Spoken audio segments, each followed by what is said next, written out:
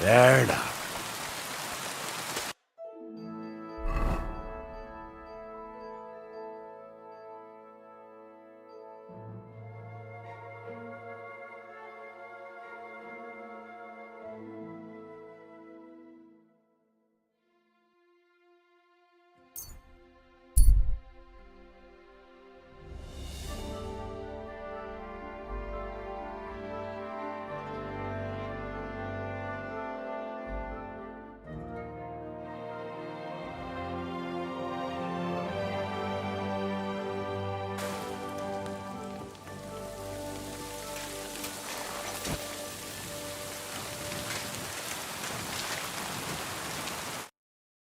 Servus, guter Mann.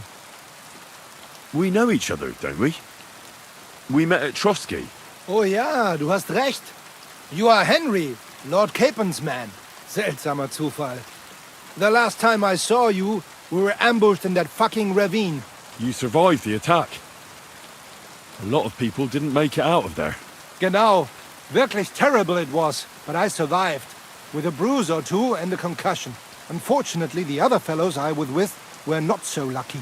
Now our village has only sorrowful mothers, widows und Waisen.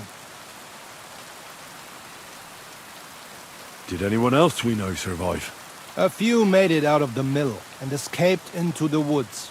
Hermann Palacek and Black Bartosz were captured, but I heard they were later released. Florian of Lomnitz, however, was hanged. Maybe he would not keep his mouth shut or something. They could have fetched a tidy ransom for him. It is a pity, really. He was an awful poet, but a delight to be around. Gott sei seiner Seele gnädig. Und was ist mit dir, Mann? I heard they hounded you through the woods like vermin. Von Bergo has got it in for you, they say. Is that true? That was just a misunderstanding.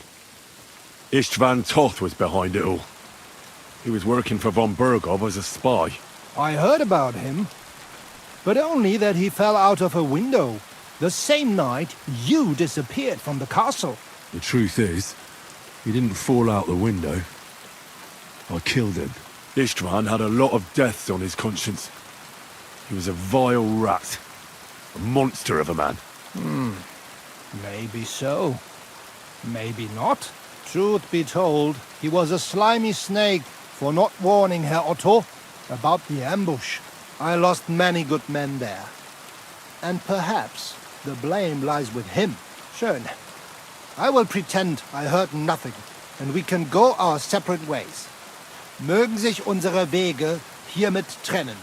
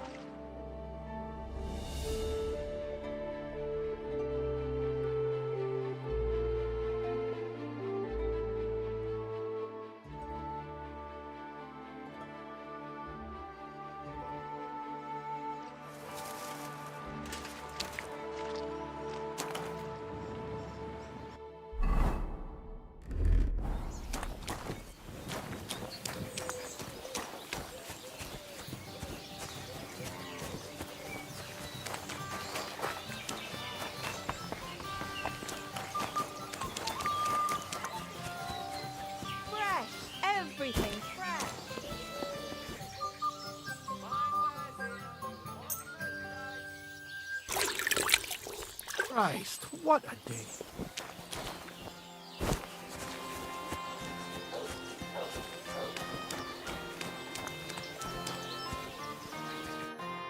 How can I help you, sir? What's going on around here? You know how I told you about Pavel from Vysoka, the one they gave a beating? What about it? Well, they had good reason. Why's that? Can you believe he robbed the whole village blind and vanished? Nobody knows where to. And now the Sukhdol captain is searching for him. And that's about it. Sounds interesting. Thank you, innkeeper.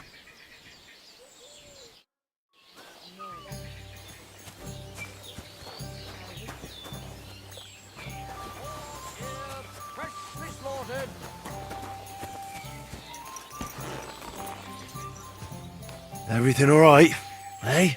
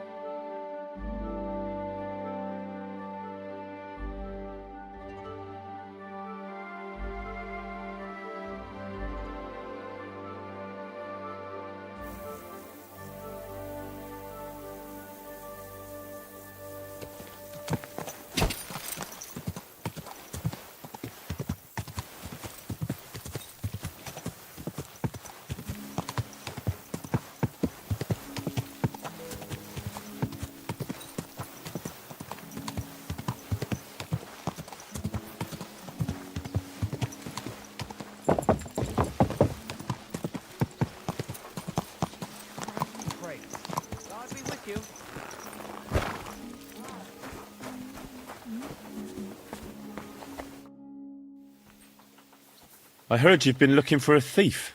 You heard right. He's a laborer from nearby village, Vysoka. What was his name now?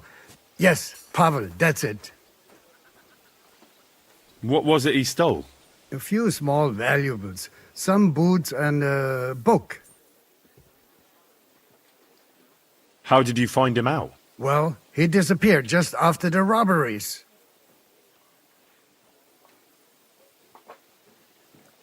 And couldn't someone else have done it? I doubt it. Supposedly a poor boy, and he disappears overnight without a word of farewell. Might as well have confessed. Where might he have gone? In these parts? Only Kuttenberg. How can you be so sure? On account of that book he stole, he wouldn't be able to sell that anywhere else. Supposing I try and find him. You'd be pulling a thorn from my side. You think I've got time to run around Kuttenberg looking for some petty thief? So I'll have a look around and try to find him. Maybe he tried to sell someone that loot. I was thinking that too. If I was you, I'd ask one of the traders in Kuttenberg about him.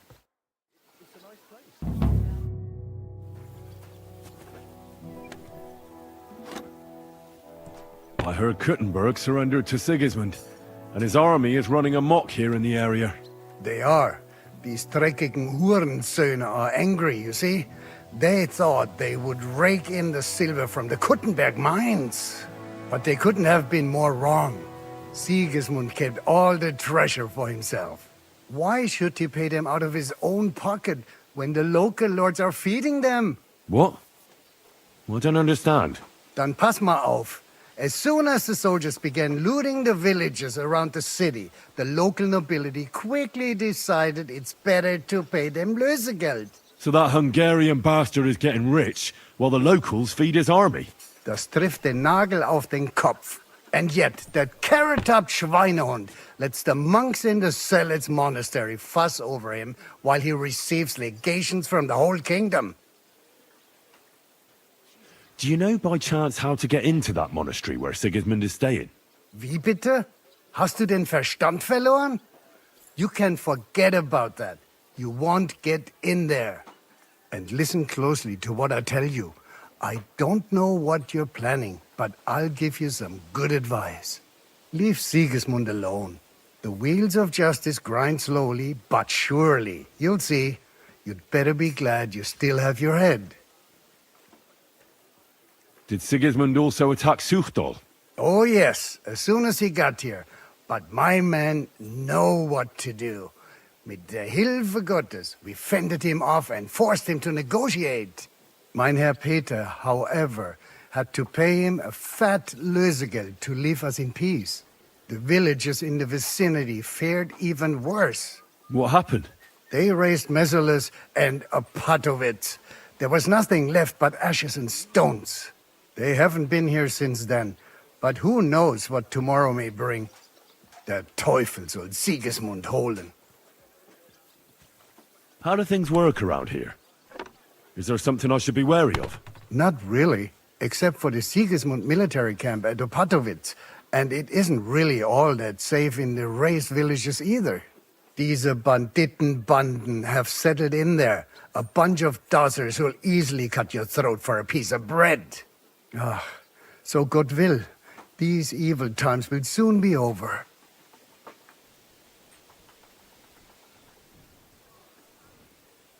Where did you say Sigismund's army is camped? Unfortunately, they're close. They've occupied the hill above the main road near Kuttenberg, so no one could just come and help the town. When you walk out of the village and look toward Opatowitz, you should see the flags flying above their camp. Pah, that Hungarian camp is like a boil.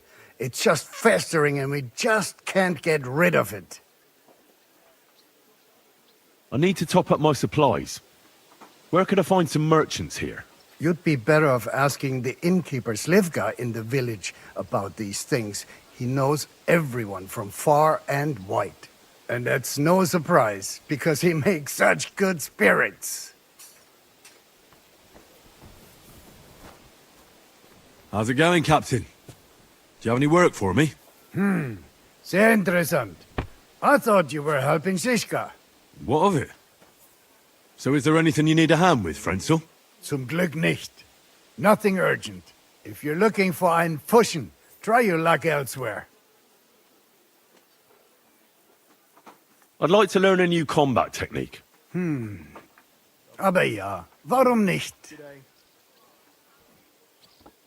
Ich bin so alt, ich kann dir sagen, dass most men who pick up the iron do not know how to use it much. So it's best to just forget about any tricks and simply send them to the ground with one quick slash. Willst du es mir zeigen? That sounds good. Teach me that. Good, good. Now, where was I? Ah, right. How to bring a bloke down before he finds the hole you made in him. Erstens, you hit him a few times from the right. Und dann, at the same time, with a step nach rechts, you slash at his neck. Ha! A seriously fast and deadly hit. Vor allem, wenn der Gegner ein dummer Bauerntölpel ist. Und jetzt, try it out a few times, junger Mann.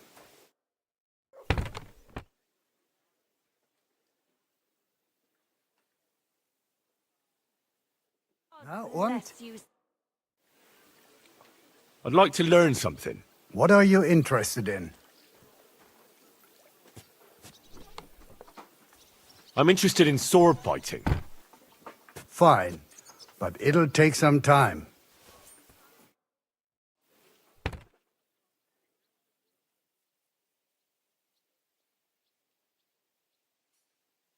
At your service.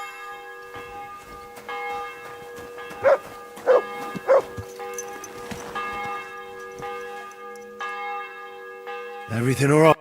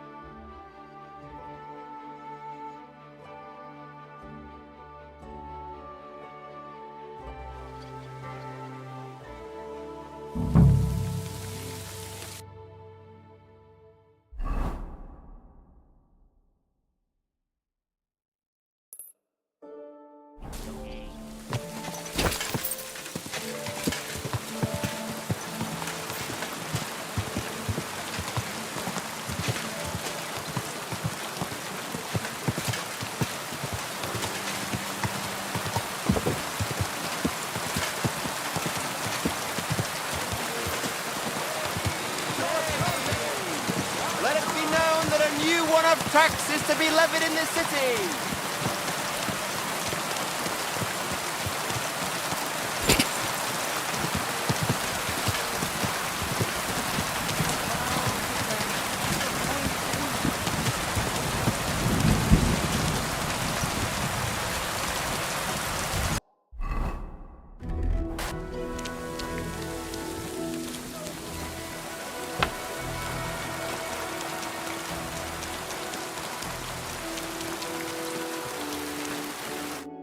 Grüß Gott, Meister Heinrich.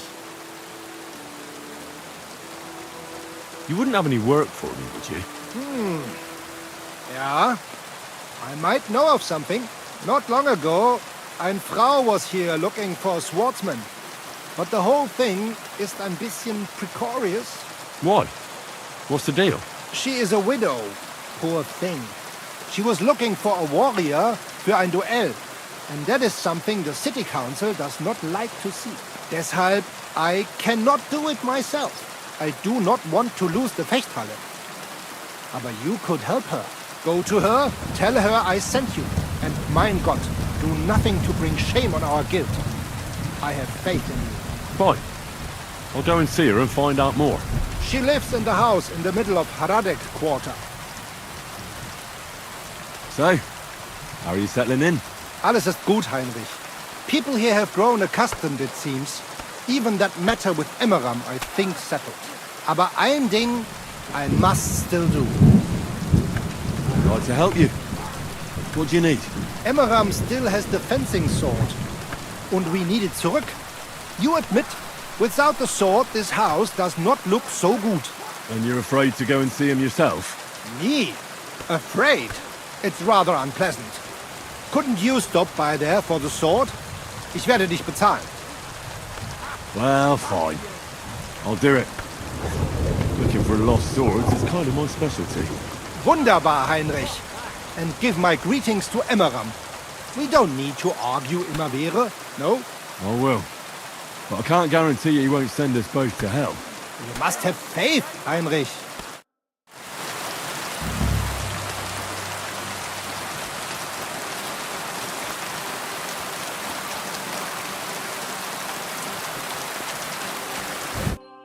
Greetings.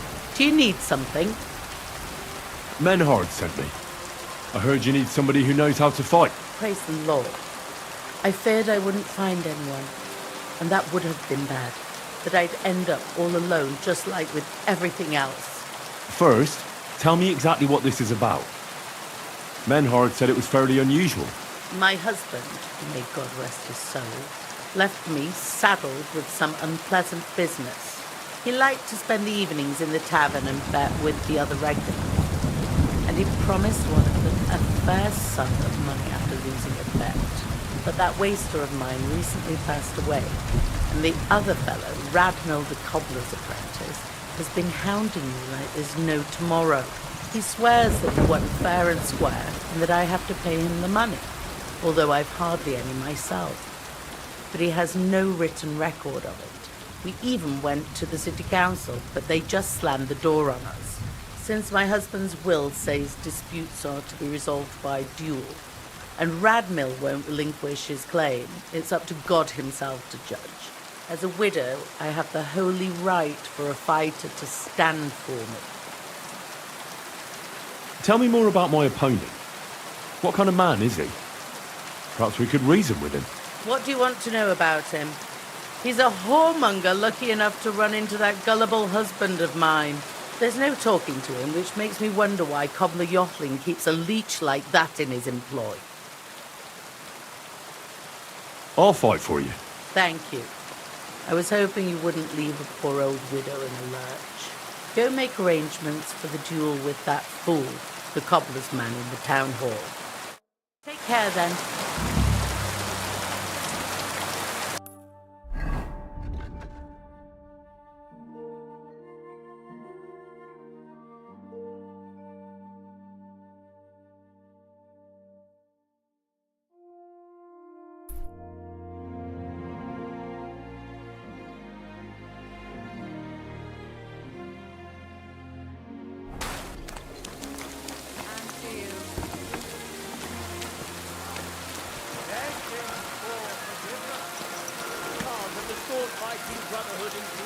Yes?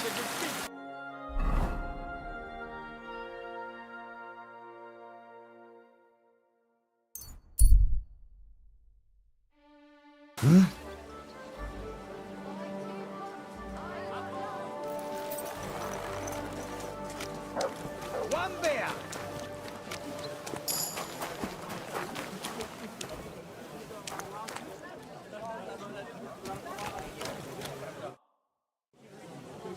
You said you needed some help with something. What's going on?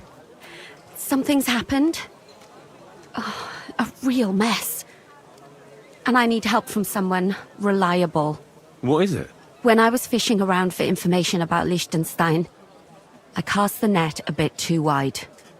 And one of the servant girls I questioned was just found dead. You think she was killed because of you? I don't know. If I did, I wouldn't be asking you for help. I'll help you. Tell me all about it.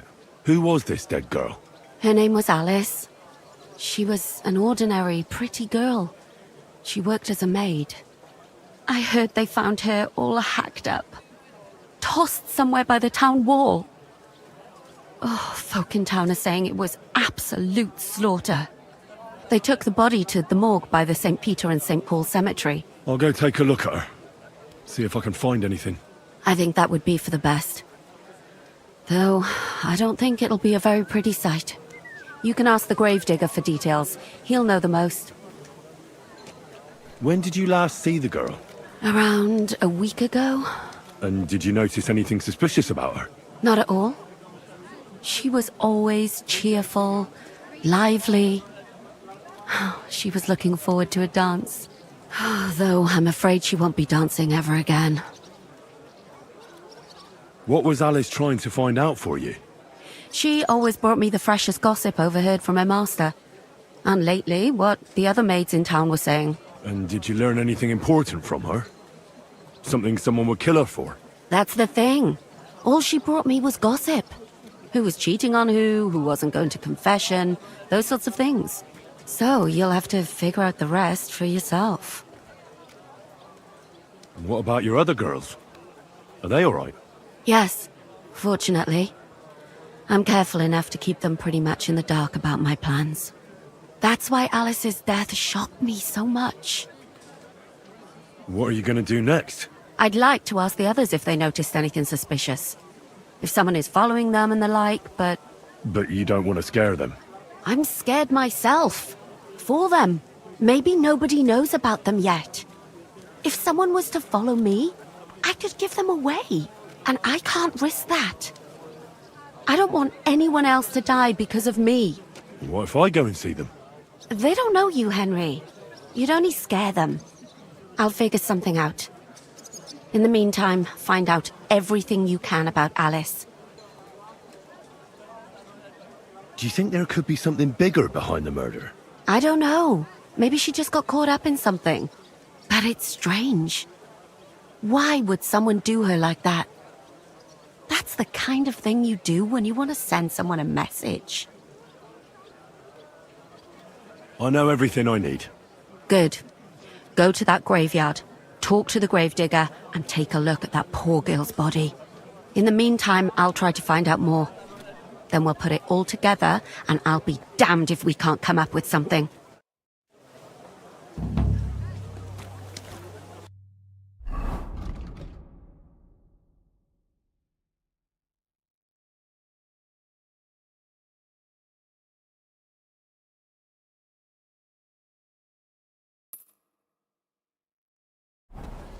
Good day.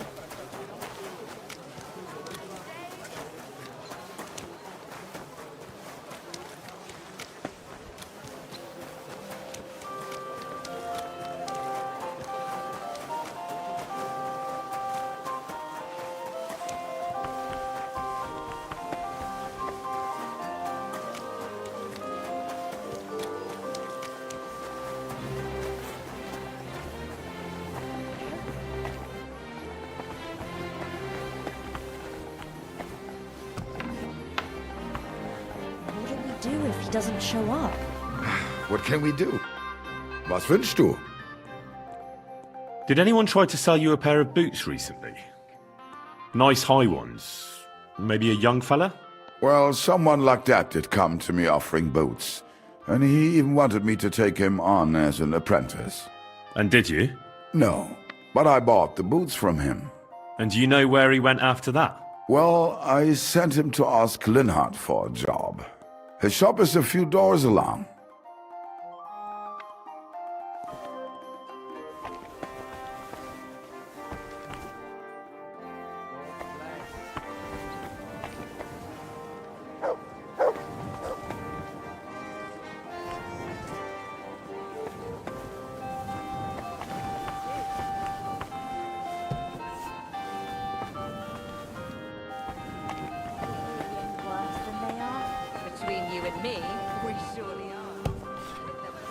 Good day to you. Good thing you're here. Greetings. What do you need? Was there a youngster here recently asking about an apprenticeship? There was a fella like that. And did you take him on? I did. Just on trial for now, though. Aha. And where can I find him? In the workshop at the back. But why? Is he in trouble? He seems like a decent lad. No, he's not in trouble. I just need to have a word with him. Go ahead, then.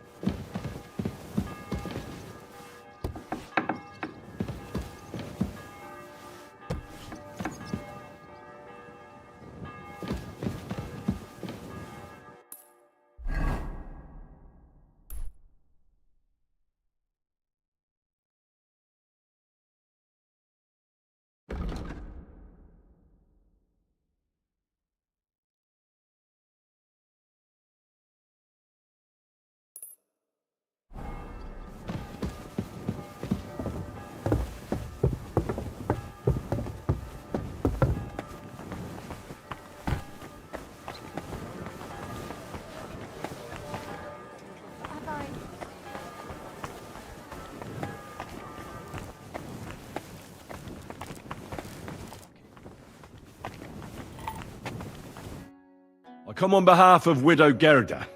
I will stand for her in battle. What terms shall we agree to?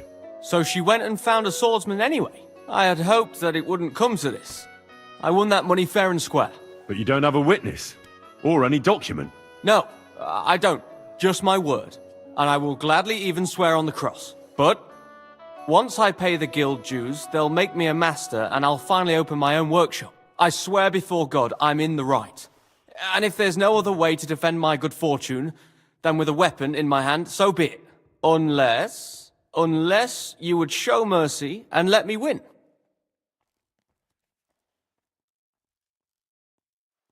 Well, if it's really just about money, I can lend you some. You're kind, but now I can't back out. It would look like admitting I was making it up the entire time.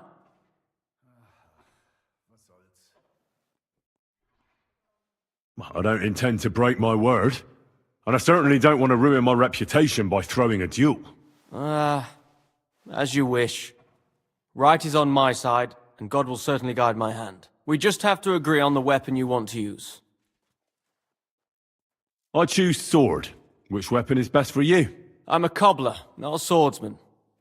I'll have to borrow a weapon and armor from somebody. Go back to Gerda and tell her we're agreed and that we'll meet there.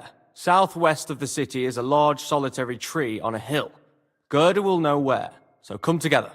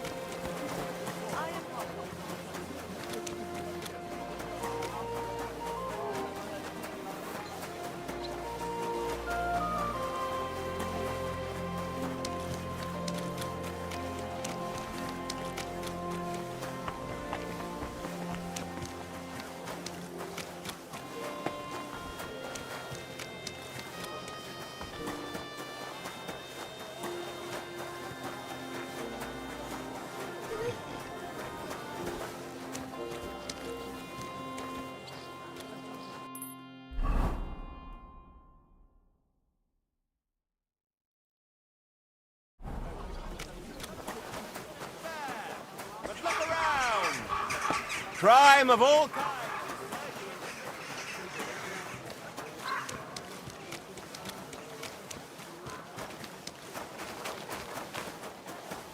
I reckon I'll have a look. Well, come to your senses yet? Oh, fuck.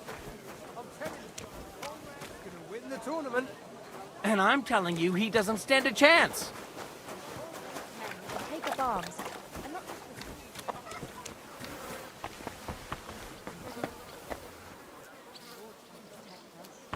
Sort of talk is dangerous. The tournament's supposed to be a celebration of the city, and all that fencing is just a bit of fun, that's all. Oh, men's opinions. I'll just keep quiet.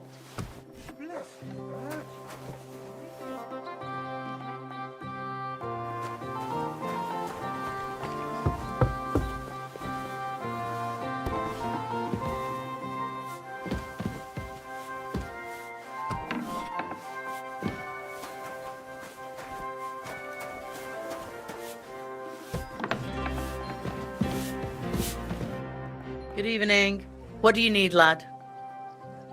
I went to see Radmill, and we agreed on terms. And what weapon did you choose? It'll be swords. Radmill went to find some armor, and then we'll meet at the big tree southwest of town. He said you'd know. I know. And are you ready?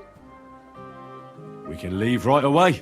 It's not exactly close, and I don't want to go traipsing anywhere at this late hour. Come back during the daytime. See you later, my friend.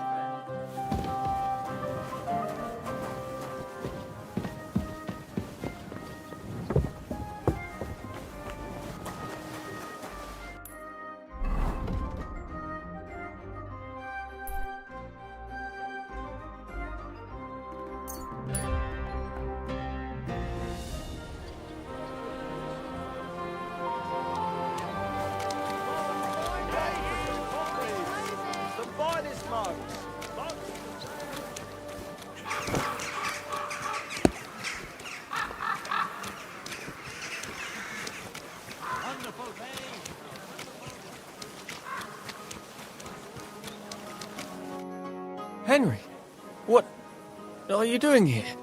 You weren't expecting to see me again so soon, were you? I wasn't. That is... I'm glad to see you again, Henry. Really? Why? So that you can explain to me why you played such a dirty trick on me? I'm sorry, Henry. I really didn't mean to trick you. You told me that you were going to plant the stuff on pivots and that everything would be returned afterwards. Yeah, I told you that. Well, then why the fuck didn't you? Why did you disappear? Why did you steal those things? Christ's sake. This way you've lost Ursula completely. Henry, I lost her the day I was born poor. Even if Pivettes didn't get her, I'd never have got her father's blessing. So why did you ask me to steal those things? I really thought for a while that it all made sense. After all, Pivettes is such an arsehole. But then what? But then I realized what a nasty thing it would be to do. Even though he is an arsehole, Pivettes didn't deserve that. And Ursula certainly didn't. Why didn't you tell me you'd changed your mind? Why didn't you stop me? I don't know. I suppose I was tempted by the coin I could get for those things. So it was just the coin you were after? Don't you understand, Henry? Without that silver, I'd never be able to leave the village or start learning a trade. I'd spend the rest of my life breaking my back for someone else as a hired hand. What kind of life is that? When did you change your mind? When I went to see Ursula's father. You wanted to ask for her hand? Even though he'd already promised her to Pivettes? No. I just wanted to talk to him out of giving her to Pivettes. Because he's such a bastard. You know, I wanted to be sure there was no other way than the trick we thought of. And what did he say to you? He said he's known that long since. But he wouldn't be around for long and he didn't want Ursula to be left alone. At that moment, I realized how shameful it was. What I was doing. Because of him? That too. But mostly because of Ursula. Why didn't you ask for a coin? And who'd give it to me? Don't tell me you would. I'd give you coin. You only had to ask. It never had to go this far. But I never believed anyone would be that generous. What am I to do with you now? The captain at Suchdol is looking for you. Henry, please.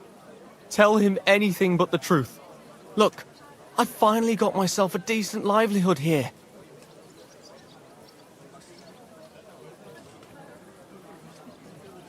I'll have to think it over. I hope you can find in your heart a little of God's mercy, Henry. It was good to see you, my friend.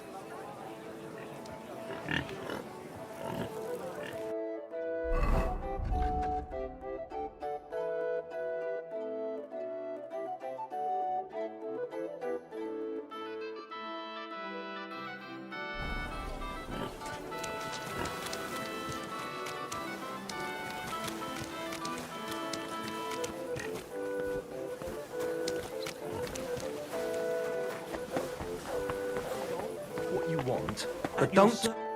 Menhard sent me. He said you still have the sword-fighting Brotherhood sword, and it belongs to him now. Henry is just... That's going to be a little bit of a problem. I don't have the sword anymore. What? Who'd you give it to? Nobody! I was so angry when they appointed Menhard to run the guild that I threw it in the rubbish heap outside the city. What? You have no idea how much I regret it.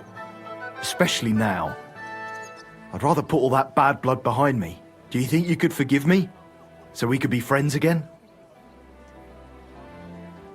All right. The sooner we stop arguing with each other, the sooner will the sword-fighting hall function properly. So where is that sword? Like I said, I threw it in the rubbish heap. Right behind the city gate, next to Routard's. It must be there somewhere. You can go and get it. Me? Don't worry. You'll find it easy enough. I threw it next to a big bush. It might already be buried a bit, but if you dig down a little, you'll find it. Fine. I'll go and take a look. Excellent. Don't forget, the rubbish heap by Routard's, beneath the bush. And stop by again sometime. We'll sit and have a piece of pork.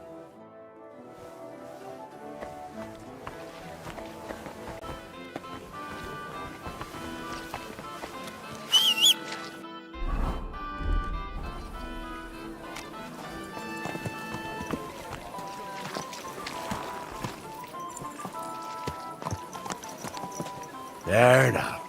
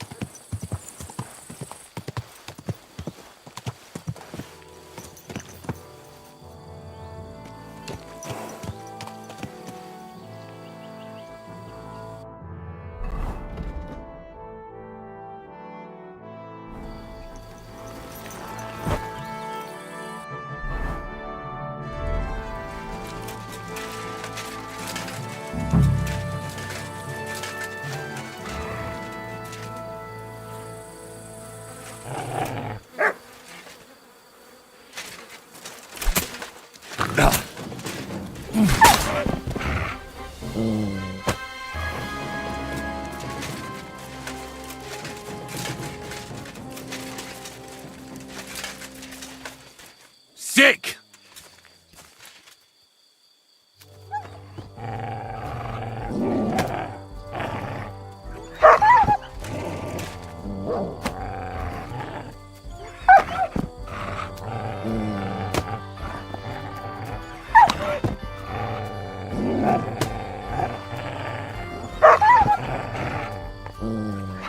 Good dog, Mutz. Show me. Look what I have for you.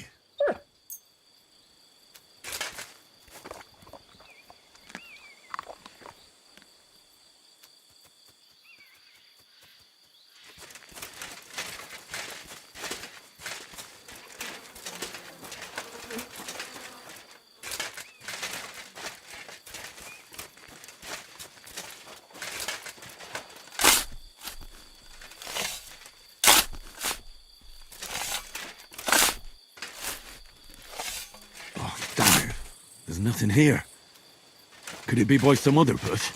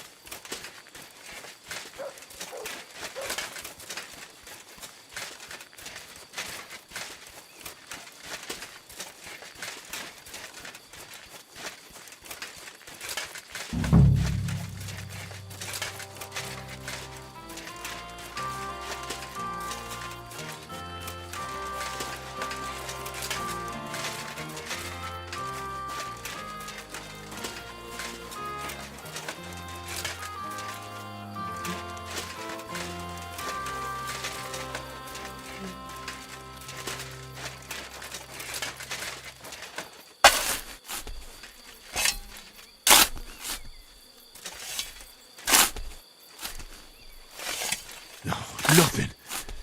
How is that possible? Unless Emran played me for a fool. I suppose I should try looking somewhere else. Maybe I got the wrong place.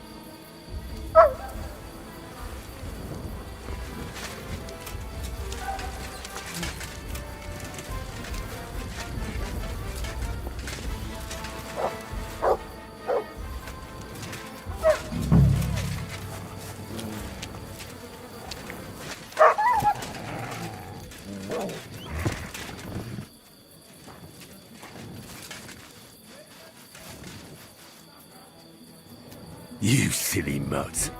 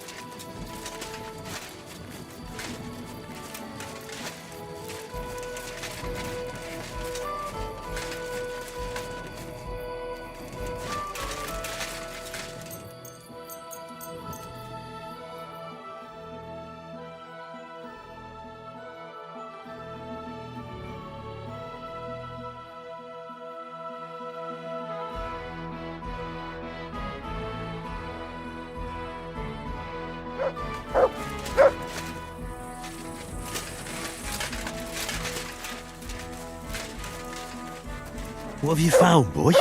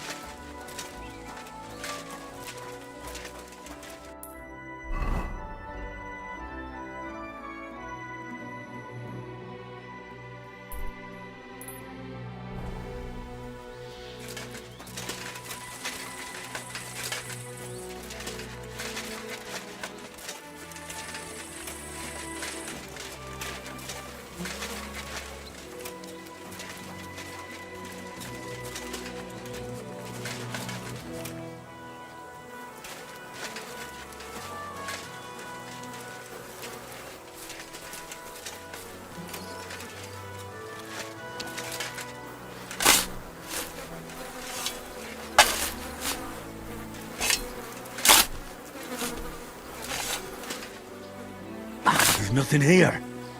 Fuck, that bastard really tricked me. I won't stand for that.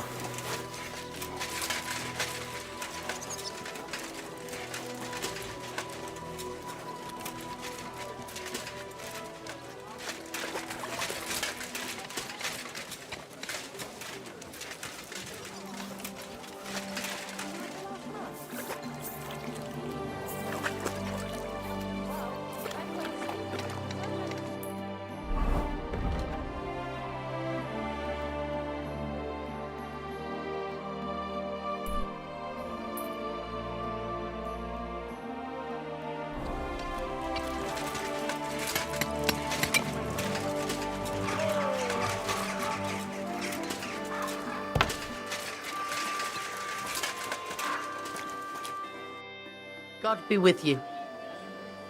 Can we be off? Then let's go, so I can finally have some peace.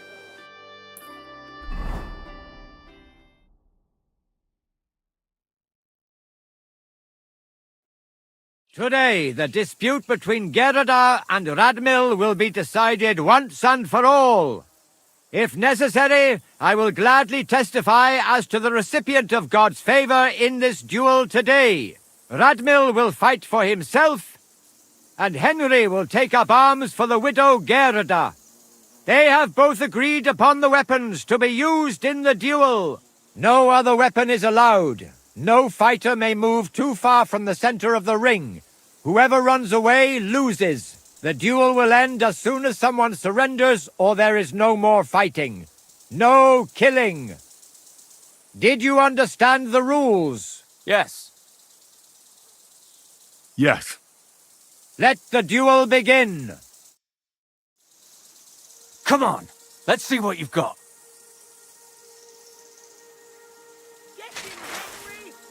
I'll destroy you.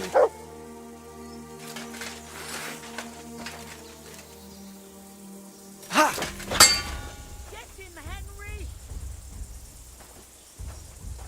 You call this a duel? Ha!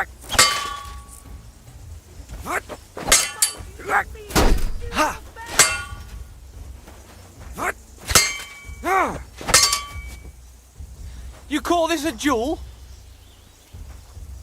You're fighting for me, so do your best.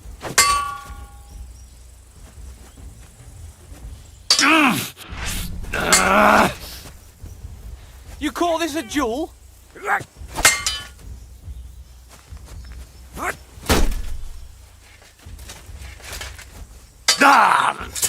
Go fuck yourself! Henry, come on! Get him, Henry! My Enough! I give up! Oh, you certainly know how to fight. So it's decided? Unfortunately for me. Let's go to the others. Radmil, Henry, you both fought valiantly, but God has decided the truth lies with Goodwife Gerda. The dispute has thus been justly settled in her favor. Yes, that's right. Did you hear that? Don't you even think of trying to get money out of me now. I've got a witness that you lost. Don't worry. I honor your victory. You won't hear from me again. And you, Henry, here is your well-earned reward. I'm glad to have helped settle this. This duel was guided by the hand of God. If necessary, I will testify to everything. No money? What's done is done. That's the end of it. What's done is done. That's the end of it.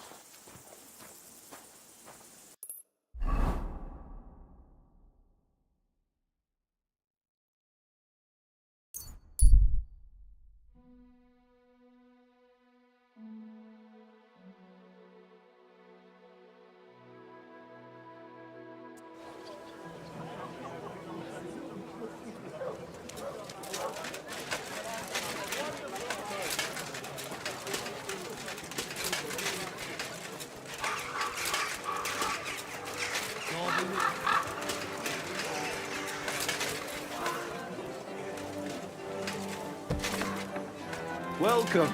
I'll be... You bastard! Where's that sword? God, you really went digging through that shit. You idiot, look at yourself. What the hell is your problem? You said you wanted to reconcile with Menhard. And you believe that? I'd rather cut my hand off than offer it to that German son of a whore. You know that sword rightfully belongs to Menhard. You must return it. Well, if I must, I must. Here's that sword of yours. I was kind enough to split it into 2 pieces so you wouldn't argue with Menhard over it. You broke it! You bastard! Watch your mouth, or my fist will be in it. You're not worth getting dirty. You're right. Cleanliness is next to godliness, right? You wouldn't want to get dirty over nothing.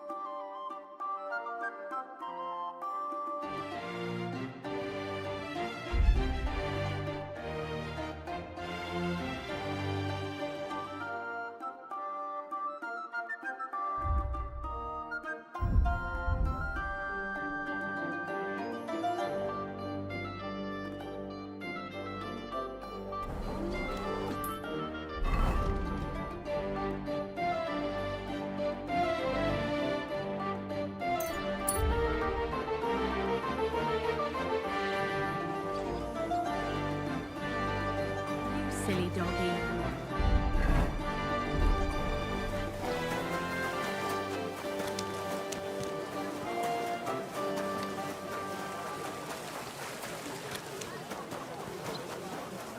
Well?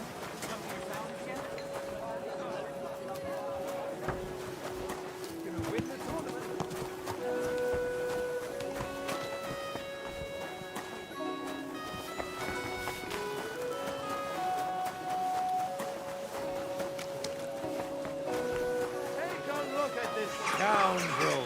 A pervert.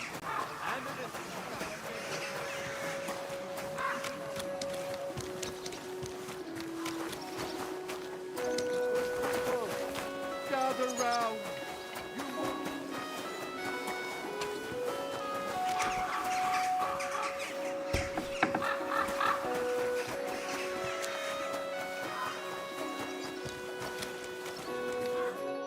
Schön, Sie zu sehen, Meister Schmied.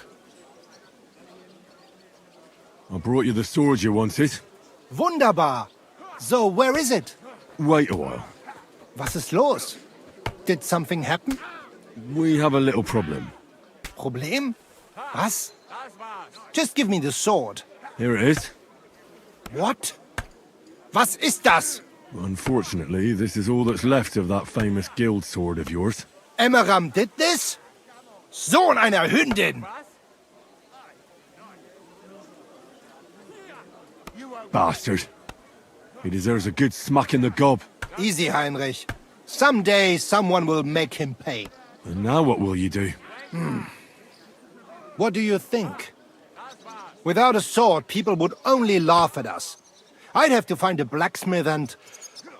Wait a moment. Heinrich, you're a blacksmith, yeah? I don't like where you're going with this. Take the pieces and put them so nice back together. Das ist einfach, ja? Well, I suppose you could weld it. But then a blade like that doesn't last. Too damn brittle in the joint. In the first fierce fight, it'll be in pieces again. But it's just a Wanddekoration. Hang on the wall. All right. I'll try. Sehr gut, Heinrich. And don't forget, it must look like original.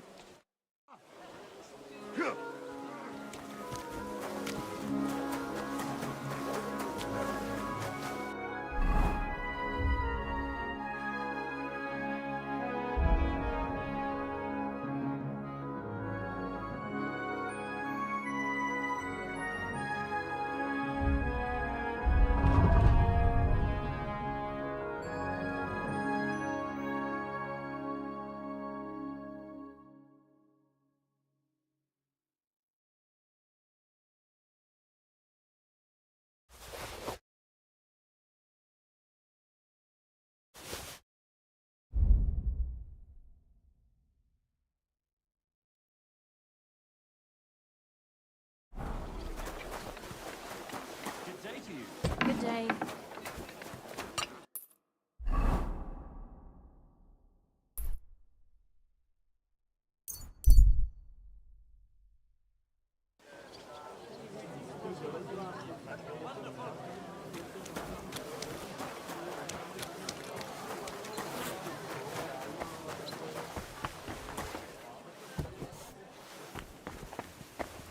Welcome, good man.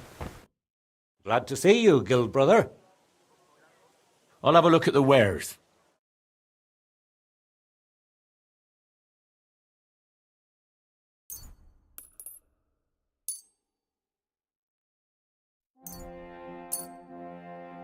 Word about the price. Well... Aye, you'll convince me with that price. Thank you.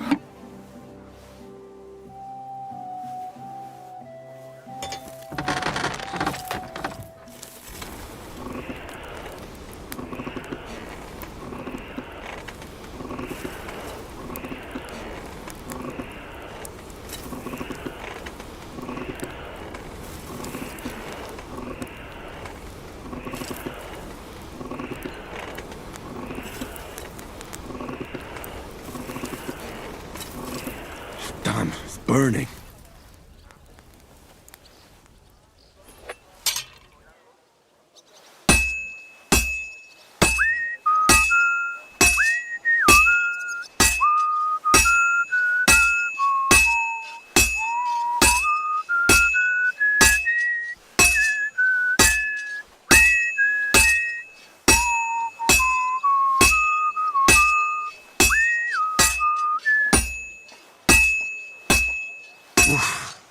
I'm halfway there.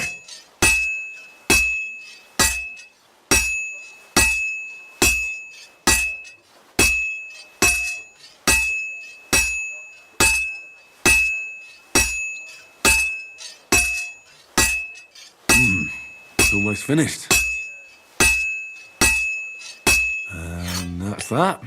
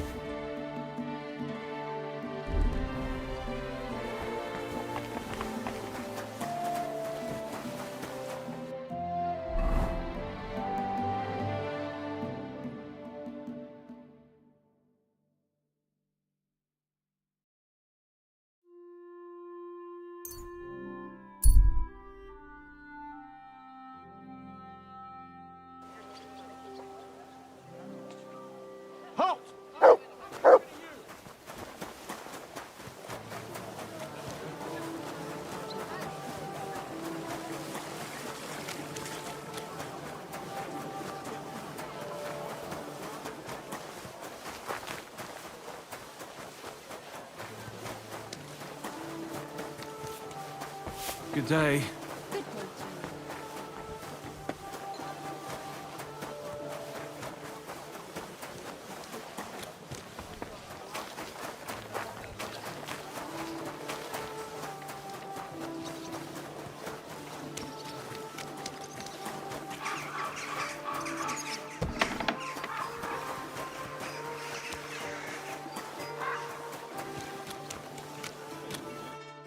Schön, Sie zu sehen, Meister Schmied. Well, I don't know how you'll like it, but I brought you the repaired sword. Gib es mir. Give it me. Meine Güte. Oh, Heinrich, you are master. I would never know it was once in 2 pieces. I would. Vielen Dank. You helped me 2 times. Here is small reward. We go now, see how it looks in place. Komm. It's so beautiful. Was für ein schönes Schwert. Ja, gutes Schwert, frei bin ich und liebe dich herzinnig. I'd like to learn a new Ja, natürlich. If you are interested in Ringen, I show you one good hold. I use it often. Glaub mir. This is blow from back of hand. Hard and no trick. Kurzum, ein Schlag, wie er sein sollte. That sounds good. Teach me that. Ja. You like Ringen? Like fight? Yes? Then you like this too. Look, after a hit von rechts, you lean into next attack. But it is only ruse. Instead of this, from the linke Rückhand, you go directly geradeaus, in front of you. Verstehst du mich? Und jetzt? Come try a few times, mein Freund.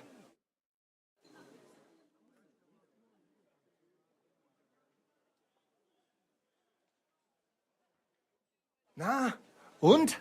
Es ist doch gut, oder? May it serve you in good health, mein Freund.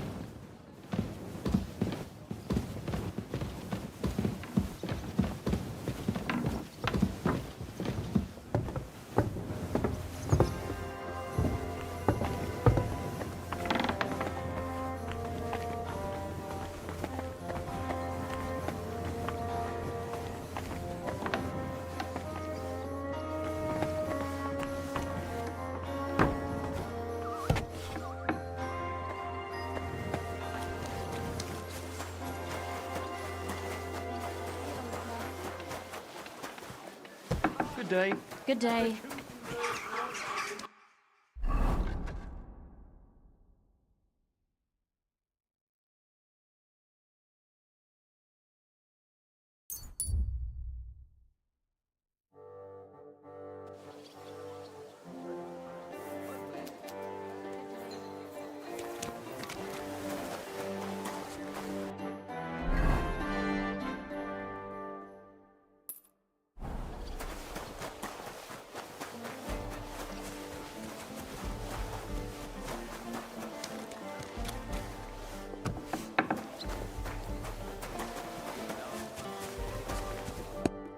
Good afternoon, sir. You must be the local gravedigger. That's right. They call me František. At least them that can speak do. Ha! I'm Henry. Greetings, Henry. What do you need? I hear there was a murder here recently. Some young girl? True. She's lying in the morgue. But who the hell are you? Another gawker? Another? Why would anybody come to look at her? People ain't got no respect. As soon as news spread about what was done to her, folk are always turning up to have a gawk. So if you ain't one of them gawkers, you must be one of them other types. Well, no, you can't shave her. No thumb for a souvenir. I don't want to take anything. I need to find something out. Like what exactly? Who killed her? Why?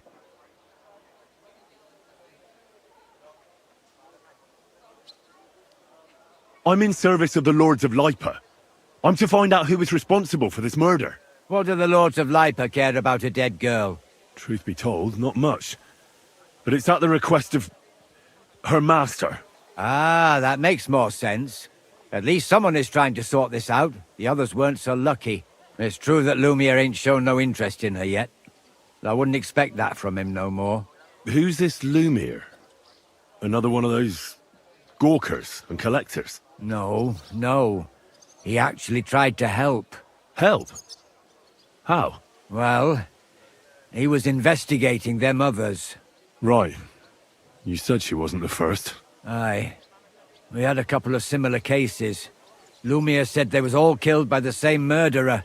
And who is this Lumiere? He used to work for the local bailiff.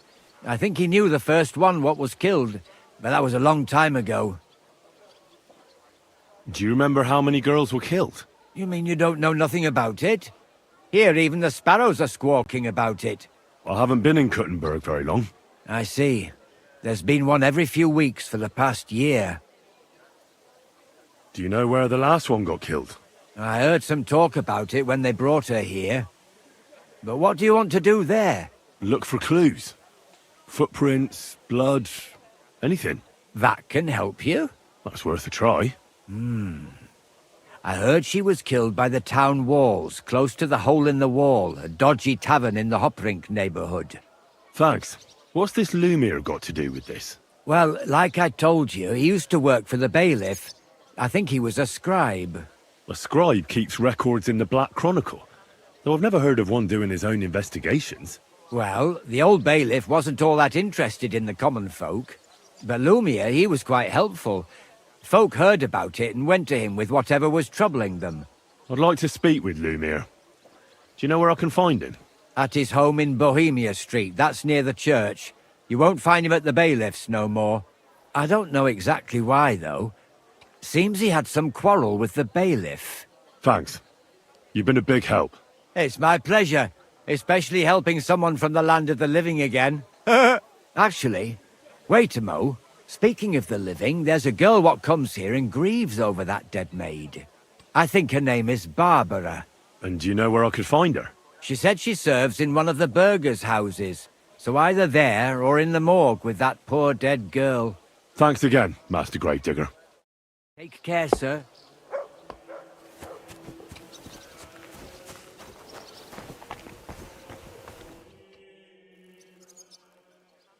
So, let's see what we have here. My God! Someone really did a number on her. Oh, they ripped open her entire belly. And they didn't stop there. There must have been buckets of blood. Jesus Christ. There's hardly any blood left in her. The place they found her must look like a slaughterhouse. I should go there and take a look. Her lips are bloody, but nothing more. Tongue still in place. But if he killed her for blabbing, I reckon he'd have cut out her tongue or something, wouldn't he? These are more like chops than cuts. Somebody must have taken a sword to her. Knife wounds would be smaller, and an axe would have made a bigger mess. But it couldn't have been a long sword. That would have been clumsy. It was something shorter and nimbler. God, that madman cut off both her breasts and bits of flesh. But what did he do with it all afterwards? Did he really keep all the pieces? Nobody could be that sick, could they? Her face is a little bruised and cut, but nobody cut her there. But she has a dark ring around her neck. Was she strangled? The murderer must have had pretty strong hands, and her hair is all matted with blood and hacked off. I don't even know what colour it was. Maybe there's something more to it. What if the murderer kept her hair like some kind of sick trophy? Just some scratches and bruises, that's all.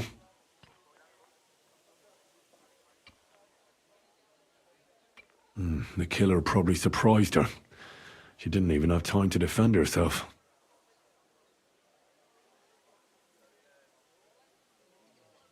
So, the murderer must have awfully strong hands, because he strangled her and left a dark ring around her neck. Then he took a short sword or saber and started hacking at her.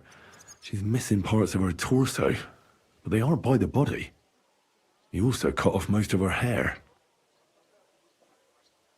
He cut off her breasts, but left her tongue, then left her lying there for all to see. To send a message, maybe? Or a warning? Only if it was a warning for telltales, he would have cut out her tongue or something, wouldn't he? I don't know why he killed her, but I don't think it's because of Catherine. Are you Barbara? I'm told you knew Alice. Alice? Aye.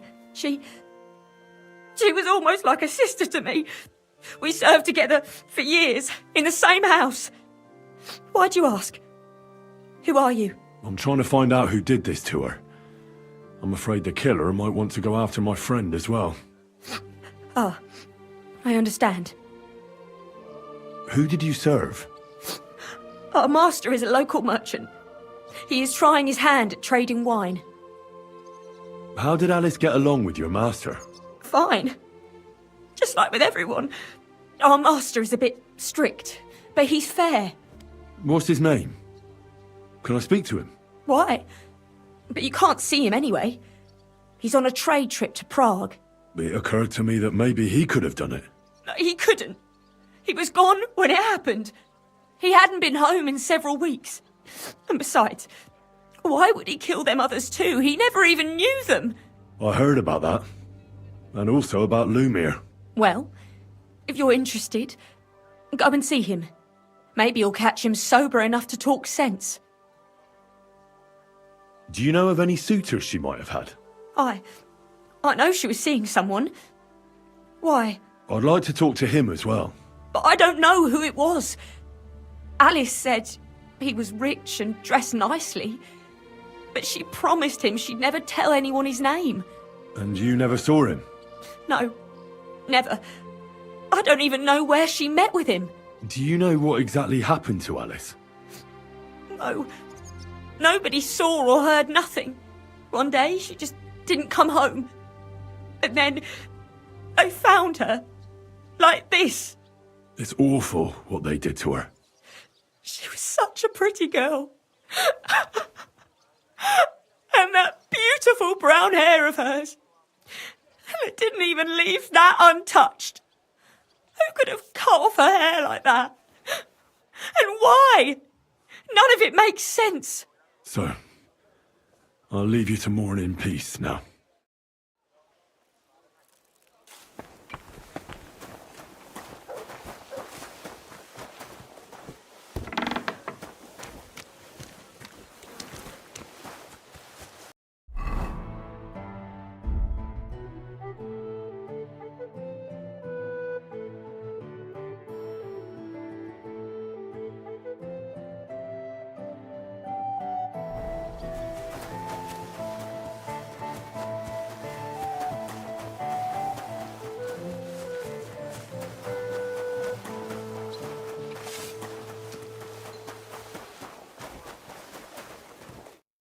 Lumir?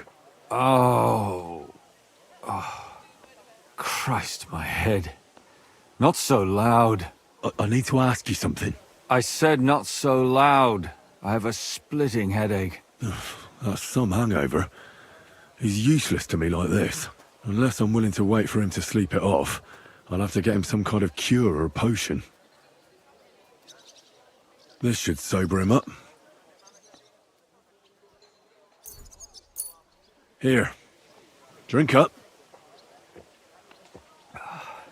Better? What? Who? What are you doing here? Who are you? My name is Henry. And what do you want from me? I'm trying to find out who killed a certain girl. And I was sent to you. To me? What for? Are you Lumir from the rat house? The scribe? I used to be. Now I'm just Lumir the madman. Well, you don't look crazy. Yeah. But I am. I see things in my head that aren't real. And then I point my finger at the wrong people. I'm the biggest madman in Kuttenberg. But I need your help. If I were you, lad, I'd leave it be. You can't help that girl anymore, anyway. You'll just end up hurting yourself. Come now, Lumir. Poor girls. Nobody was all that interested in it, except for me. We let it be in the end. We let a monster walk among us. No way. You can't solve this yourself. I'm not doing it for myself. I'm afraid he might kill one of my friends. A friend, eh? That's not good. Not good at all. I searched high and low. And what did I get out of it? Just mockery. What makes you think you can find out more than I did?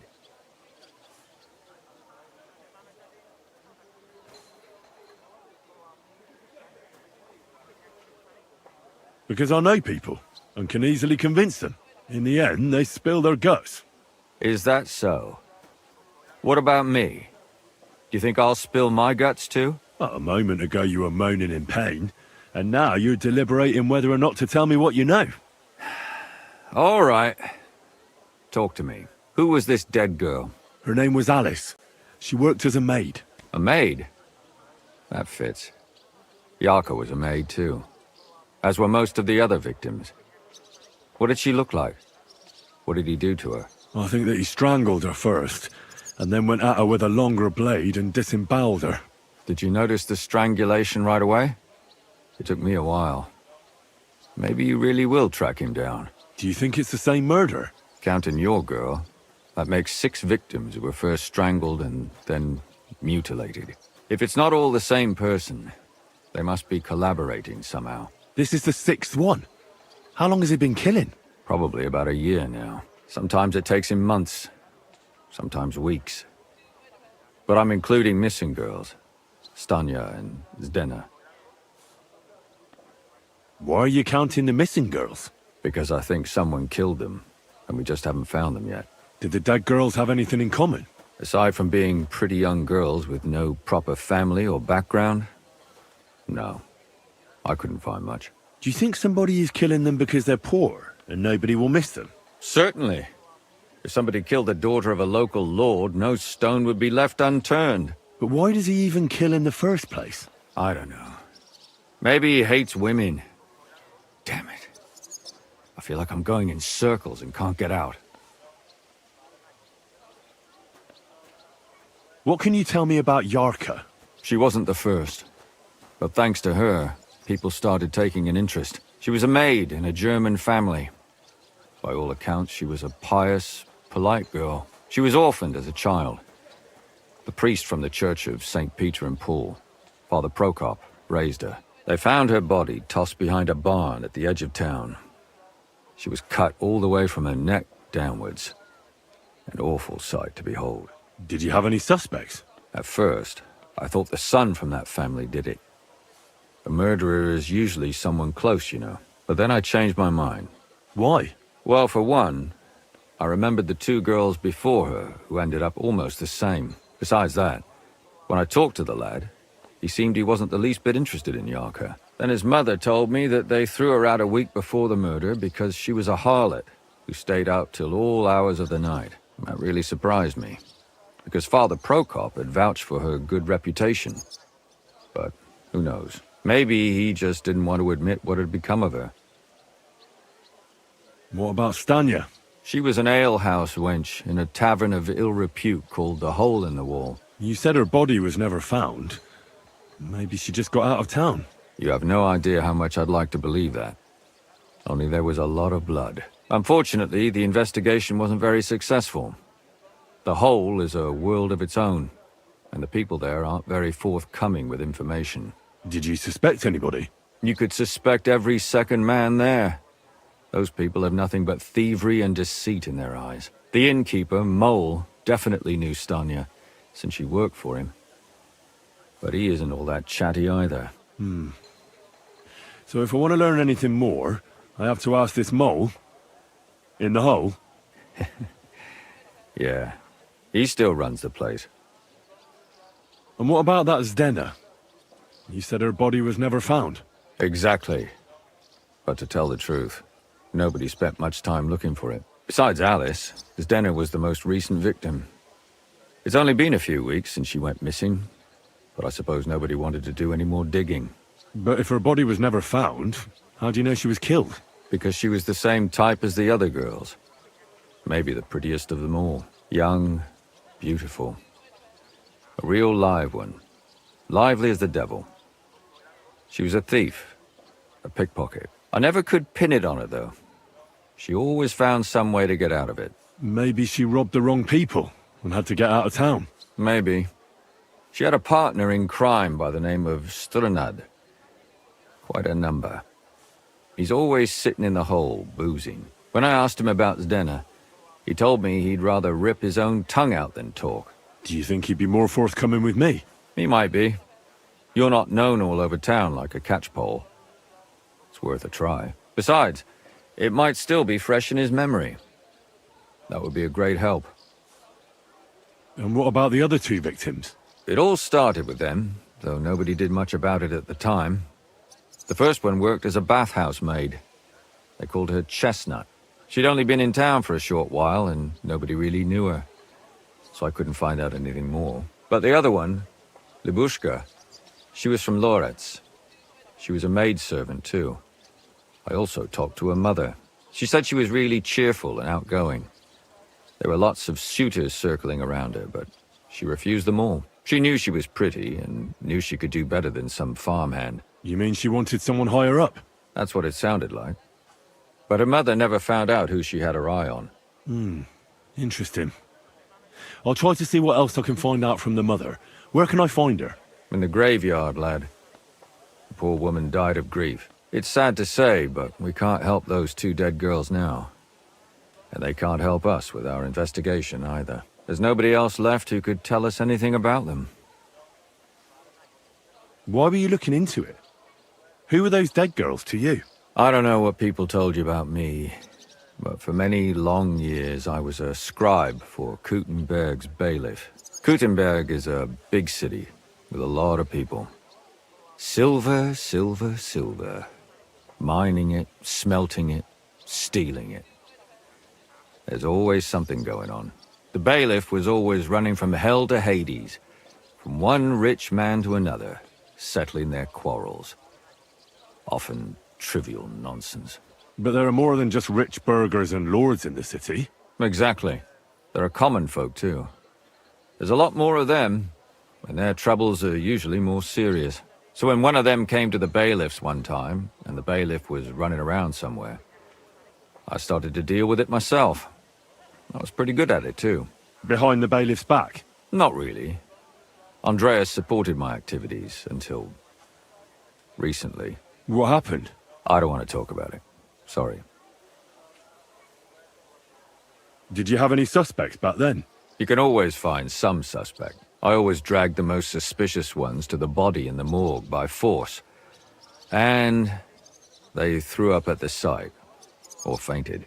Couldn't it have just been an act? Fainting? Vomiting? That's hard to act.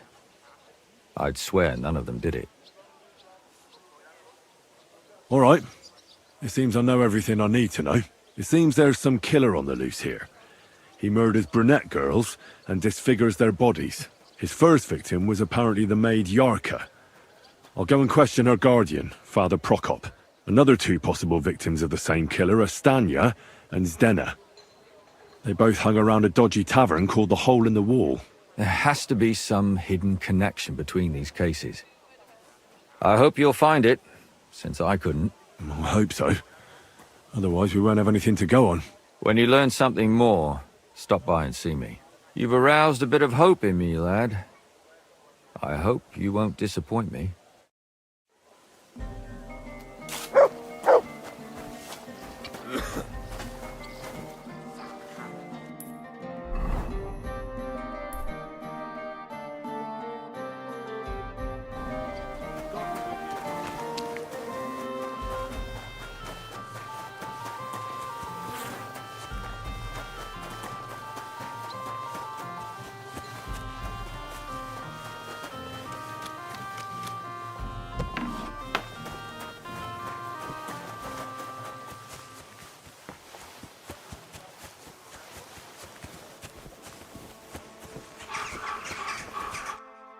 Good day to you.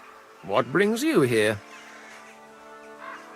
Father, I need to ask you a few questions. I don't have time for theological discussions, my son. That's not why I'm here. My name's Henry, and I wanted to ask about the murder that happened recently. Someone killed and gutted a young maidservant and left her body lying by the city walls. And I hear it's not the first time this has happened. Another one murdered. May the Lord grant her eternal rest. Why is it you ask? Somebody is murdering maids here. We have to put an end to it. Yes, but those poor souls are already at God's side, and revenge never...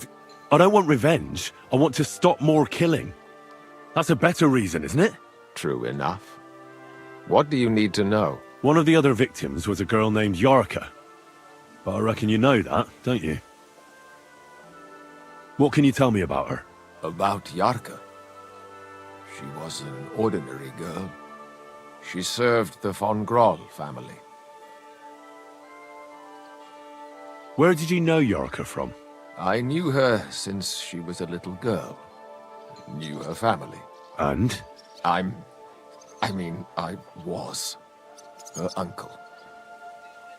When my brother and his wife died, I took care of her. Who do you think killed her? William, that pig of Satan. He gambles in the tavern on All Saints' Day and leads the locals astray. Yarka always went there to listen to music. Why do you think it was William? Do you have any evidence? Evidence? He's a skirt chaser, a tool of Satan. He messes with poor girls' heads. And does anyone else come to mind? No other man spoke with her? No, absolutely not.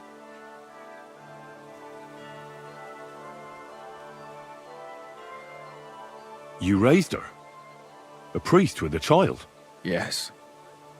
Unfortunately, I'm not the first of the clergy to have a child on the side. But at least everyone knew Yarka wasn't my own daughter. How does that even work? Did you have her with you at the presbytery? When she was small, I could. But when she grew up, she had to go. It wouldn't look right. Why don't you respect Lumiere? That's my business. You needn't concern yourself about that.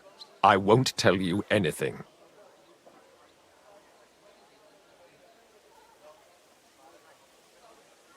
Come now, Father. I'm not just asking out of curiosity. This is about all the dead girls. Isn't it written in Scripture, speak up for those who have no voice? A layman quotes the Bible to me. Fine.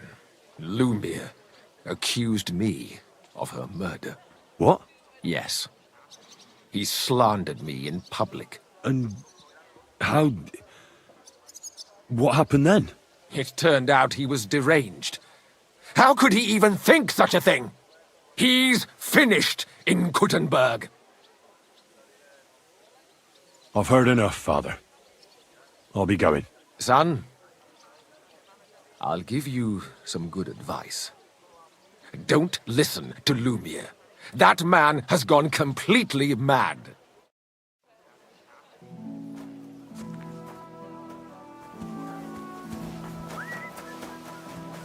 People, show mercy.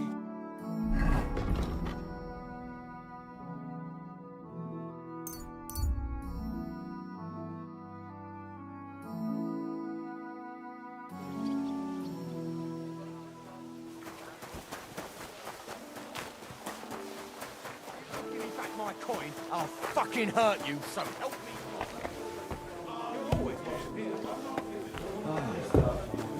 Just a moment. Some wine. Hey!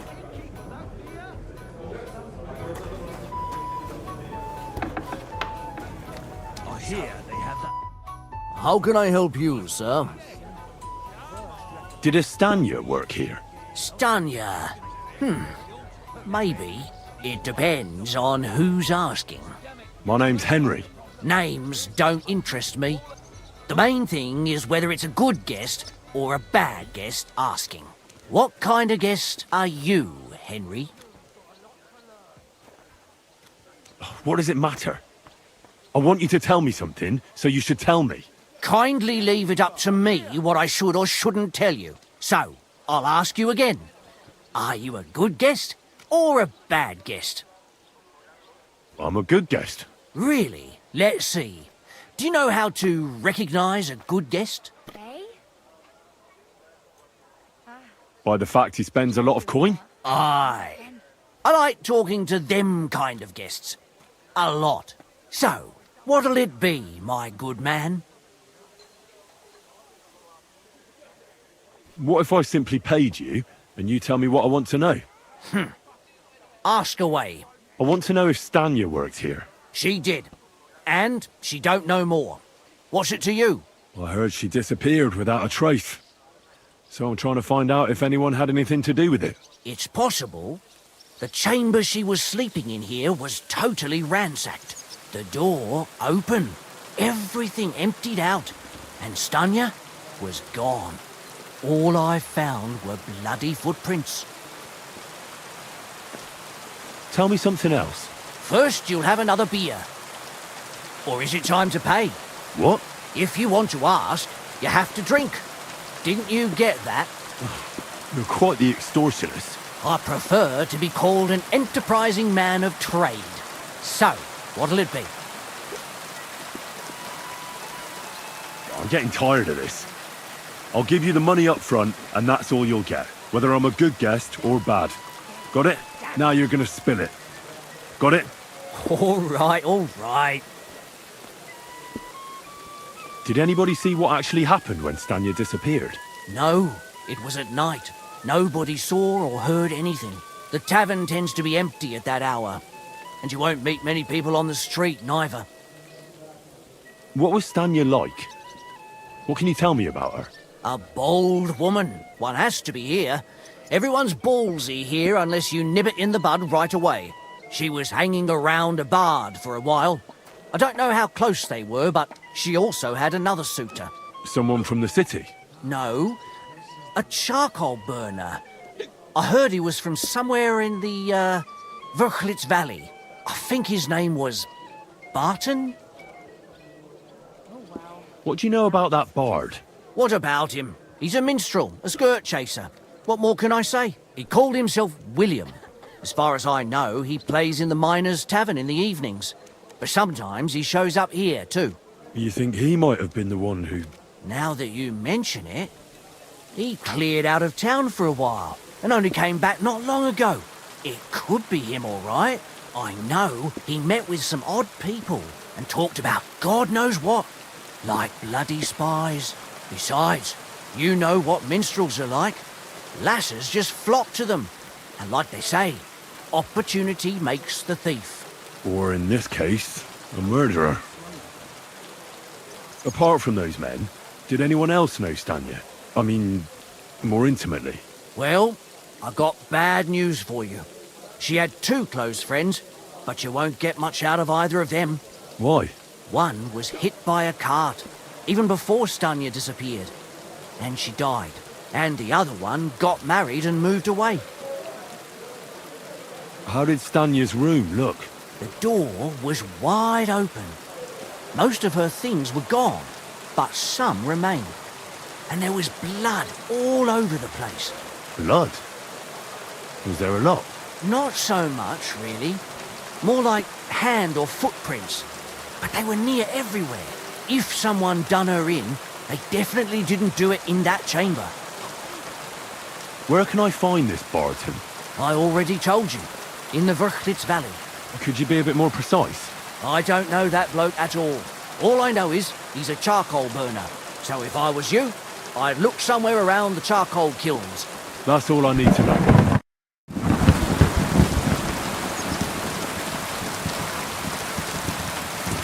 Greetings. Well... Are you Sternad? The one that went with Zdena? Who the fuck are you? Just an ordinary bloke who has some questions. Well then, piss off. You won't get any answers here. All you're gonna get here is a kick in the teeth. Why so rash? That kind of attitude will do you no favours. Let's make a deal. You tell me everything you know about Zdena, and I'll make sure you're no worse for wear. Ah. You're the lord what that whore robbed. Don't worry about it. She weren't nothing but a lying bitch. So, if I understand correctly, we can make a deal? For the right price, I'll tell you all I know.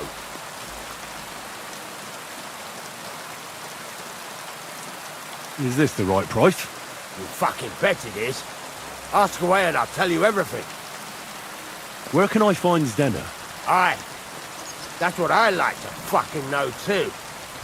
Last time I saw her... Well, that'd be back when she managed to fleece you. Yeah. Well, I'd like to find her. I can well imagine. Well, she went to Ravstein Mill. It's quite a long ways away. She had some unfinished business with some bloke called Pine. Ain't nobody seen her since then. What can you tell me about Zdenna? What do you want to hear? I try to keep her out of trouble, but there's just no helping some women. So you were taking care of her? Well, just in front of the others.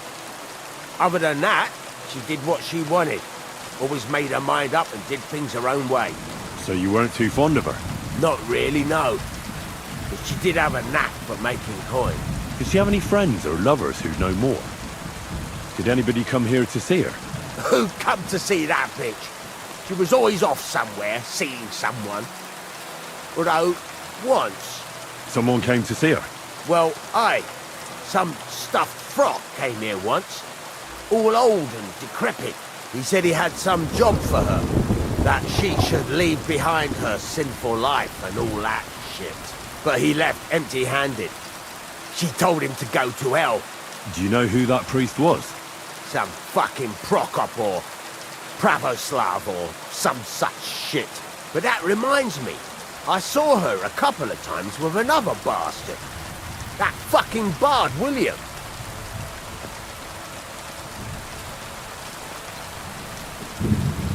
Could she have run away with this bard, William?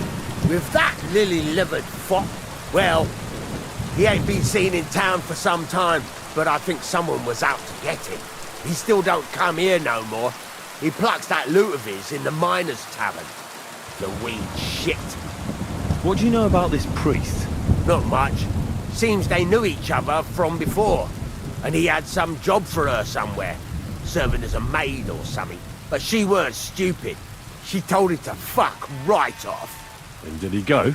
Aye, indeed. He didn't look like the kind of fella that would knock some sense into a woman. I think he just told her if she changed her mind to come and see him.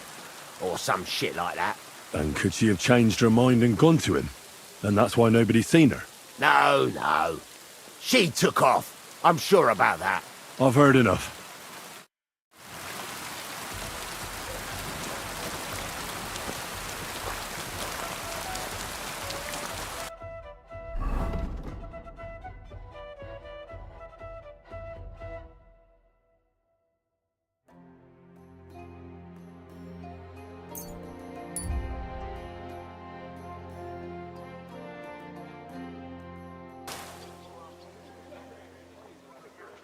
Where are you headed?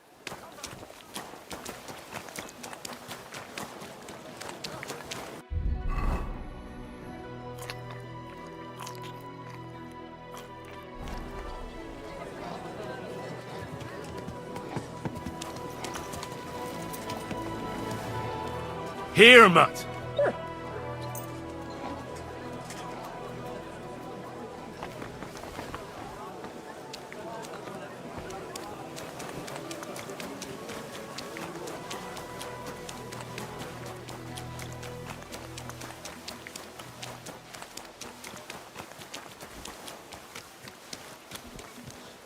Well, good day. It's William, right? I need to talk to you. What is it? Do we know each other? Do I owe you money? My name's Henry. And no, we don't know each other, and you don't owe me money. But we do have something in common. We have a lot of mutual friends. What? What do you want of me? I don't have to talk to you. Well, you don't have to, that's true. But you should. It's in your own best interest. What are you talking about? If you don't start giving me some answers right now, I reckon you'll end up begging in the streets.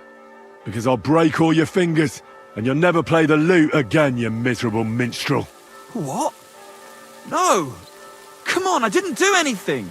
Stop whining and talk, or I'll be the one doing something to you. Come on. All right then.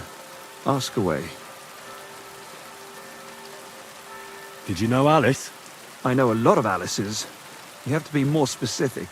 The one they found dead somewhere below the town walls. Oh, her. I didn't know her, but I heard about it. I heard she used to go to dances. Yeah, and? I'm not the only musician in the city. I really didn't know her. They say she had a rich young suitor. Do you know anything about that? Me? Do I look rich to you? I get paid in food. But you could at least pass yourself off as wealthy. Or I could claim to be the Virgin Mary, but I doubt anyone would believe me. And did you ever meet Yarka? It was a long time ago, but I heard she used to hang around you a lot. And Father Procop didn't like it. Oh, that one. Aye, she was very keen on my company for a while, but then she stopped coming. Because somebody killed her? I know what happened was a tragedy, but it wasn't my fault. She stopped talking to me long before that. Honest. And can you tell me anything else about it? I don't know anything. It was a long time ago. You said so yourself. And I hear you knew Stanya. Which one do you mean? The alehouse wench from the hole. I heard you had something with her too. Well, she batted her eyes at me a couple of times when I was still playing there. A nice girl, but I didn't know her much. And the innkeeper Mole told me a different story. He said you were the one coming on to her. Fine, we had a bit of fun together. But she was always the one who started it. And aren't you just saying that because she left you? Oh, come on! I could have any woman, if I wanted. The innkeeper must have got it mixed up. He's an old drunkard after all. If I was you, I wouldn't take him too seriously. And what about Zdena? You knew her, right? Do I know Zdena? As wild as the wind and always full of life. And those nimble fingers. You always had to check your purse around her. Did she steal something from you? A travelling minstrel doesn't have much to steal, but she was well aware of that. She was on the lookout for some better prey. You don't happen to know who she wanted to rob? There were lots. Anyone she thought was rich enough who let her ply her charms for a while.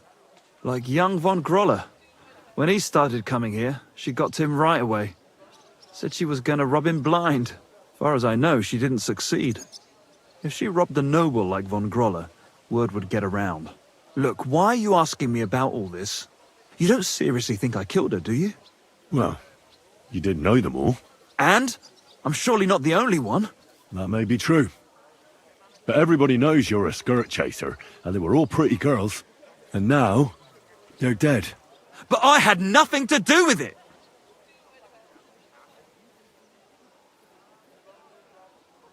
Confess, or this won't end well for you.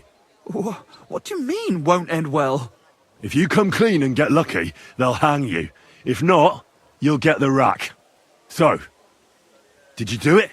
No, I didn't! Good. I believe you. But if any clue leads me back here to you, I won't give you a second chance. You won't hear about me again, I swear to God.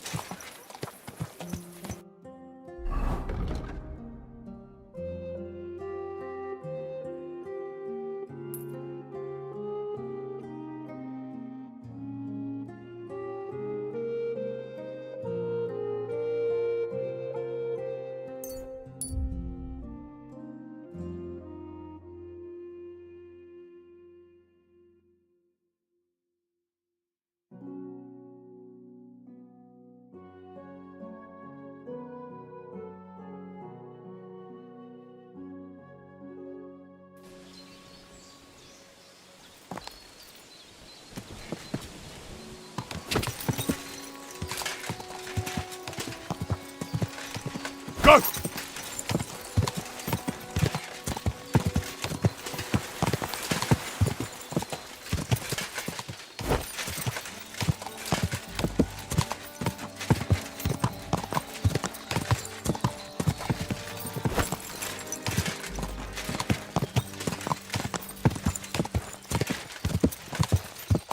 Go!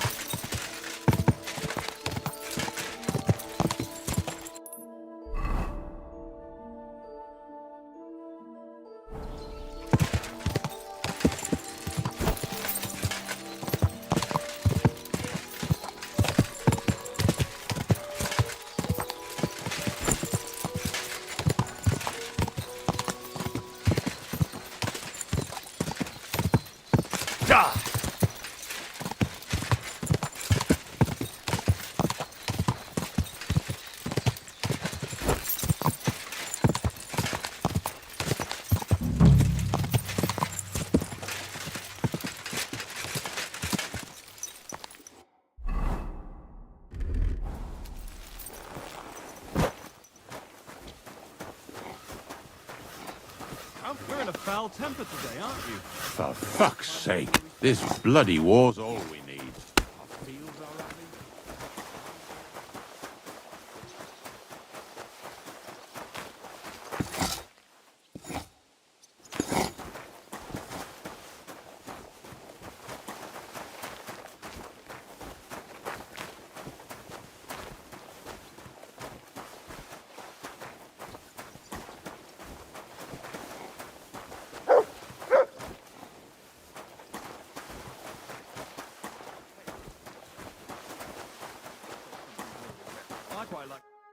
I need to ask you something. I don't have time for that. Ask the foreman. You'll find him around here somewhere.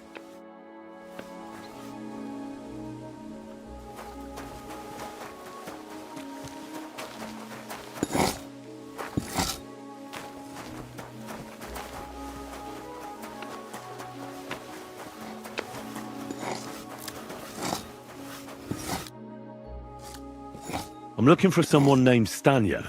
You're in a charcoal camp, fella. What would a woman be doing here? But you know Stanya, don't you? Aye. You could say that. Why? I'm looking for the killer of a girl in town.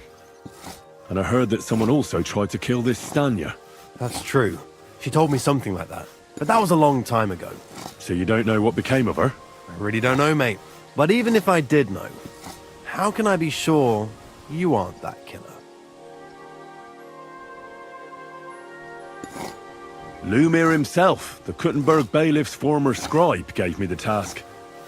He was looking into her disappearance, and he sent me to find her. Well, I don't know. I remember Lumir. He was alright. That's all true, but... But what? What are you still brooding over? You seem like the right man for a job like that. Sorry, but after all that happened to Stanya, I like to be careful. So Stanya is here? Aye. She's hiding with us. Since that thing happened, she's afraid to even go outside. I don't know what to do with her anymore. Can I speak to her? If it'll help you. She's hiding in that cottage, but be nice to her. She's in a bad way. She used to be such a gutsy girl. God be with you, good sir.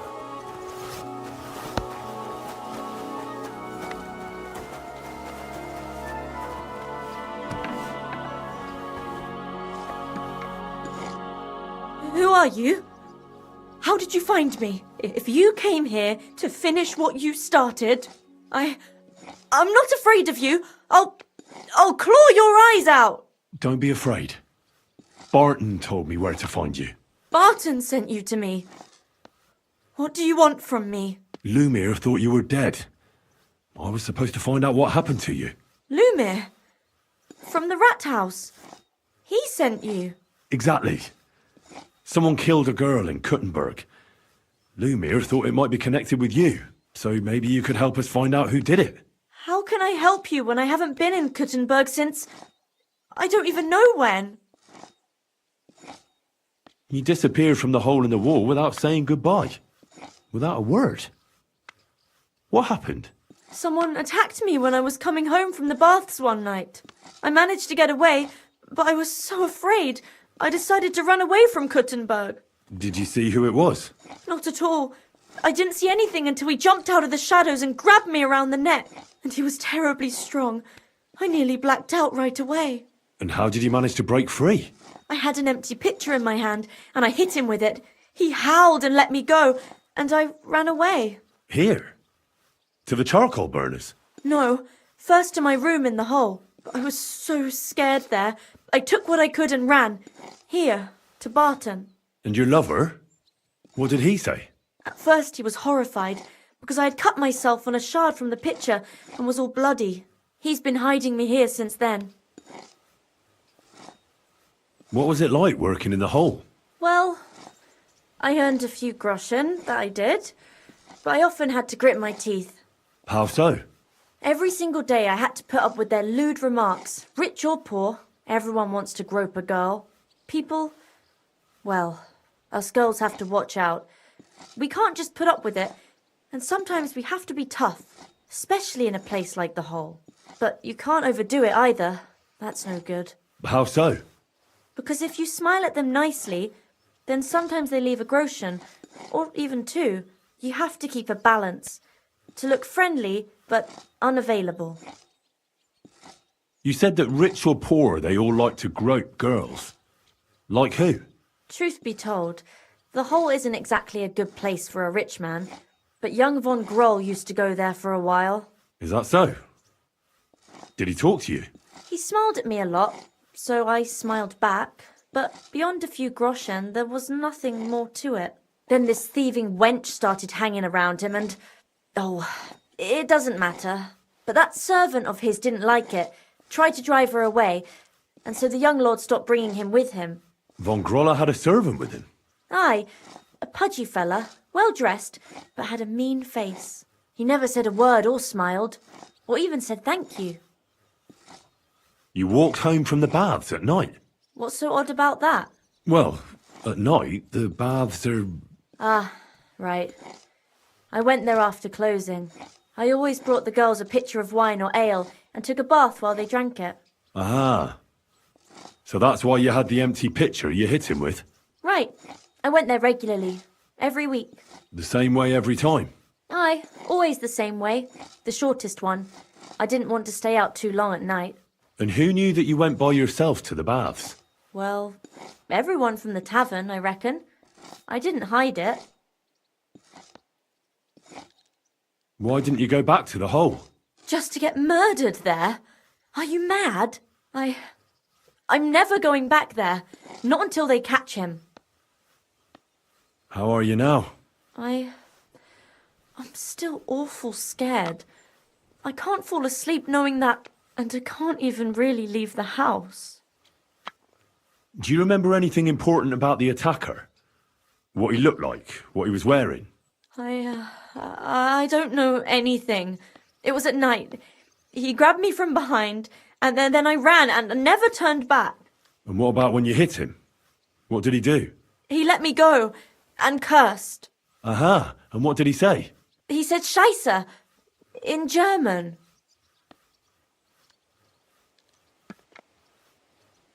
Seems you're the only one to survive the killer's attack.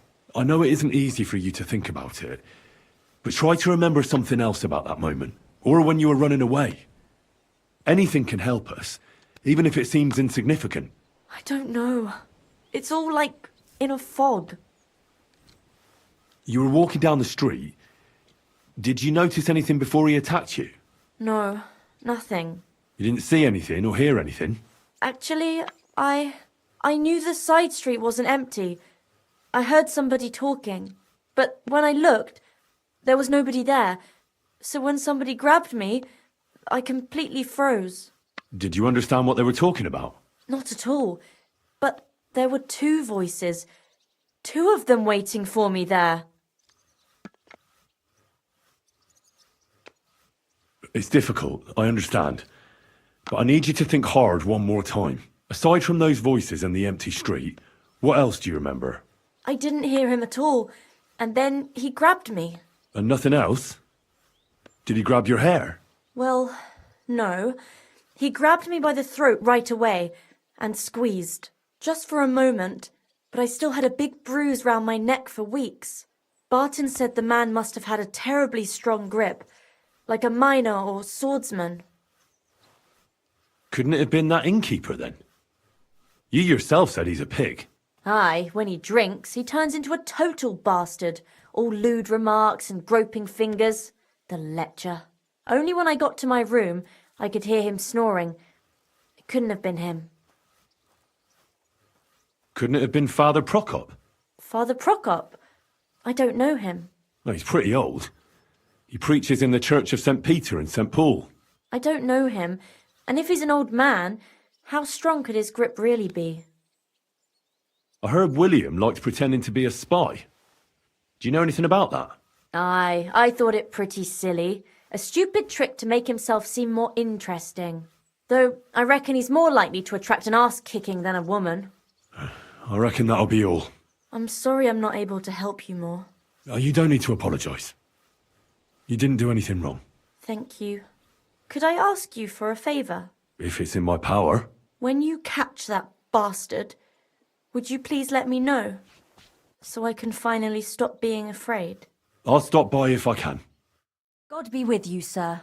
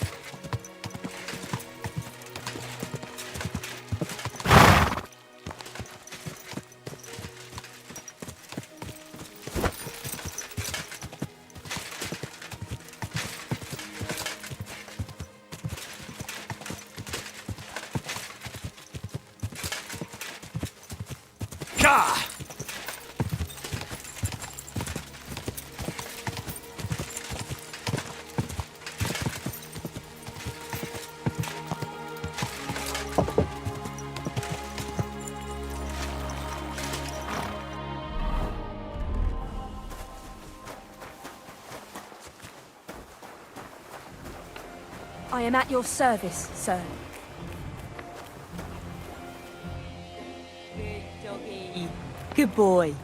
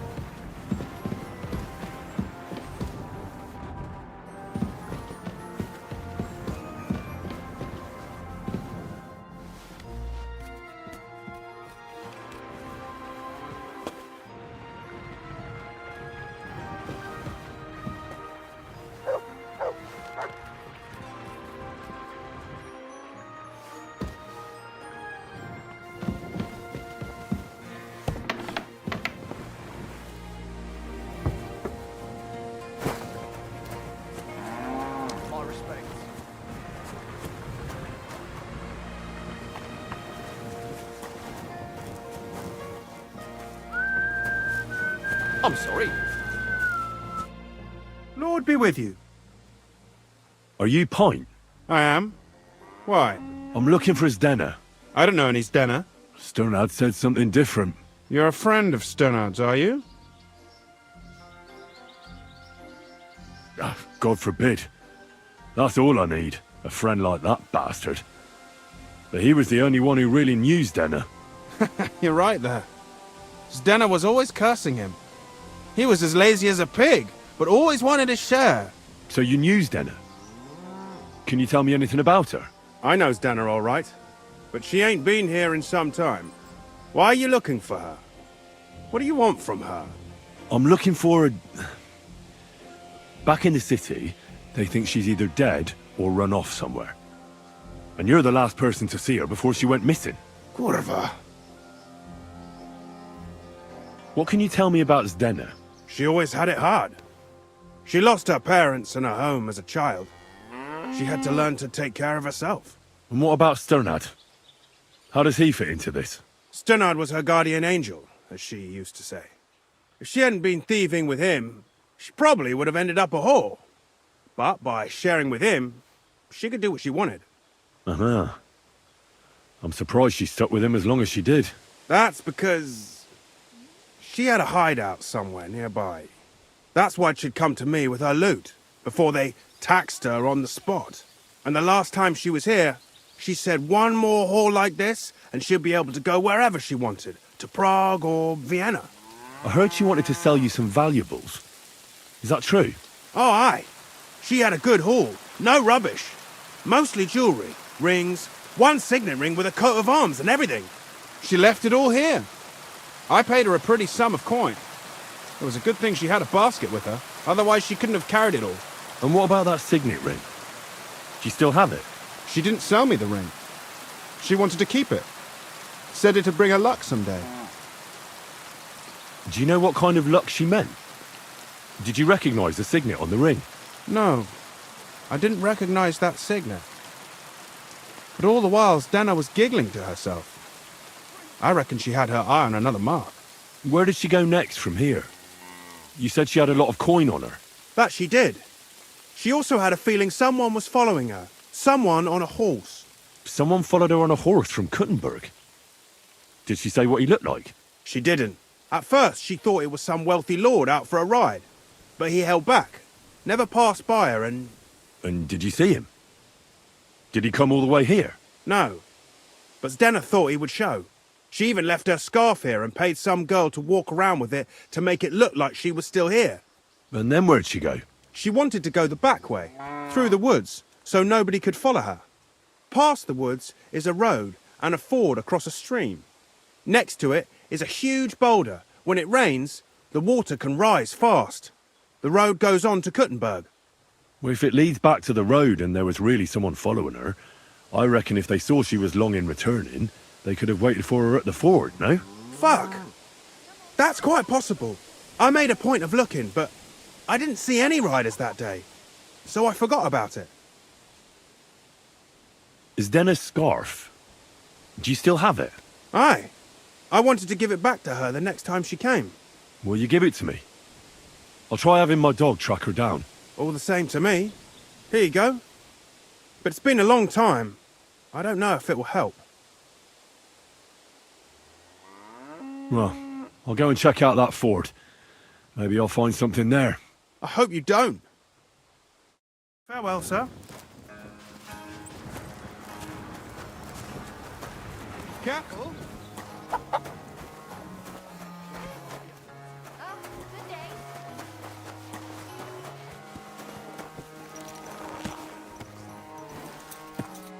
There now.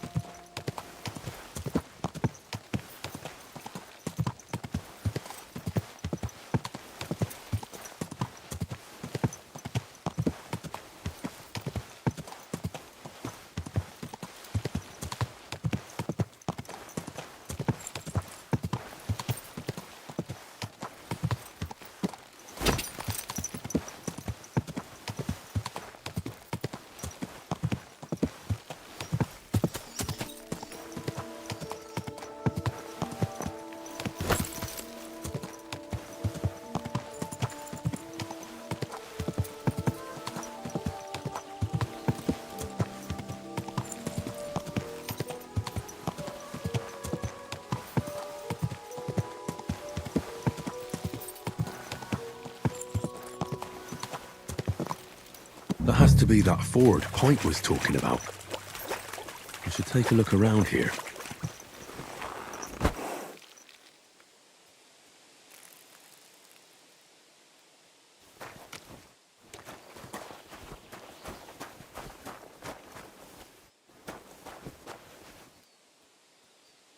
Come here!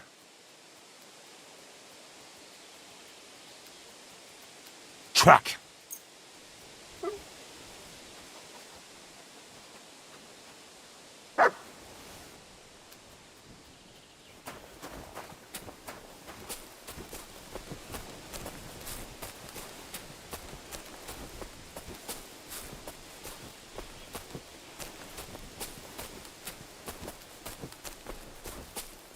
What's that you got? Oh, poor thing. She didn't get very far. Ugh, she's been lying here a long time. At first glance, this body isn't as mutilated as the others. Unfortunately, I can't tell if somebody strangled her like the others. She's been lying here too long for that, but her head is smashed in. Either the murderer hit her with a rock, or dashed her hard against the ground. She must have put up a fight. Or maybe he lost his patience. Oh, she's all stuck to her clothes. They're torn up, but I don't see any cuts. The rips are odd. Like someone was looking for something. Oh, I can't make much out by now, but it seems as if the fingers on her right hand are broken. Did the murderer torture her? Or was he trying to get something out of her hand? Oh, my God. Oh, something fell out of her. A signet ring. Oh, that must be the one she stole. How did it get inside her? Did she swallow it herself? Or did the murderer shove it in there? Was she trying to hide it?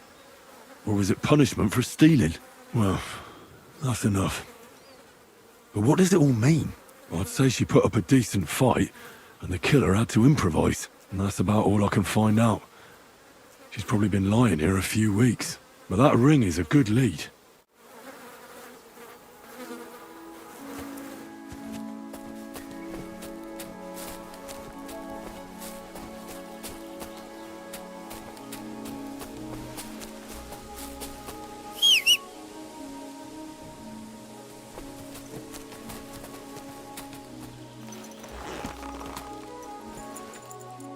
Yes?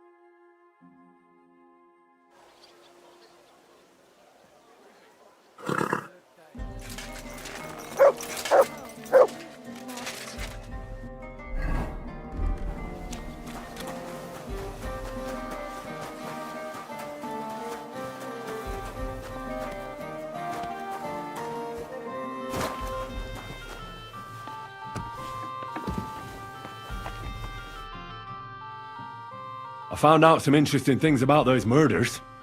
Just like you said. That's wonderful news. But wait a while. I promised Catherine we'd wait for her. You know Catherine? She came to see me soon after you did, and started asking me questions. Just like you. Will you send for her? So, we're all here. I hope nobody else shows up. How did it go? I reckon I've found out all I can. And do you know who the murderer is? Not exactly, but I have a few ideas. I've asked around a bit, and I have my own suspicions. Is that so? See, I was trying to recall some more details, and I had someone come to mind as well. Oh, I didn't do all this for nothing, did I? Well, Well? Who do you suspect now? Well, I'd say William did it. The minstrel. You can't be serious. He's innocent. Uh-huh. And who do you think it was? Prokop. I'm sure of it. No. Really? That's impossible. It couldn't have been him. So I see we disagree. Too bad. We could have been done with it quickly. Well, who do you think it was then? I'm not entirely sure. First, I'll tell you what I found out, and then it might be easier for us. Go on then. Starting with who? Let's talk about Yarka, the one raised by Father Prokop. What did you learn about her? Prokop didn't just raise her out of the goodness of his heart. He was actually her uncle. Really? But he still could have killed her. His own relative? Why not? He's a priest. I'm sure he knows the story of Cain and Abel. Yarka started working for the von Groller family, where she remained until her death. I was there to ask whether she'd given them any trouble, but they said she was always thorough and reliable. Ah, so what's the story with von Grolls? A very wealthy and important family. The mother is quite devout, known to spend a lot of time in prayer. Old von Groller's been sick for years. Can't even get out of bed. So, who runs affairs? That would be young Hendel. They say he's quite successful. That's all I was able to find out. You still found out more than I did. But it's not enough. We still don't know who the killer is. I managed to find Stanya. Alive? You found her alive? I did. Alive and well. Hiding with the charcoal burners. So, she's not one of our victims? She is. She just managed to escape the killer. She said she was attacked on her way home from the baths. She heard somebody talking in a side street, but it was empty. But when she walked by, someone grabbed her by the throat and started strangling her. And how did she manage to get away? She was holding an empty pitcher, and she smashed the killer in the face with it. He either got startled or hurt, but he let her go. Did she get a look at him? Did she take his eye out or something? No, she didn't stop to find out. Just ran. Which is probably why she survived. And what about the blood in the bedroom? She cut her hand on the broken pitcher. She didn't stay in her room for long. She was still so scared that she grabbed her things and ran off to her beloved charcoal burner. She said she returned from the baths in the evening regularly, and somebody knew exactly which way she would take and where to wait for her. You mean someone followed her beforehand to figure out where to ambush her? Who knew that she went to the baths? Apparently everyone in the tavern. She didn't hide the fact. She also said she was sure it wasn't Mole. He may be a pig, but the evening she ran home, he was in bed snoring. Well, according to Stanya, the murderer had a terribly strong grip. Her neck was bruised for almost a month. Doesn't almost every man have a strong grip? Depending on what they take in hand every day. A tankard, a quill, or a hammer. Except none of our suspects are miners or blacksmiths, eh? According to Stanya, the murderer didn't say a word the entire time. That's strange, right? I'd expect him to at least call her a whore. The only word he uttered was when she smashed him in the face with the pitcher. He said Scheisse. So, we're looking for a German? Even I say Scheiße sometimes, and I'm not German. Besides that, she also recalled hearing two voices in the alley. Someone was talking to the killer. So we have a witness. Now, just to find him. Or an accomplice. If I remember correctly, the other one must have seen the whole thing, right? And he didn't go to report it. I asked Stanya if she knew Prokop. She said no. Maybe she just doesn't remember him. Or he gave a different name, or... I don't think Father Prokop is the type to frequent the worst tavern in Kuttenberg. Stanya admitted that she knows William. He flirted with her and tried to get to know her better, but nothing came of it. And that's probably why I wanted to kill her. And likely rape her before that. Well, perhaps, but Stanya doesn't think so. She's sure it wasn't William, and no matter what they say about him, in her eyes he's a good lad. And that's all that Stanya told me. I'm so glad that girl is alive. Me too. At least someone's had a little luck. Does she want to come back, or will she stay with the charcoal burners? I don't think she'll come back. She's so scared now they'll come back for her, she doesn't even leave the house. I managed to find Zdena. You found her? Is she alive too? No. Unfortunately, she's dead. And where did you find her? Pretty far away. Near the mill she used to sell things at. Someone caught her in the forest when she was coming home with a load of coin and killed her. I reckon she put up a hell of a fight. So the killer got nervous and ended things quickly. So he didn't strangle or mutilate her? She'd been lying in the woods for a long time, so I couldn't really tell. But he definitely didn't hack her up like the others. Judging by what her accomplice said, she robbed someone good. She had so much jewellery on her, she could hardly carry it. And what's odd is when she was murdered, the killer left her basket of valuables behind. So I reckon he didn't kill her for the money. She said someone followed her on horseback from Kuttenberg. She tried to lose him, but apparently wasn't able to. On horseback? I don't suppose she described him, did she? Only as a wealthy type who never got too close. That doesn't fit in with the previous murders. Father Prokop came looking for Zdena and nearly cursed her on the spot. What did he have in common with a thief? He had also looked after her, but unlike Yarka, she ended up on the street, and he took it badly. Zdena tried to rob young von Grolle. It's possible she succeeded. Von Grolle? Yarka worked for them, didn't she? That whole family is suspicious. Assumptions. Nothing more. I'd say it's pretty obvious. Why else would I have found that ring on her? They just left the ring by her body? That's odd, isn't it? It wasn't by her body. It was inside of it. I don't know if she swallowed it herself or someone shoved it in her. That's awful. But I can't say it surprises me. My mouth is starting to hurt from all this blabbering. So are my ears and head. Come now, we're nearly there. We just need to find our suspect. So, Henry, who do you think did it? I suspect one of the von Grolles. What leads you to think that? Are you sure it wasn't William?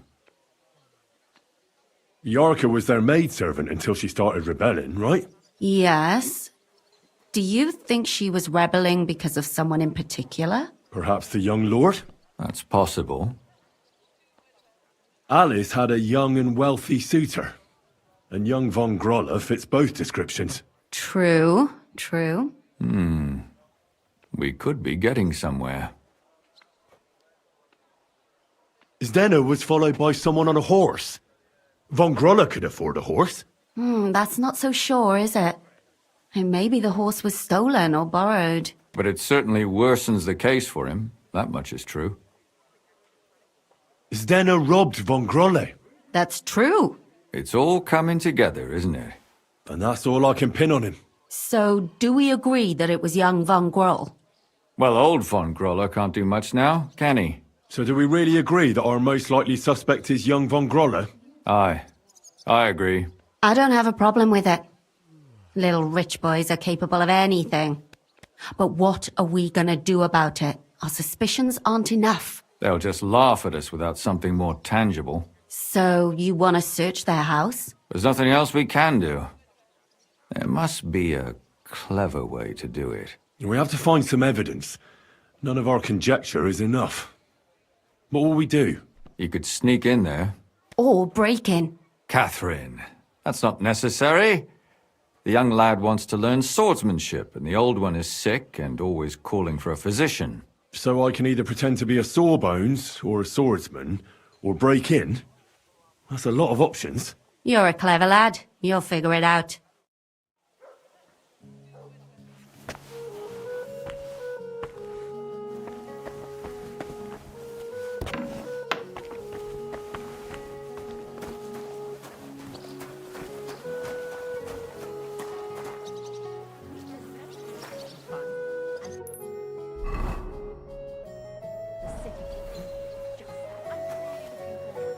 Aw, you pooch. Sit. Stay.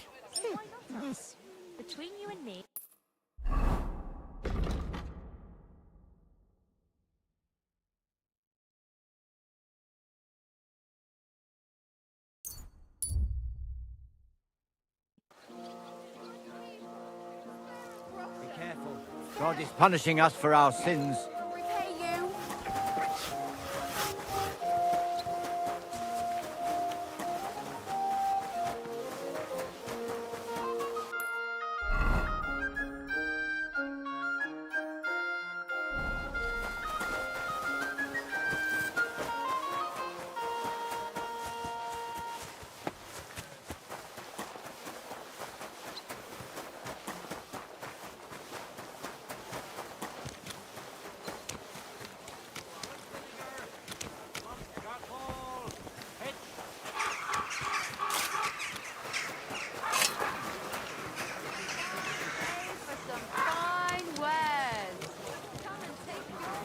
Careful, it's not safe here.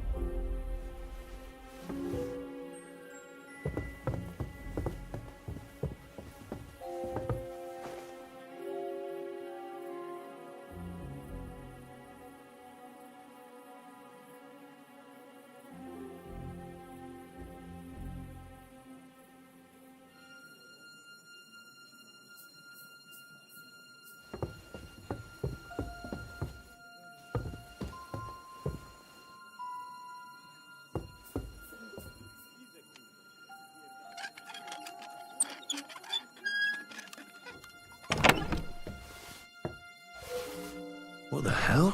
That's hair. All kinds of brown. I bet it belonged to those dead girls. If this isn't proof, nothing is.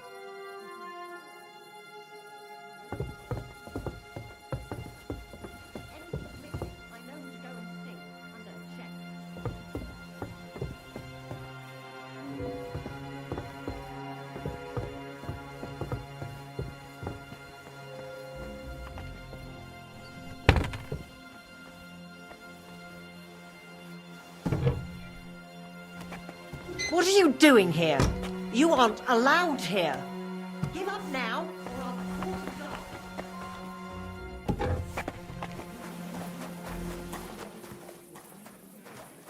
We'll work this out. No need to call anyone. I won't have you causing trouble here, laddie. Cough up some coin, or we'll report you to the bailiff. No, you're right. Here's compensation. That's better. Now get lost. See? I knew we'd come to an understanding.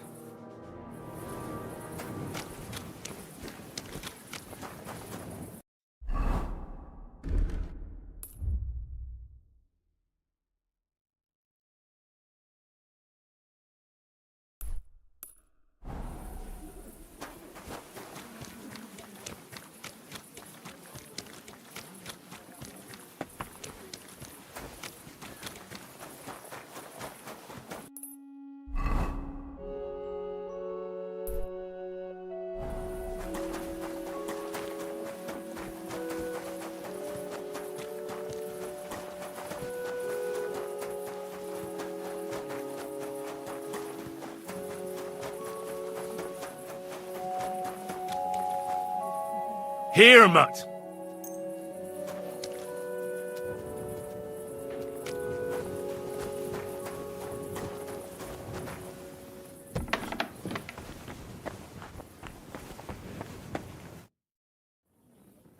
I need to discuss that visit to the Von Grollers.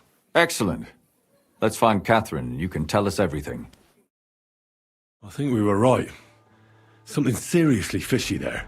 Well, don't keep us in suspense. What did you find out? You found something there, didn't you? Evidence? I certainly did. In the young lord's room. What was it? This. He had it in a chest in his room. Locks of hair. All brown, but all a bit different. They're definitely from those murdered girls. Hair? But that's not enough. That definitely won't suffice as proof. Why wouldn't it? He took them as a keepsake from the dead girls, as a trophy. It was him! But nobody will believe us. We need more than just hair. A bloody dress or the murder weapon. And to be honest, I don't think we're going to find anything like that. They're pretty careful to cover their tracks. Damn it. We're fucked. If we at least had a witness. And what about 3 witnesses at once? Where are you going to find 3 witnesses when you don't even have one? I don't yet, but... Look, we're almost certain young Hendel did it. So what if we set a trap and catch him in the act? And how do you want to do that? I mean, we don't know who he's planning to murder next. We'll set someone up. Some brunette. You want to sacrifice some poor girl? No, nobody's going to get hurt. We'll be keeping our eye on her the whole time. The only one I can think of is Stanya. And I highly doubt that she'd want to risk her life again. She won't have to. I'll do it. But you haven't had anything to do with him. He'll see through it immediately. It'll fail. We'll wait until the lad's out of the house. Maybe we'll dress Catherine up a bit, and she'll go asking for the young lord, father of her child. When Hendel comes home and hears what happened, he'll come looking for her to fix things up. I'll cause such a scene, they'll be talking about it for years. Then we'll tell them where he can find me, and we've got him. If you say so. But where can we do it? We can't do it here. They'd figure it out pretty quick. We can use one of the rooms here in the tavern. It has only one way out. You'll be hiding across the way, and jump out at the right moment. I repeat, at the right moment. Don't worry. We won't take our eyes off you. Where's Hendel? I need to talk to him! Do you hear me? I have to talk to him about our wedding. I won't be left alone with his child. What are you screeching about, you ninny? There's no Hendel here. Certainly not for the likes of you. Do you hear that, folks? He fucks me from all sides. Gets me with child, and now he doesn't want to know me. Get rid of her. Disgrace. Oh, so a poor woman has to suffer because of a man's lust. As if it wasn't already bad enough before. What lies are you spouting, you strumpet? Goodman Hendel never laid eyes on you. Besides, You're too old for him. Nobody will believe your lies. Old am I? He came to me himself because he wanted a mature woman to breed with. And he never even pulled it out. And he filled me up like a wineskin. Suit yourself. I'll give you some time to think it over. But either you come up with an offer of marriage by evening, or first thing in the morning I'll go to the bailiff. And I'll be damn sure to get justice from him.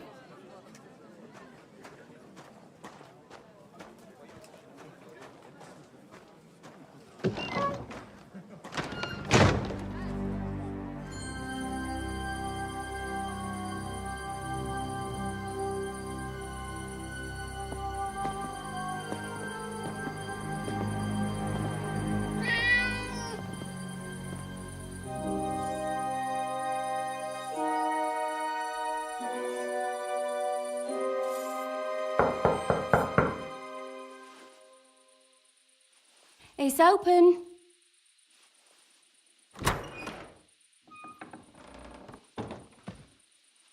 I've come to talk with you. Where's Hendel? Hendel, you wanton whore! Debauching my son! A nanny goat like you! The others were at least young, but you! Christ, the trials I have to endure! A husband with both feet in the grave and a son who'll fuck anything with a hole in it. Slice her up so no one will recognize her, and in case what she says is true, gut her too. Gutting, is it? I could help you with that. Get that bitch, you fool!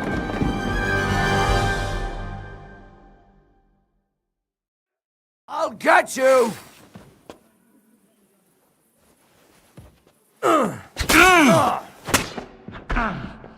And you'll get another right away! Ha ha! You never saw that coming!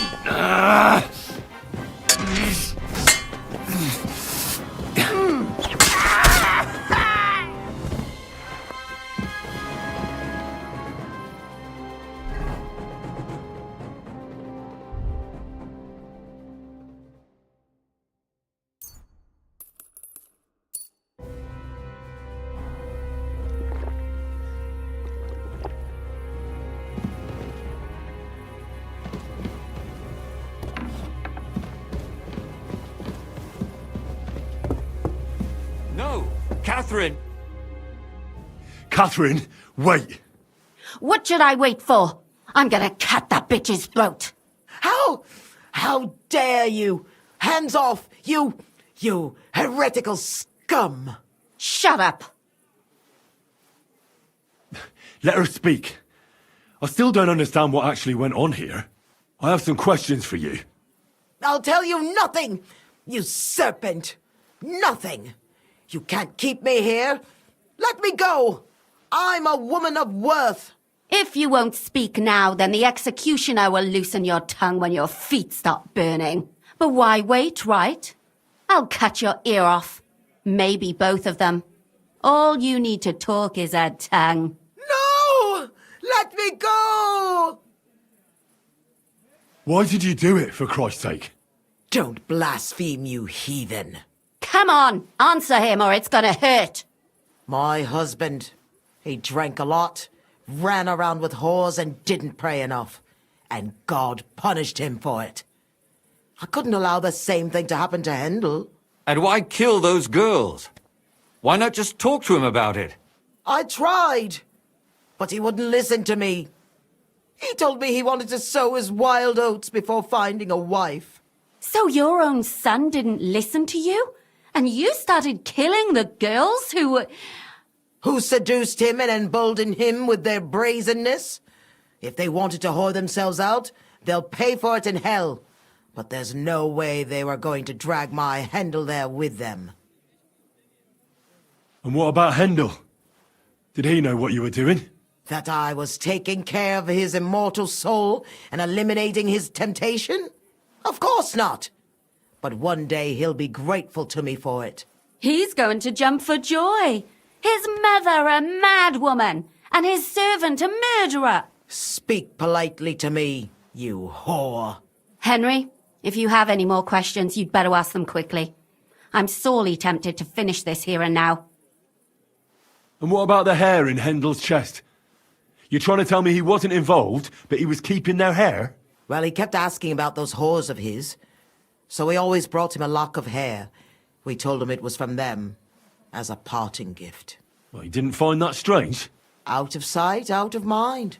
He always found some new harlot anyway. There was no blood where Alice was found. Where did you kill them? That was up to Thaddeus. He told me something about an abandoned barn. I only told him to cut them up thoroughly. Why? Why? As a warning. So those whores knew what awaited them. To put the fear of God in them. Do you realize you also killed girls who had nothing to do with Hendel? That's not possible. I saw them all with my own 2 eyes, chatting with him and giggling. And what about that alehouse wench? That strumpet. I saw how she treated him. It's a damned shame she got away.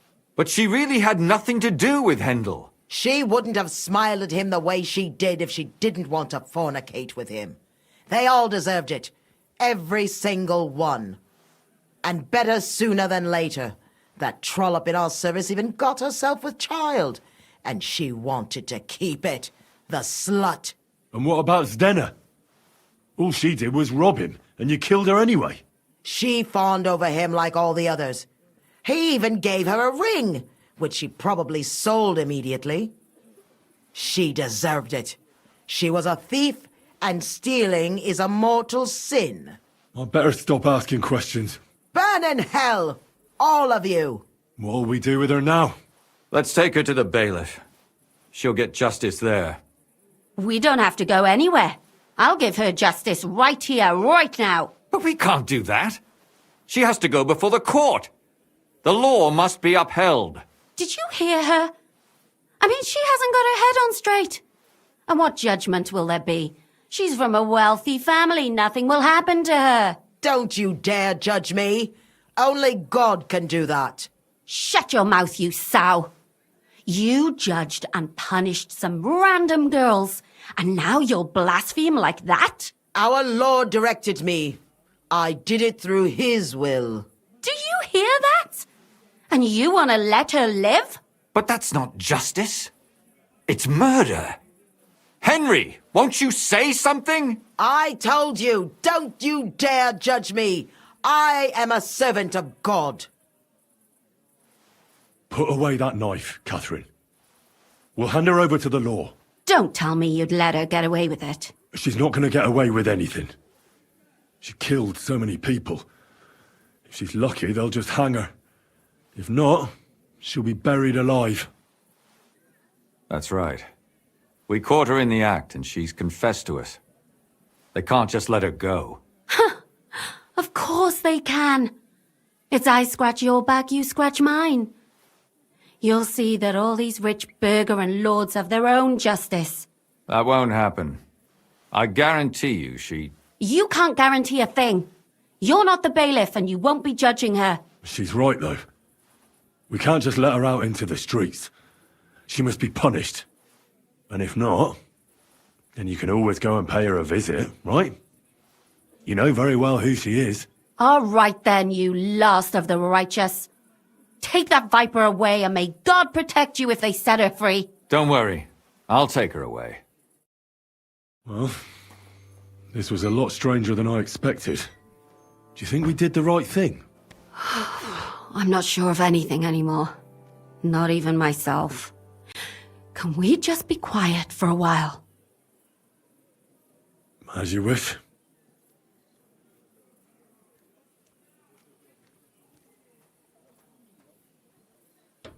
But still, it was damned odd.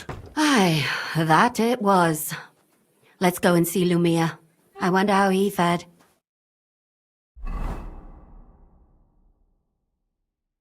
Tell us, Lumiere.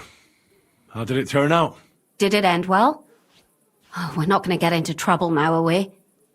It ended well, and I didn't even tell anyone about you. And how did it go?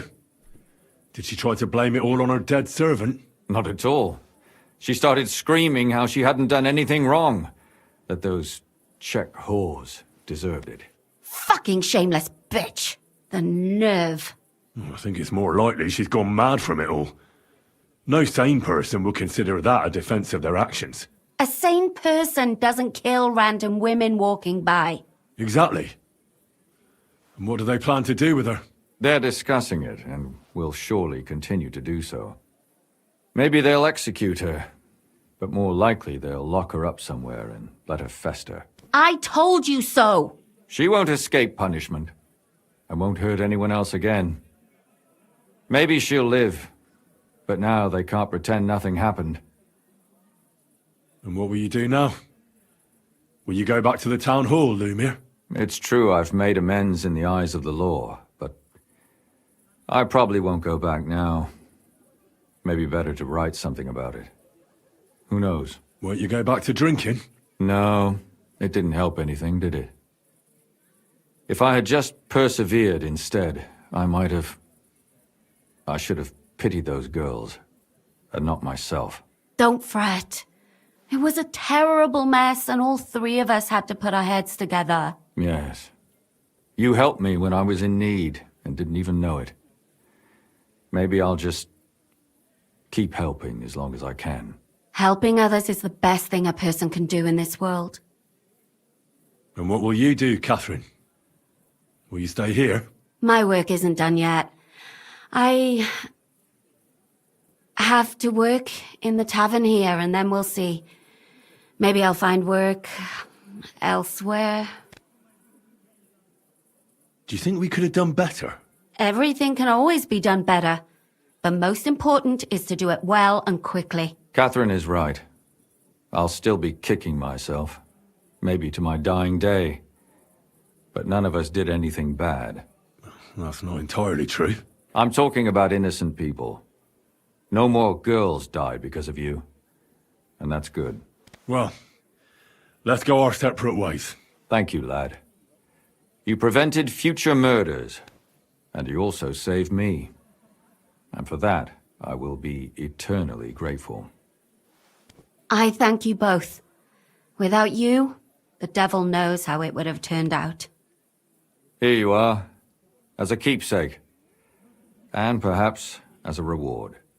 And if you ever pass by, look us up. Yes, here is a reward, Henry. And Lumiere, we shall certainly meet again.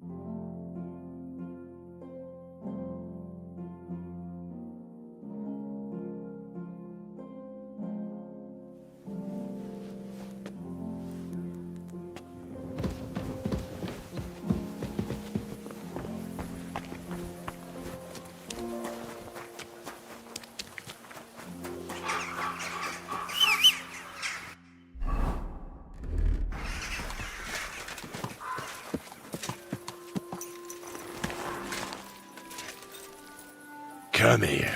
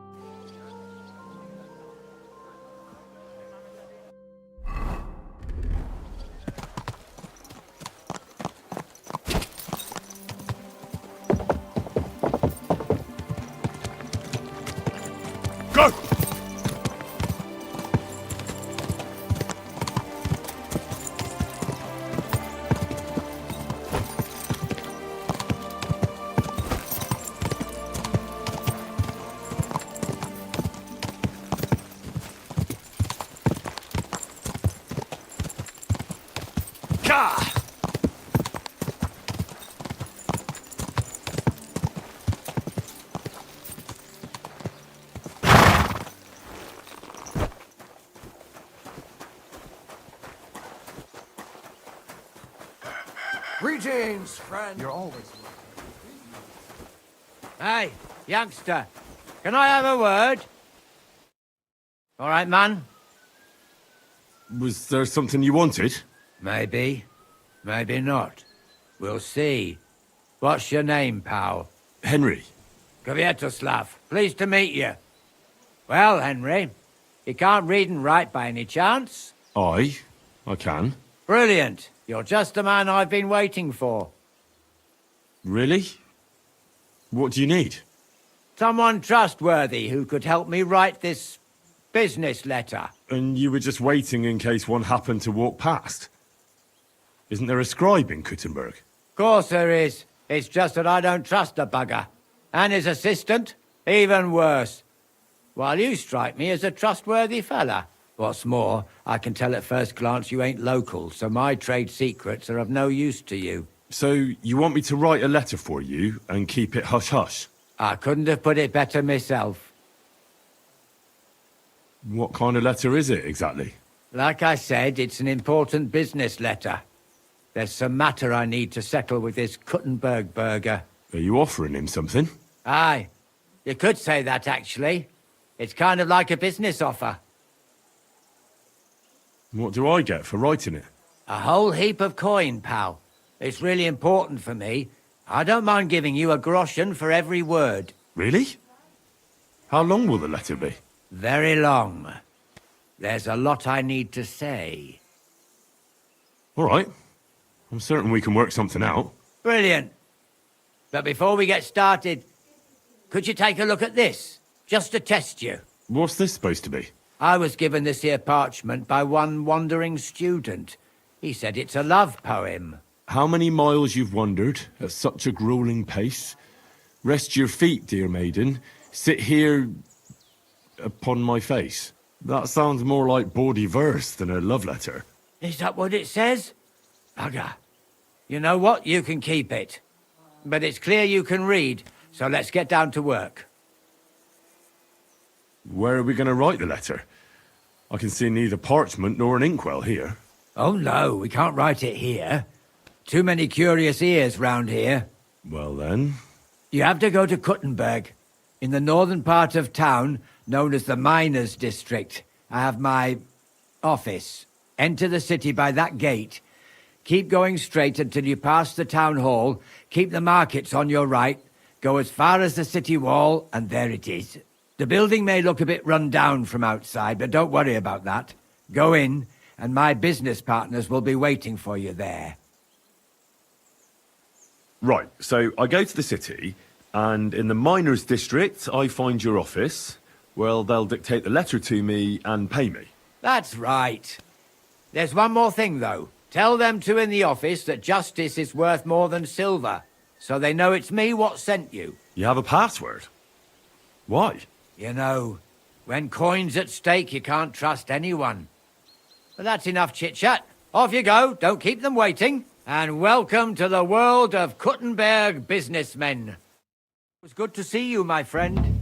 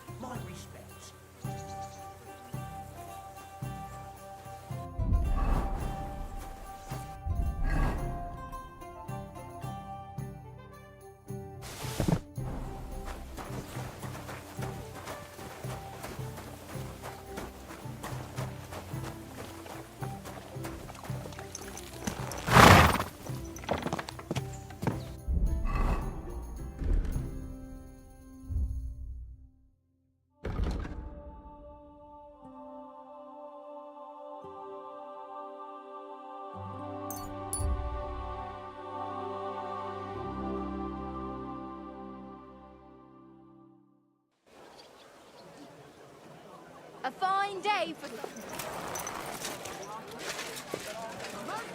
Barchit! The strongest Barchit from Kasha.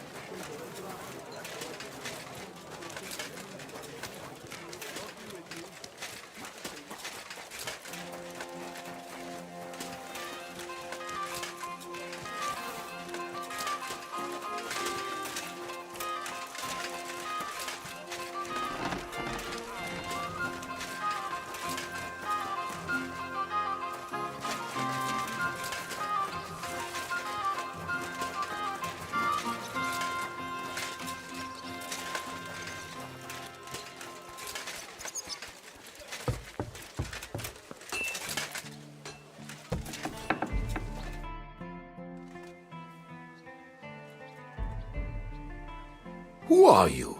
And what are you doing here, lad? I'm Henry. I'm supposed to help you write a letter? Oh, right. Kwiatoslav sent you, didn't he? And there's something you're supposed to tell us, though.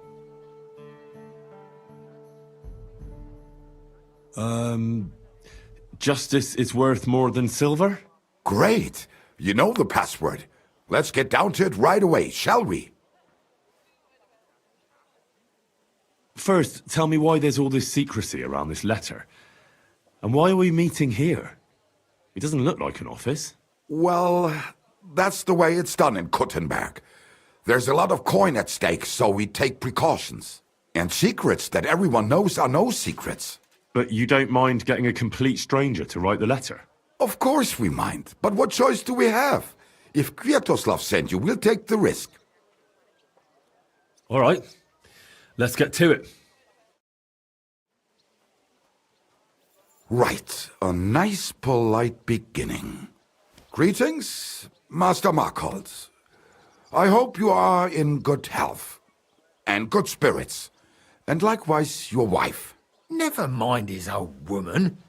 Is he even married? A prick like that would bully a woman to death. Write this. You fucking arsehole. Release them and pay up, or we'll fuck you up.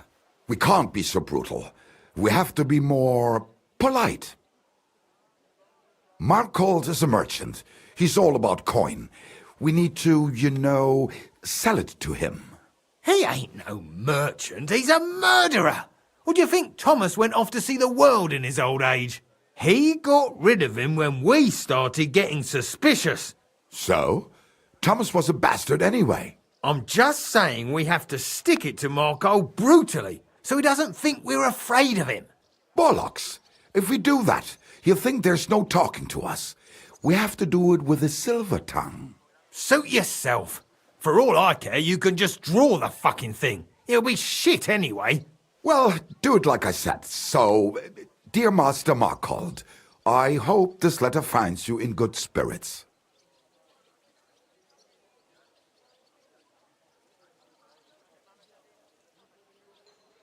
Markhold?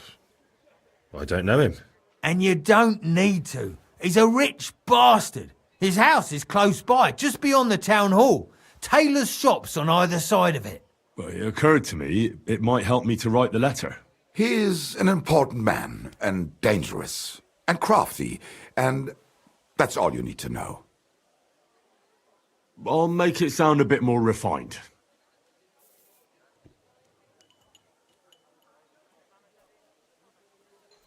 Greetings.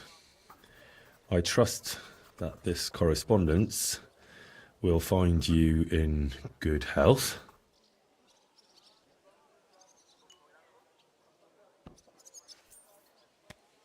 Done. Next. We are writing to you about a serious matter concerning our deal. That you fucked us over on, you cheating scum! Would you please let me compose this letter? All right, forget I spoke. Now, where was I? I am writing to you in regards to a serious matter concerning our deal, which did not exactly go well.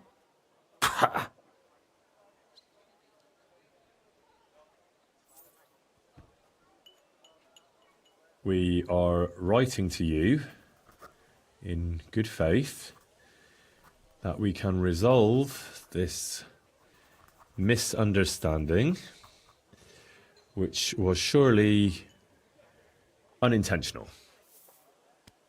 What's next? Right. What was it I wanted? To get to the point? Why don't you get to the door and fuck off? If you keep sticking your nose in, we'll never get it written. We'll never get it written if you don't get to the point. But suit yourself, I'll shut up. So, it didn't end up well. We would like this. We expect from you some remedy that will lead to improving things for both sides. If you refuse, it will lead to some deep shit, misfortune. What did that fella actually do to you? You'll find out. Sometime, maybe. Write and it'll all become clear. All right. I'm writing.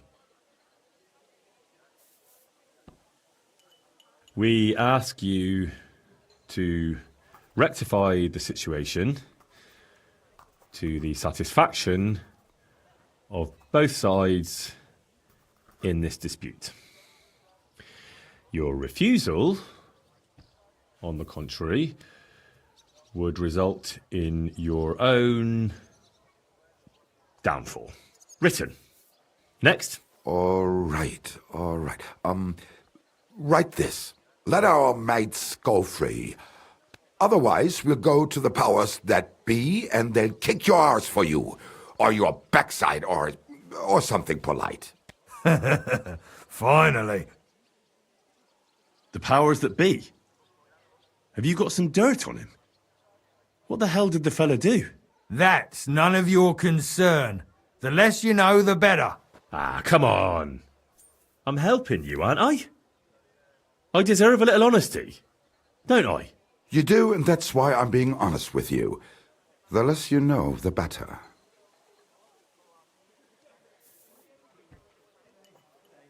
Free our captive brothers. Otherwise, we shall report your dishonesty to King Sigismund, and he shall see to your prompt punishment. Ah! Carry on. Aye. Once they return to us safe and sound, we'll clear off and you'll never see us again.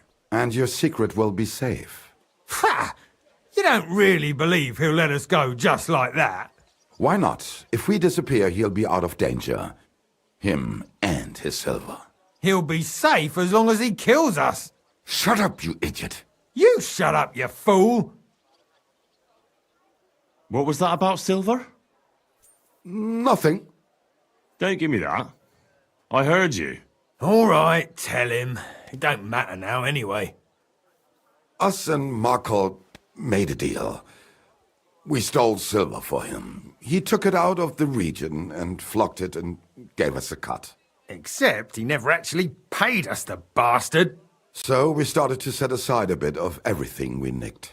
Selling raw silver here in the city ain't exactly safe, but you can manage if you do it little by little. Except that fucker Marco got wind of it, took our mates captive, and won't let them go till we give it all back to him. You didn't have to tell him that. What if he shits himself and scarp us? Don't worry, he's a good lad. He'll help us and he'll be rewarded. Isn't that right? Of course you're right. I'm in with you. Silver is lovely. What do you want me to write then? As soon as our mates come back safe and sound, we'll clear off and you'll never see us again.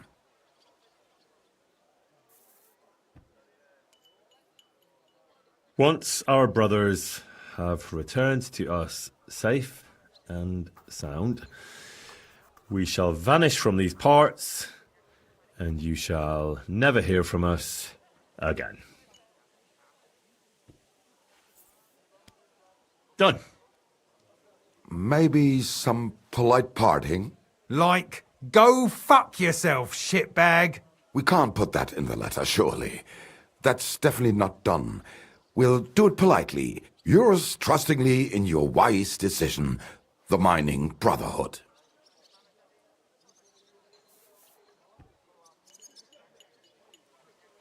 With regards and trust in your wisdom, yours, the trustworthy men of the Honest Brotherhood of Miners.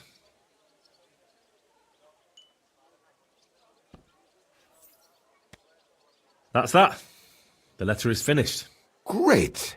Give it to me so I can seal it and have it delivered. We are grateful for your help. We are. And we're sorry for what we have to do now. Can't we just leave it be? He knows too much. What if he goes to the bailiff? I'd be no good to him anyway.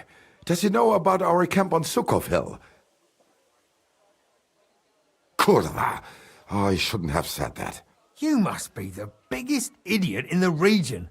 There's no way we can let him go now. Fuck. Yeah, sorry, lad. You're out of luck, I'm sad to say.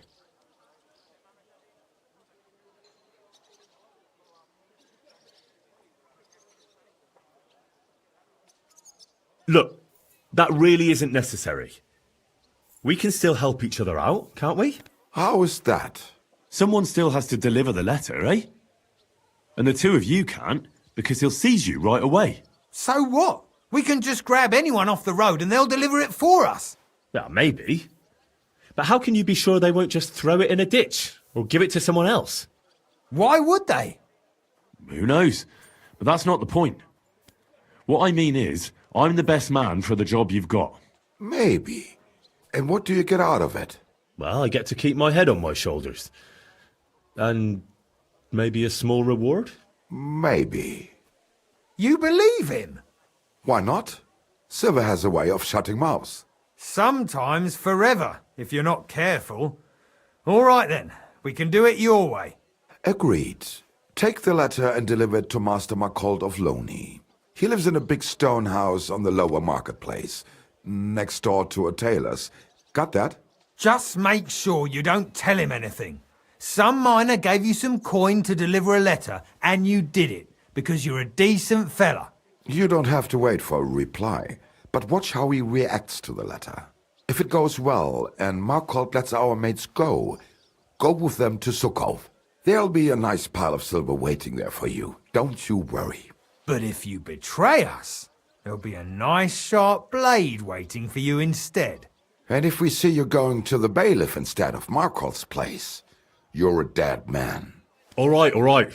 I'll hand it over. Keep my mouth shut. Mum's a word. Don't worry.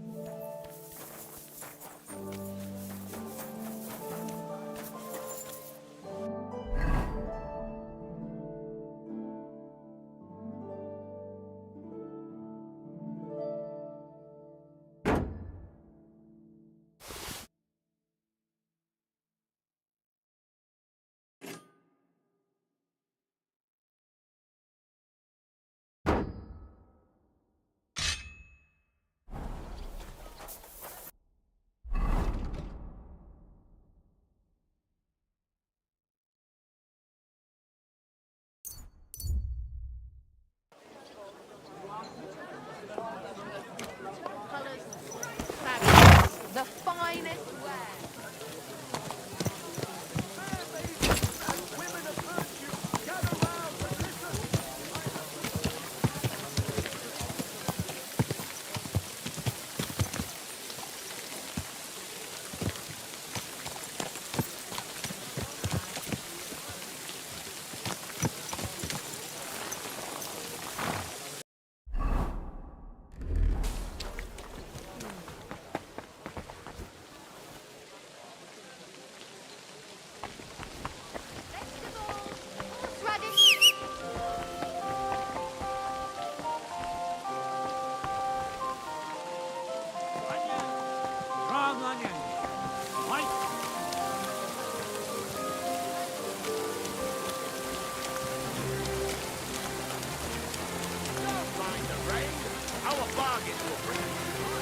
Mutt! You silly doggy.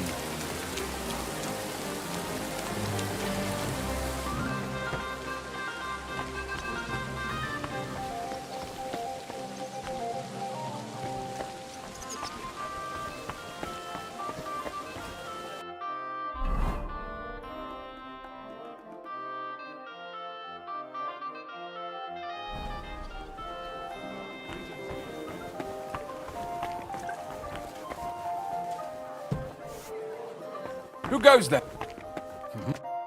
Stop right there. This is the house of Markold of Loni. What do you want, fellow? I was given a letter to deliver to your master. A letter.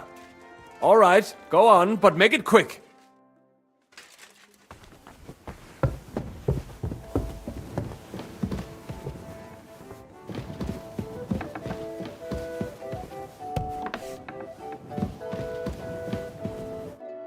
Servus, guter Mann. What can I do for you? I'm looking for Master Markold. Das bin ich. What do you want? Spit it out, I've no time to waste. Some fella gave me this letter and said I should give it to you.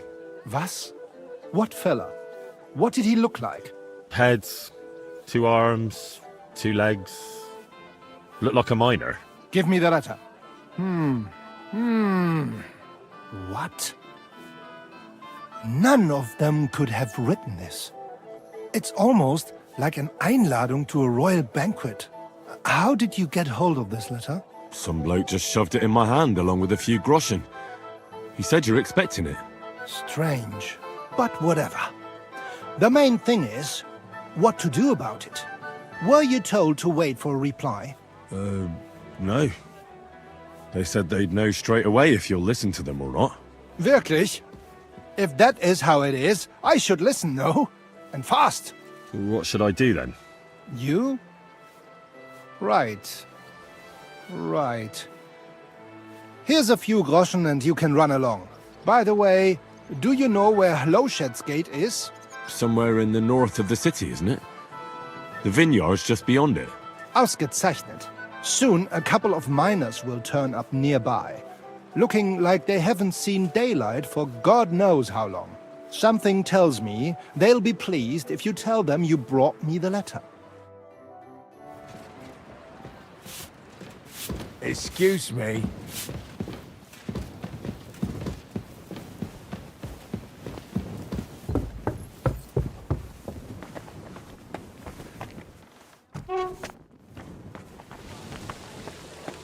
Pears here.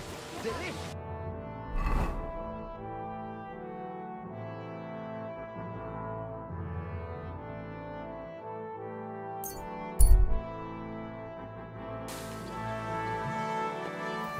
God be with you, neighbor. Good day to you.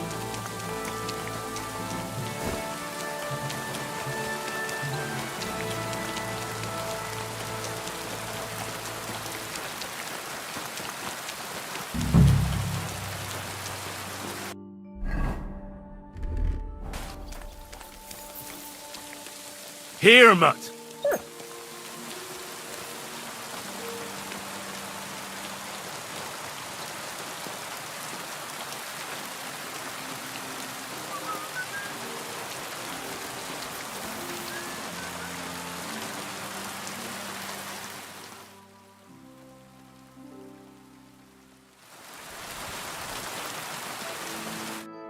You must be Kviatoslav and Myslibor's mates, eh? You're free at last. I reckon you know where to go now, right? Well, aye, we do. But who the hell are you? A messenger, and a good Christian. I brought the message that secured your freedom. Really? I owe you one then, pal. Well, you can thank me later. Now we should all vanish quick, before Markold changes his mind about letting you go. You're right. Are you going with us? Sure. I'll go right along with you. I was promised something anyway. I'd say you've earned it. I was beginning to think we were done for. Let's go then.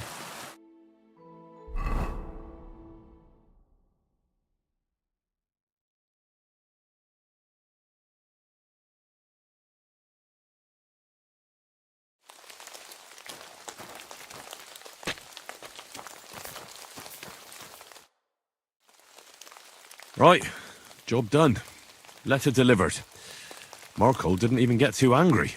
I'm surprised. That fucker's a sneaky bastard who'd seize Jesus Christ himself, if he thought he'd have something out of it. Well, I'd never have thought it of him. He just sat there smiling. Smiling? Christ, laddie, that sent shivers down my spine. Just when I thought we were in the clear. Ah, come on.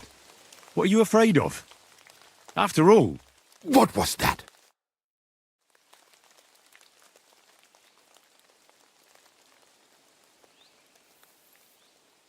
Ausgezeichnet. I found you at last. For a while I was afraid you'd escape. Fuck! How did you find us, you bastard? Did you double-cross us, lad? What? No, this isn't my fault. Nobody had to double-cross anyone. I just had to have you secretly followed. What? Naja, what else could I do? That letter made it clear to me you won't stop causing trouble. So what now? Have you come to kill us all? You're all long dead anyway, meine Brüder. You just don't know it yet.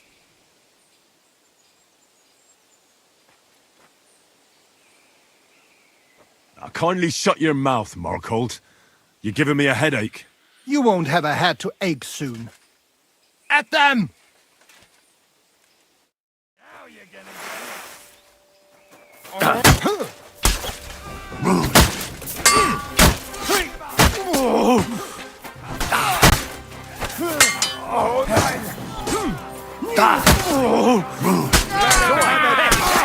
Knocked his block off!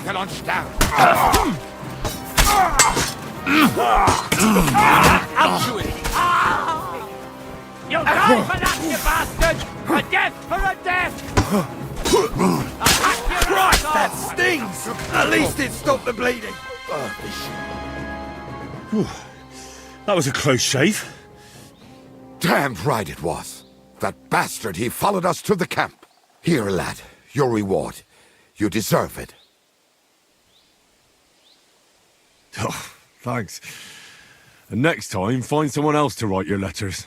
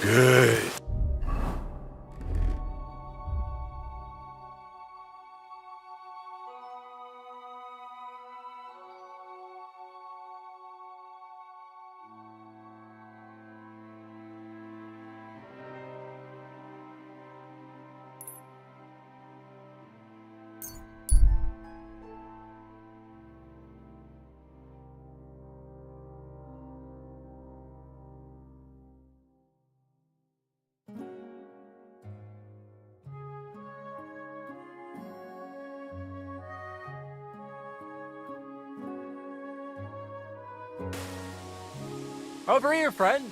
Come and talk to me. What is it you want? You must be Henry. Yes, I am. I've got a message from Master Chenyak for you. Go and see him in the Ole as soon as you can. What does he want? Well, I don't know. I was just told to find you and give you the message.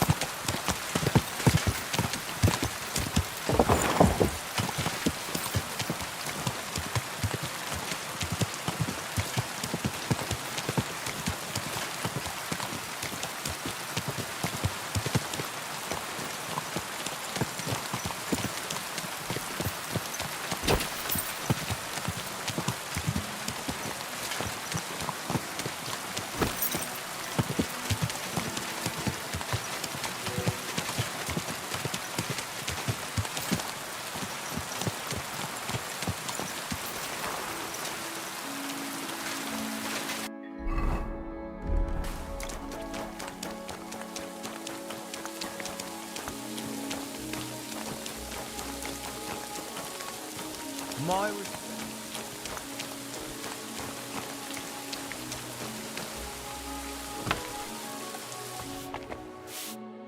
Greetings, sir. What would you like?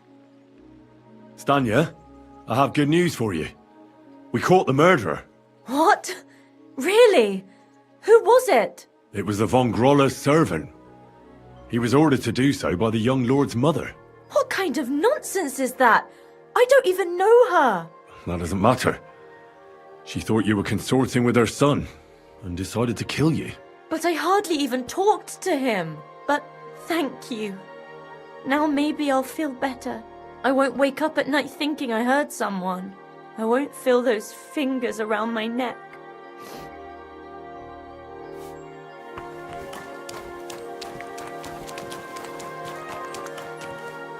Damn.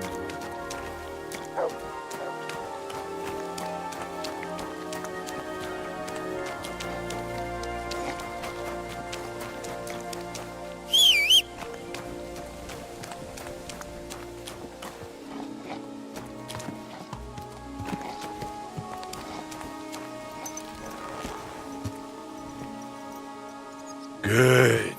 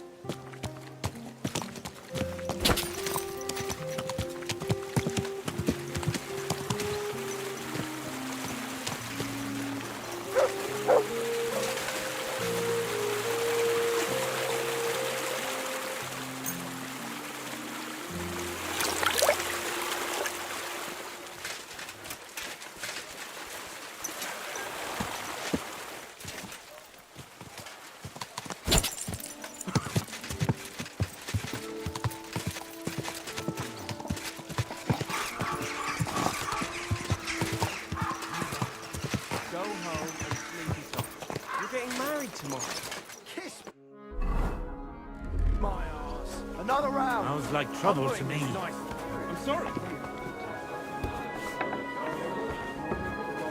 What are you going to do? Good day to you. I'm here.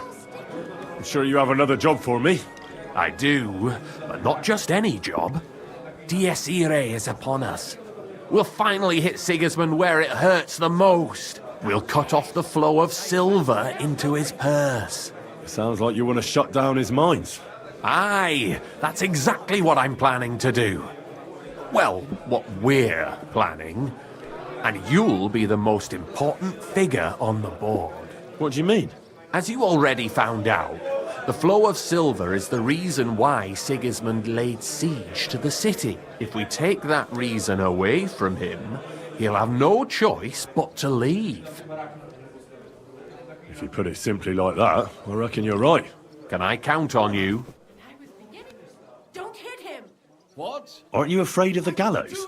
What's one human life compared to the importance of saving the entire kingdom? Someone would have to rat us out. And I don't think any one of us would do such a thing. How do you want to do it? With the combination of modern science and some good old hellfire. Could you be a little less cryptic? We're going to blow the place sky high. Why me of all people? You're reliable, Henry. You've proven yourself. Besides, I've heard you've been down in a mine already. It won't be anything new to you. I still don't exactly know what it is you want me to do. Do you know what black powder is? I've had the pleasure. A lot of smell, smoke and noise. 1 barrel should be more than enough for our purposes. A whole barrel? We need to collapse the adits, and to be sure it'll work. Your job will be to get your hands on the powder and bring it to the mine. You can count on me. Do you know where I could start? I know exactly where. Ask the gun forger, Eldris. He's one of the Kuttenberg councillors, and one of Sigismund's men.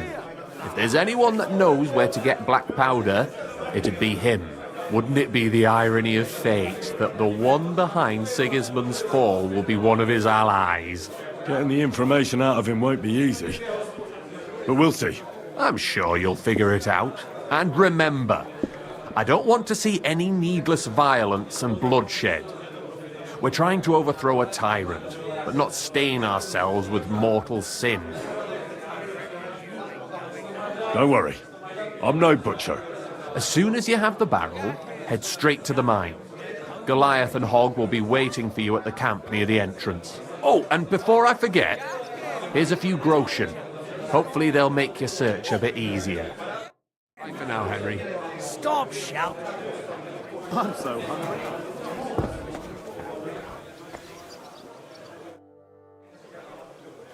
Well, I reckon you've got a better offer for me again. You're damn right. And not just any offer. So keep your voice down, in case anyone's listening. Tell me, then. You've been here for some time now, so I'm sure you've noticed Chenyek is... well... you know. I don't know. Continue. Chenyek is a weakling, and too careful for his own good. Always babbling about his ideals, telling our fellas they can't do this and that's not appropriate. I couldn't agree more. You see, friend? We can all agree on that. We're better off without him, don't you think? Unless we start bringing in a lot more money, we'll all starve to death anyway. Chenyek is dragging us down. What are you trying to say? Psst. I'm trying to say that, in theory, if Chenyek wasn't around, we'd all be better off. What's in it for me? A lot of groschen, and your share of the sales. That sounds good, doesn't it? Forget about it. The only one bringing the guild down is you. Easy now, friend. I was just kidding. You didn't really think I meant it, did you? Let's just go our separate ways and forget this ever happened, eh? You better not fuck with me, Knuckles. God bless, Henry.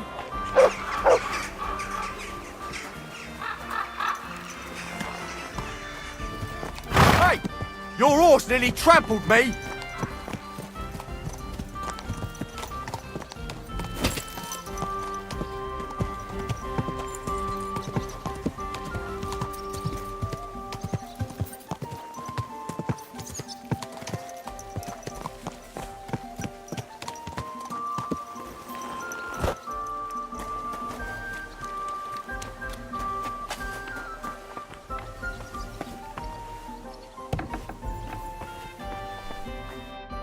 Was brauchst du, Fremder? How can I help you? Are you Eldris, the gun forger? Yeah, that's me. What is it you need? I'm looking for black powder, a whole barrel. Can you help me? Wait. Ein ganzes Fass? Forget about it. I would only sell something like that to one of my verified customers. In this case, that would be the town garrison or the King Sigismund himself. Are you one of their messengers?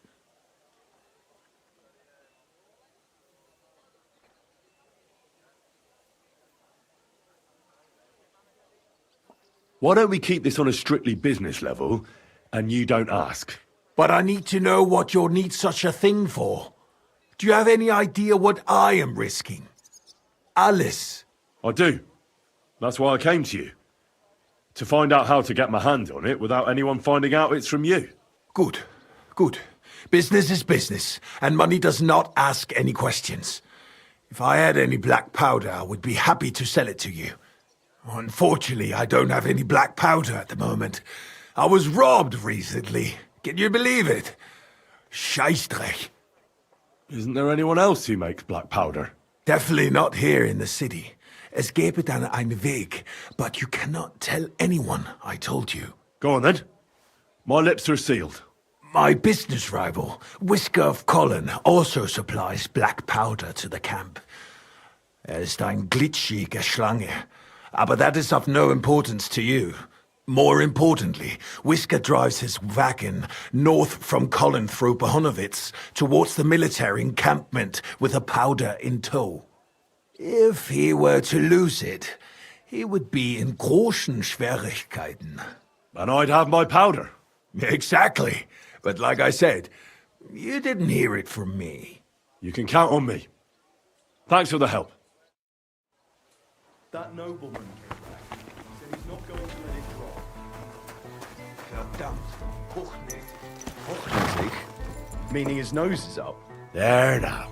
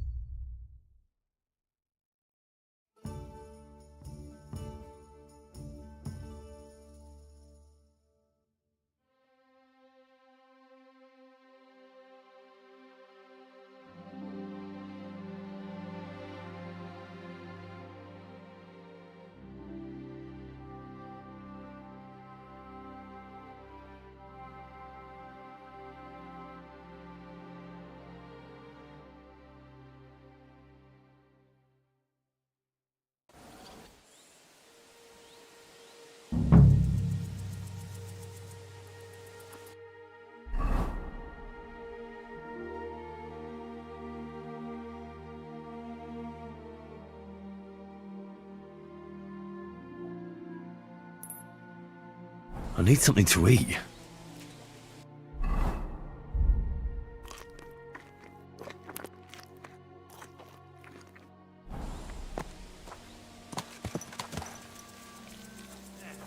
You silly doggy.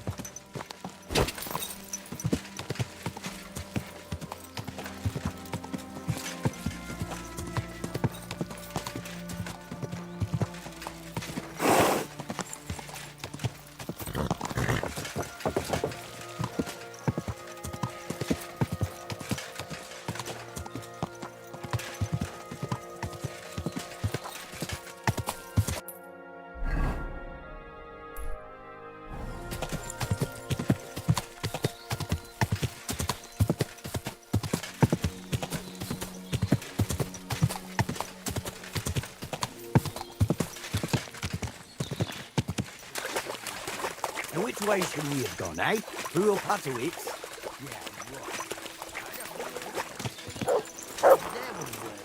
Yeah, you know... I see you're in a bit of a pickle, eh? These damned horses, they got spooked in the forest and this is how it ended up. You wouldn't happen to be a certain Whisker, would you? What? Why? Who's asking? That doesn't matter. What I'm interested in is your cargo. 1 whole barrel, to be exact. My God. How did you know about that? Speak up or I'll call for help. How about I offer you a reasonable sum, and you say one of your barrels got ruined when you drove through a creek? We'll see about that.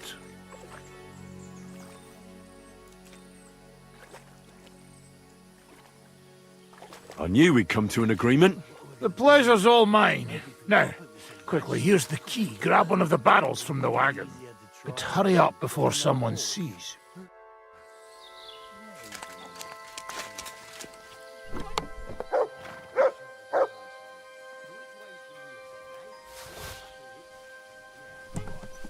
I don't know. Everything all right, eh?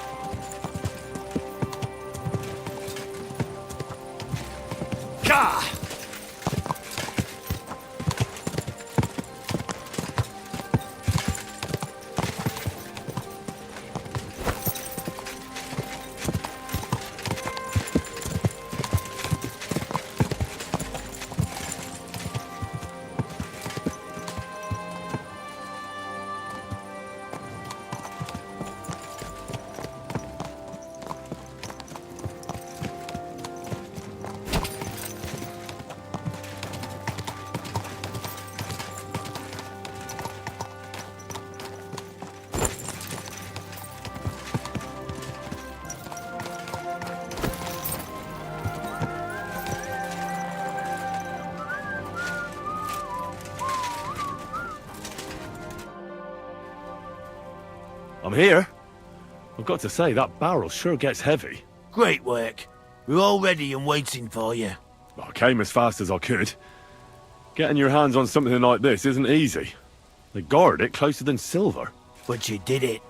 Now we just have to wait for nightfall. What's the plan? As soon as darkness falls, I'll send out some fellas to cause a commotion on the other side of the mine. Then we'll carry the barrel inside, and bang! What do you mean by commotion? We need to lure away the workers and guards. The fellas on the other side will start a fire, so that everyone wants to put it out. I've got a feeling that carrying the barrel down into the mine will be my job, won't it? Exactly. Chenyek said you've come across it before, so you know what kind of damage it can cause. But don't worry, we'll mark the exact spot for you. But I'll tell you about that later. I'll wait until the evening here with you. Make yourself comfortable. Have a cup of wine.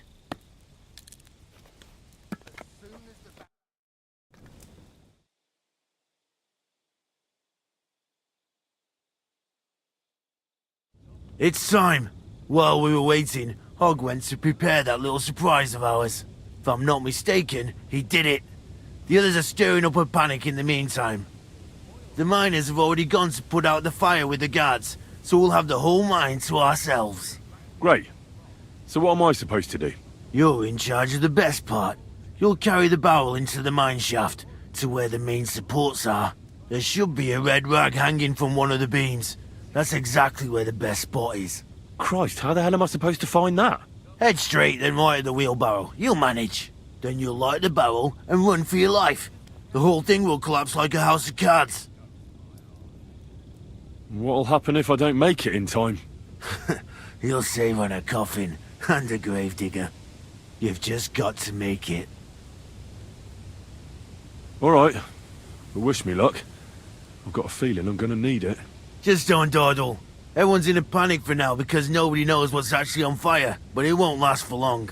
I'll come with you to the adit and keep an eye out, just in case. Come on now, let's move. With me! Move it!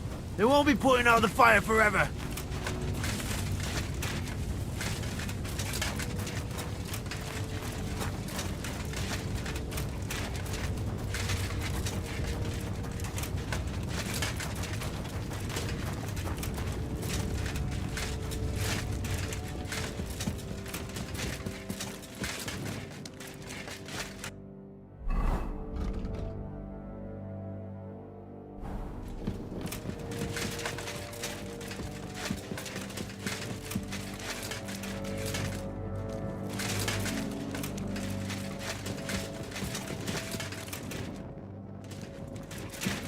Where now?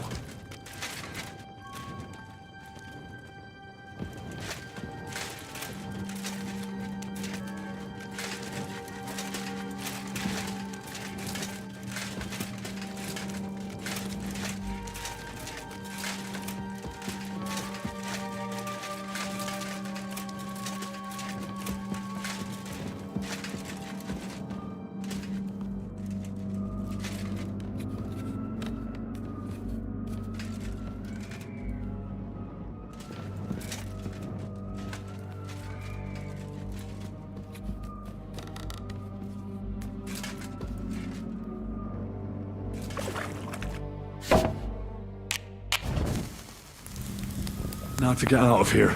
Quick.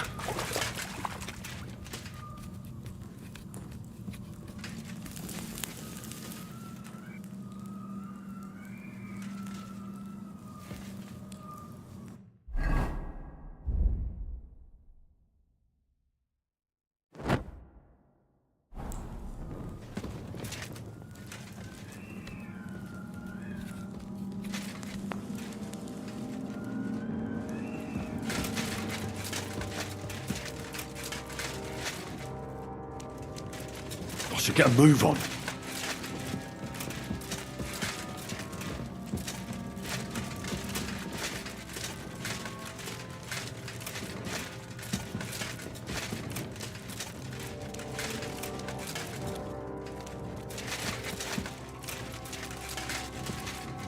It'll blow any moment now.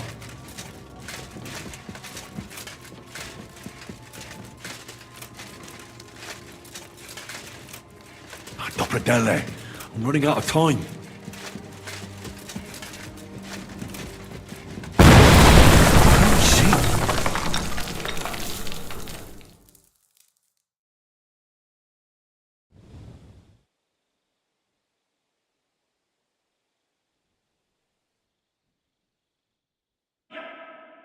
Damn, that was some bang. You got all your limbs? My ears are ringing like hell. I'm alright otherwise, I think. You were real fucking lucky to make it out in time. I'd say you cut it damn close. Good thing I was there and dragged you back to camp. You owe me an ale. Each and every one of you. You've got it. Just as soon as we get back to the hole. Now what's all this? In the name of His Majesty King Wenceslas, you're all under arrest for crimes against the crown. You say Wenceslas, but mean Sigismund, you dirty rat. And you're too late. It's all over. We got held up by the fire. It's a miracle nobody lost their life. But as I can see, there were much worse things going on. Now hand over your weapons and surrender. Are you fucking shitting me? Surrender? Never! This is your last chance. Surrender or die.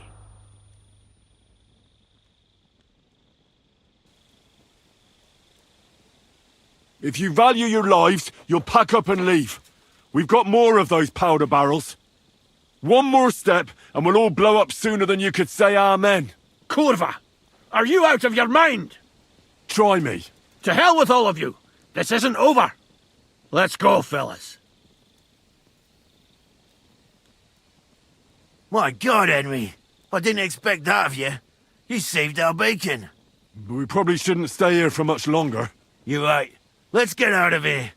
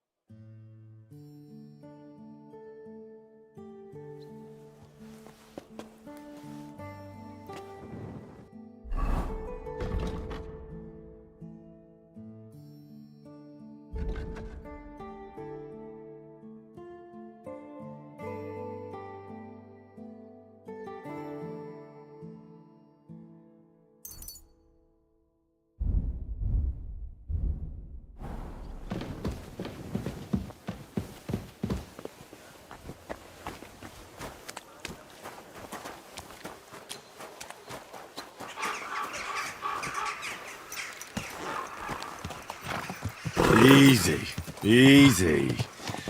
Nice and slow.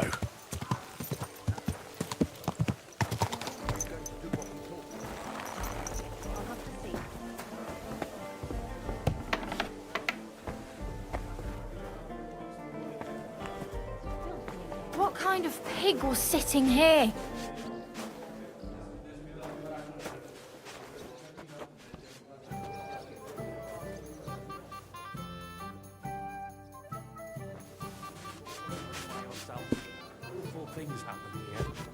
There.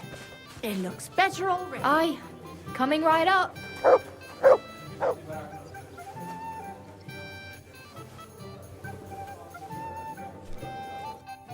My friend, you have no idea how glad I am to see you. Have a seat over here.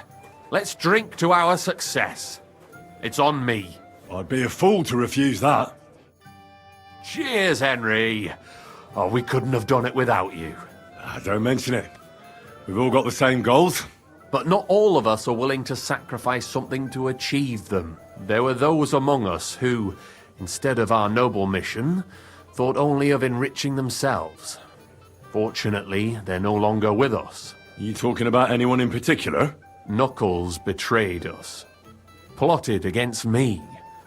And when he realized he couldn't succeed, he ratted us out to the guards. He's the one that sent them to the mine.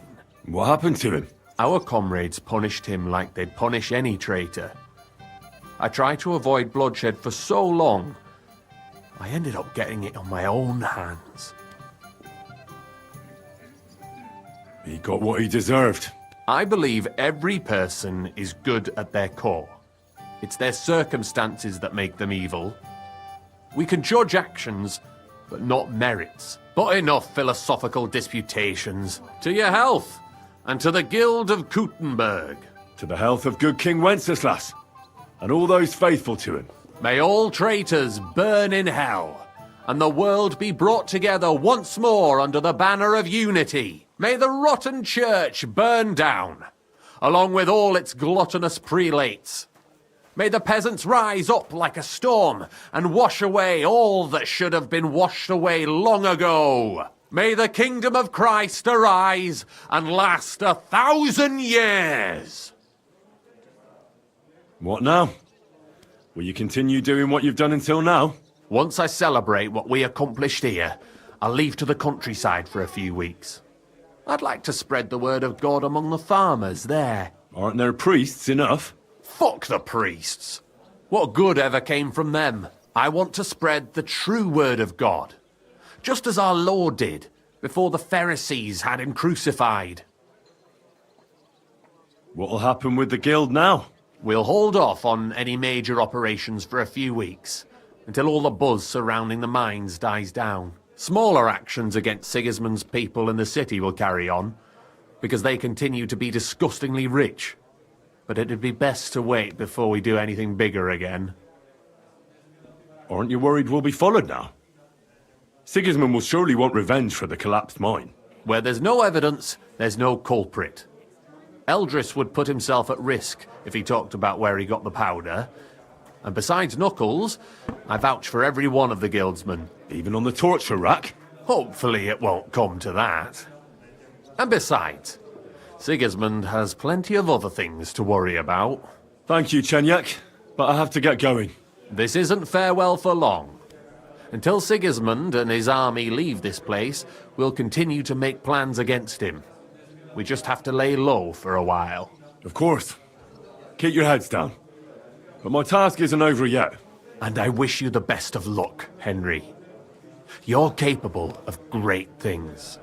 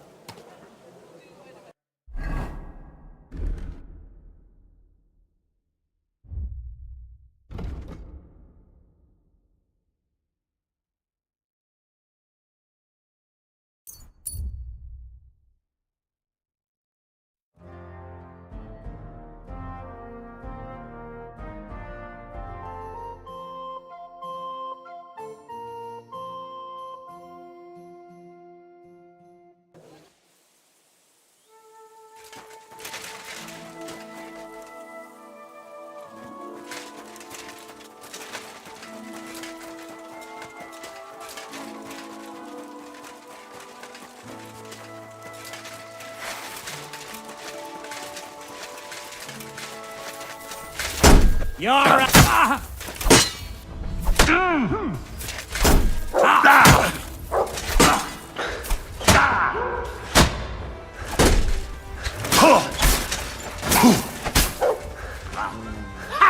Take that!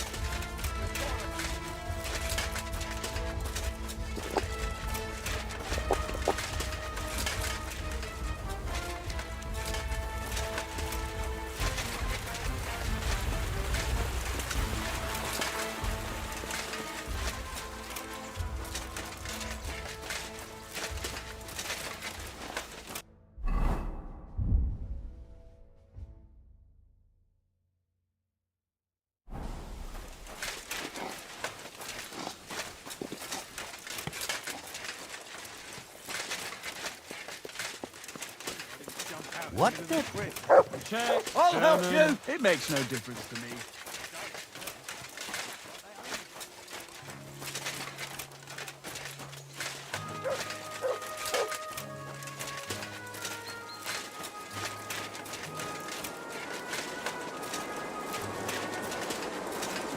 Show me.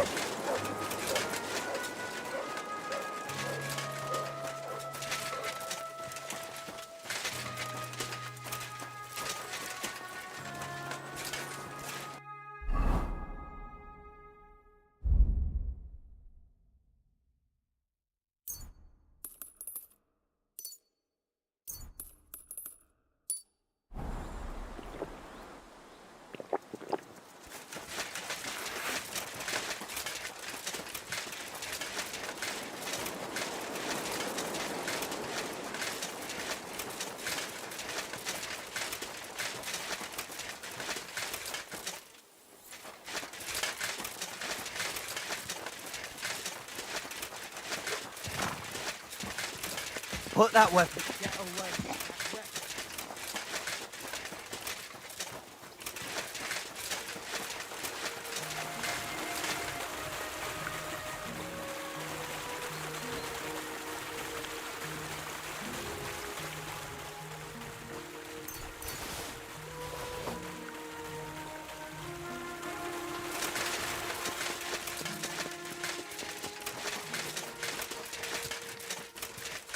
You're a dead man!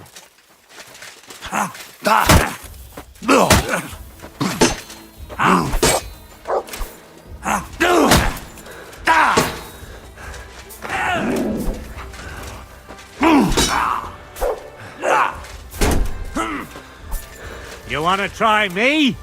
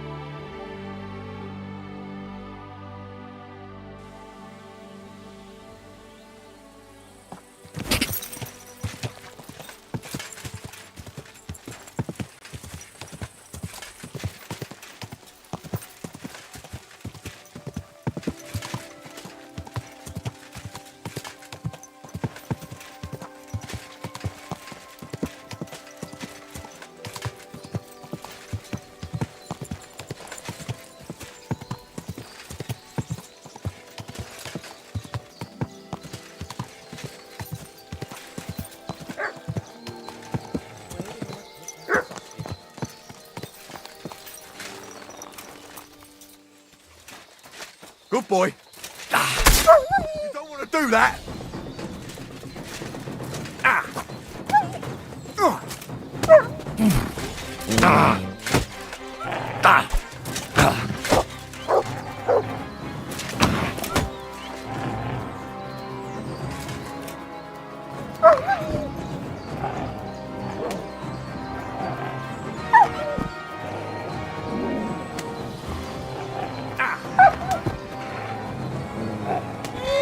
done?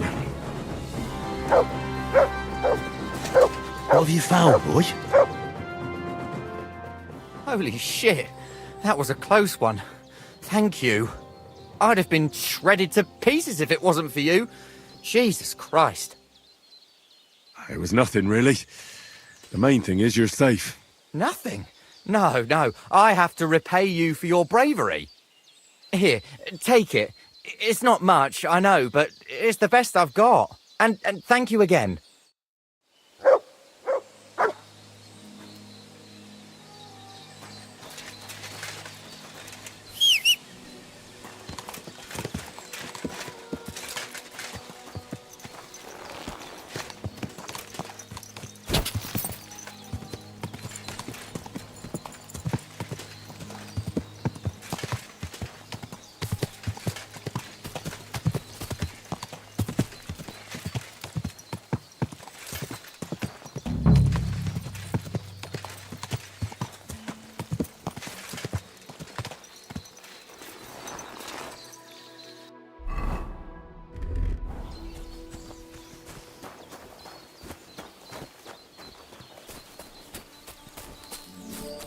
This must be the chapel Rosa was talking about.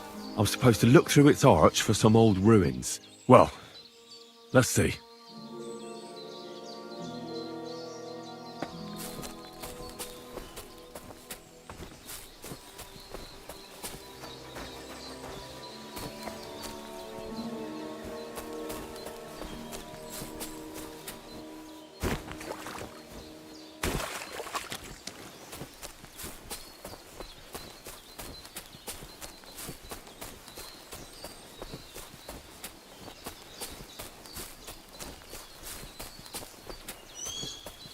The chapel directed me here. There's no doubt about that. So somewhere around here, I have to find a stone cross, and then go in the direction the top is pointing.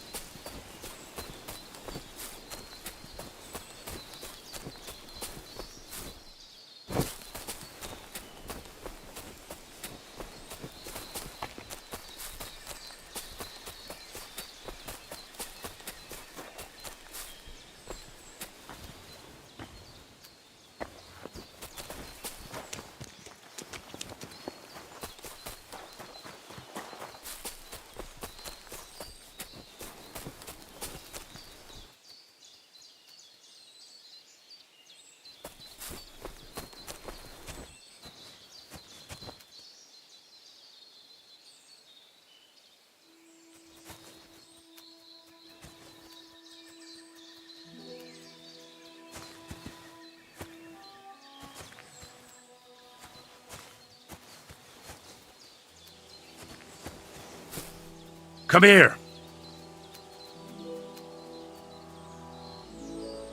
Sit and stay.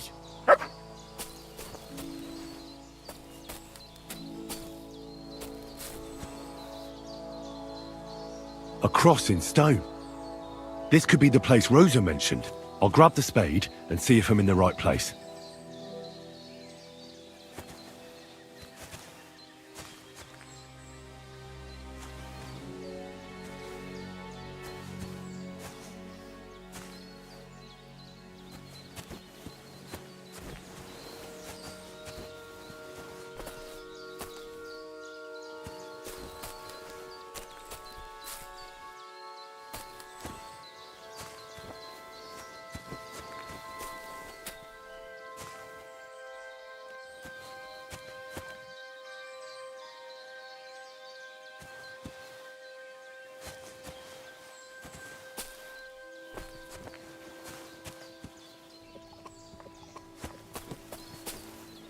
Come here! Stay.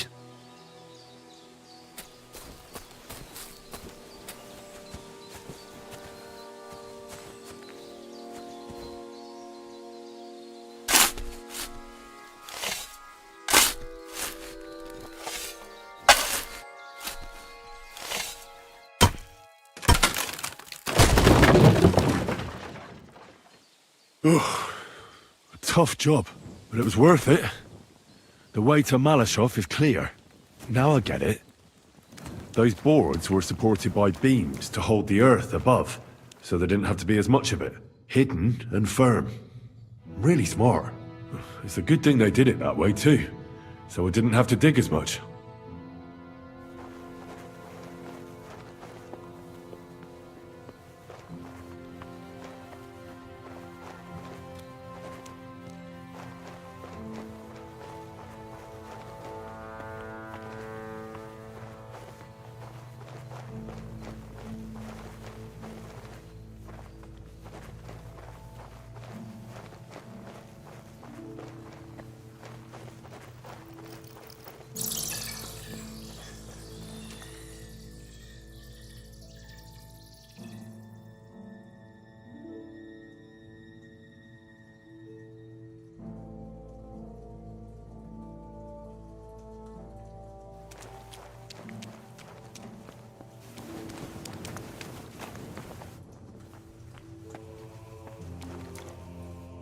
What do we have here?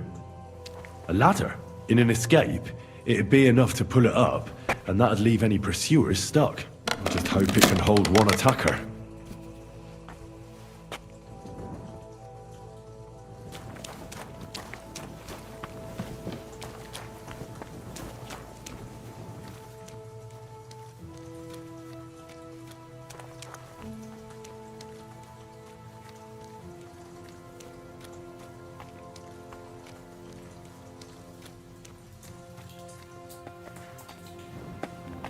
Damn it, that's cold.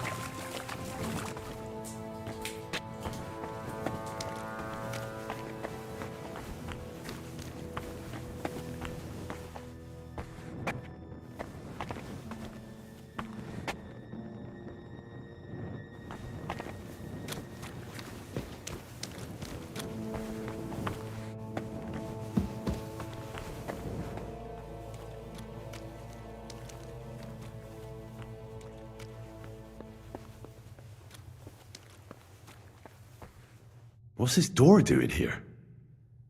Could it be another of the Ruthard's tricks? But if this beam is dropped onto those cleats, no one would break through in a hurry. I reckon with this, any defenders could hold off their pursuers for quite some time. This will come in handy on the way back. This looks like it could be the wall of the Malashov cellars. There's no going back. This is it. All right then. Courage, Henry. Courage. You can do this.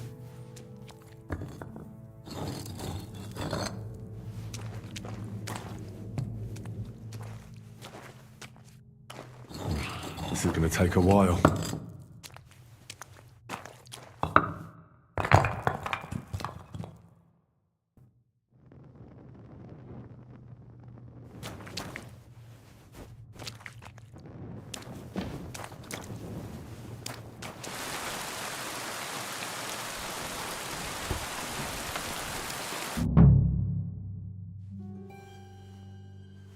And Ruthard and Liechtenstein are turning the Kuttenberg houses against us. Bavag will deal with Oldhart. But Liechtenstein is your concern. How come you haven't caught him yet? He's slippery as an eel. He's hiding somewhere in the Jewish quarter. I sent spies to track him down, but they never came back. Flush him out of that hole of his. For fuck's sake! Why such concern, Otto? Gutenberg is ours. Hmm? Sigismund has the reins firmly in his hands.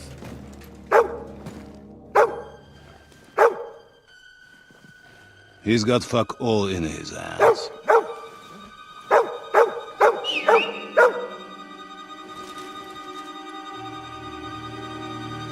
Sigismund thought at first he'd come to terms with his brother Wenceslas, clear the way for him to the imperial throne, and take the Bohemian throne for himself. But Wenceslas couldn't even get off his drunken ass and go to Rome for the coronation.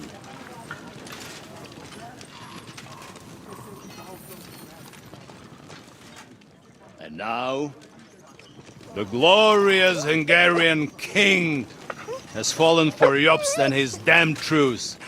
He's been taken in by that treacherous turncoat. Jobst betrayed Wenceslas. And Sigismund. And now us. He fooled all of us. But what can he really do against us, hmm? I'll tell you what. While pretending to parley, he incensed the Hungarian nobles against Sigismund. Surely Sigismund's army can deal with that inconvenience. Ha! He was paying his Cumans by letting them pillage Bohemia. He set half the people against him in the country he wants to rule. And now, there is nothing left to plunder. While we are shuffling our feet here, Jobst is surely mustering an army. What are we going to do? We've got Cabon. That'll keep Hanush and the Lipa people at bay. If they ever want to see their heir alive. Jobst has Liechtenstein mustering other allies for him. We get him in our grasp, and Jobst will be like a fish out of water in Bohemia. I'll drag him out of that Jewish den with my own 2 hands. Count on me, sir. The betrayers of Christ, hiding a betrayer. They are rich. All that's needed is a good pretext. The Kuttenbergers will be quite happy if their debts to those usurers happen to go up in smoke. Yeah. You're learning fast, young man. The gate open. A horseman, sir! Hanush is out of the game. The Kuttenbergers are taken care of, and we'll catch Liechtenstein. You'll see, my friend. Good times are coming. Your Graces, King Sigismund is convening the town council, but first he requests your presence at the Sedlitz monastery, without delay. What's all the urgency about? Surely you must know that yourself, sir. The captives fled Trotsky Castle and killed Istvan Toth while escaping. What?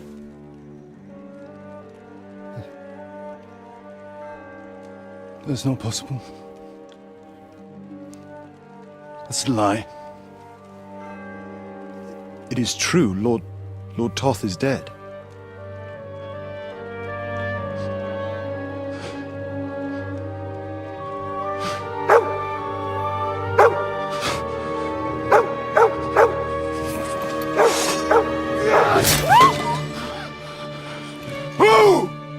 Who? Speak! The messenger said something about Cobbler's bastard and some outlaws. I swear, by everything that is holy, I will find that whoreson, and I will rip out his heart!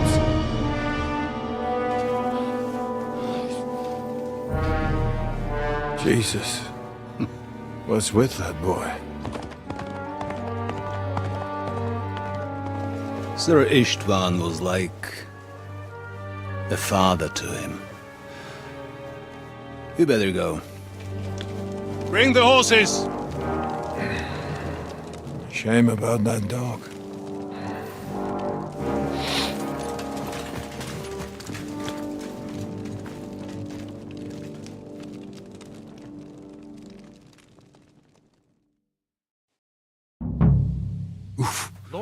Luck was on my side. Now to find Capon and get out of here. Took a small escort with him, so the garrison is slightly weak.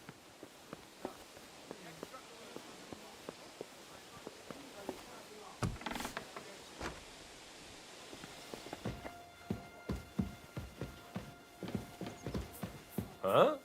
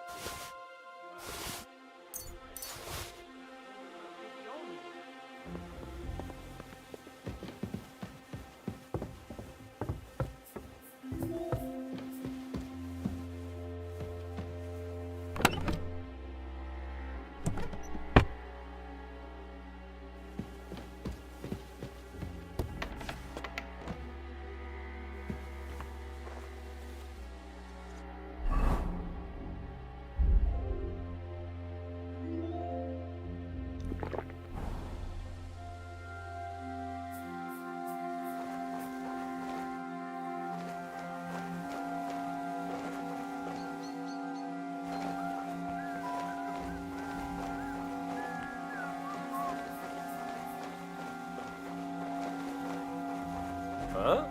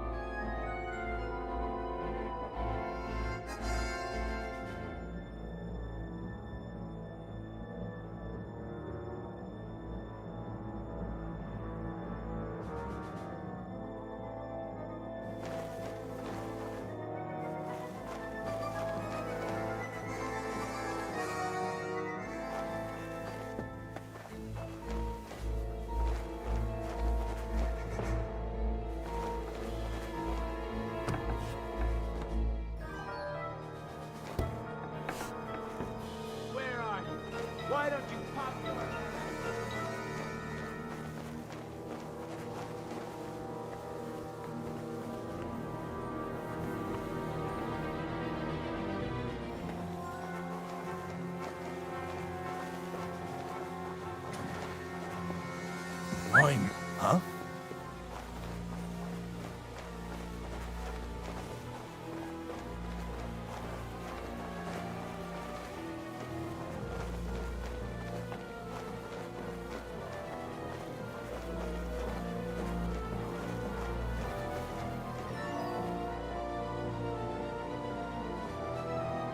Where's that damn grave digger?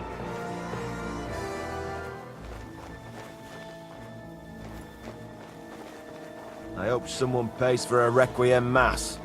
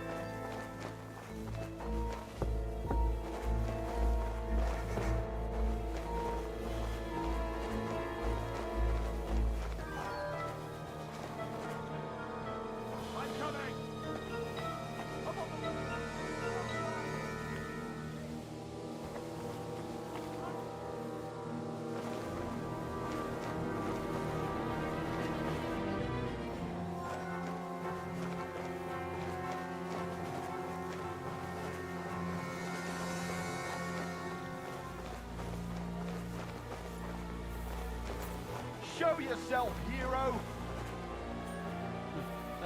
Taken off. Fuck. Where are you? Show yourself, you squat.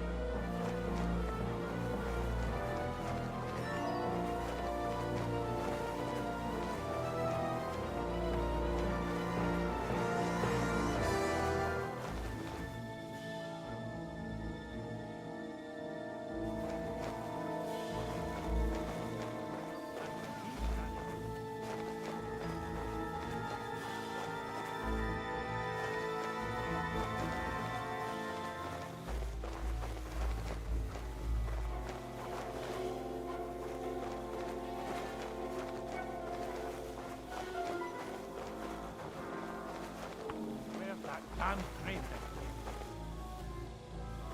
Stop hiding, you piece of shit!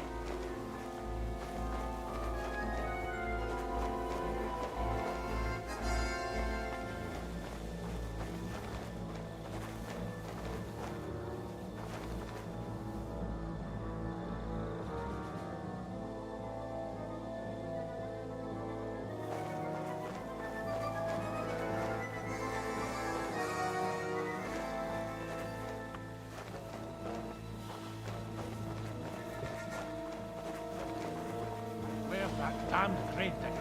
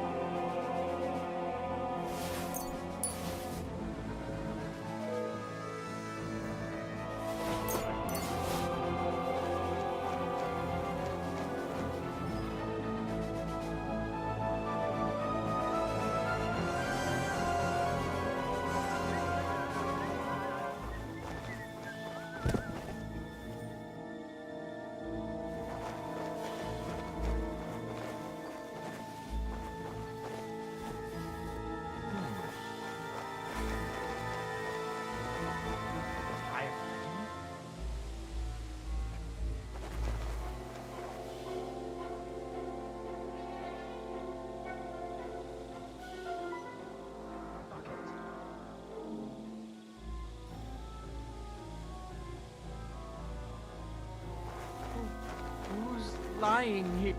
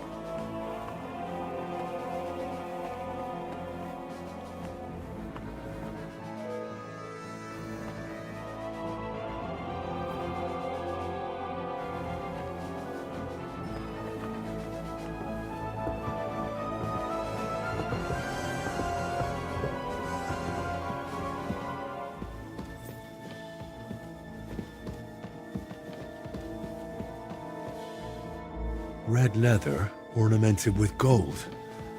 Just like Rosa said.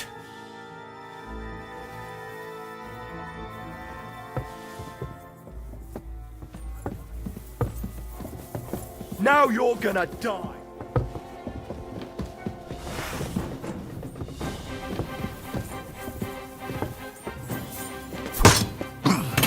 Punishment by the blade! My favorite!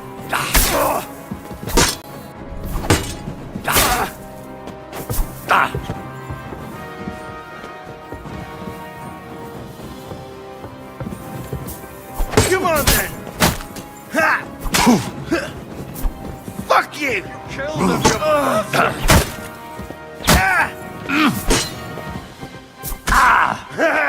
It's a slaughter!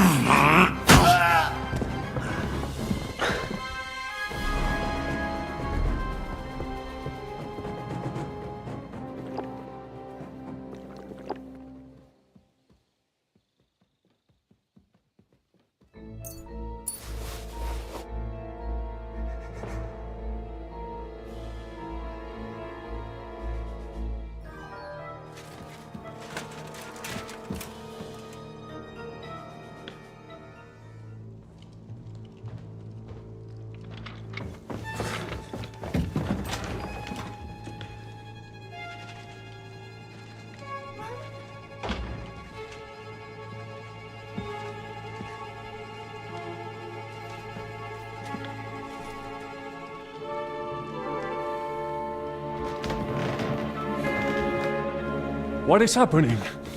Who are you? Quiet. If you make a peep, we're done for. Henry?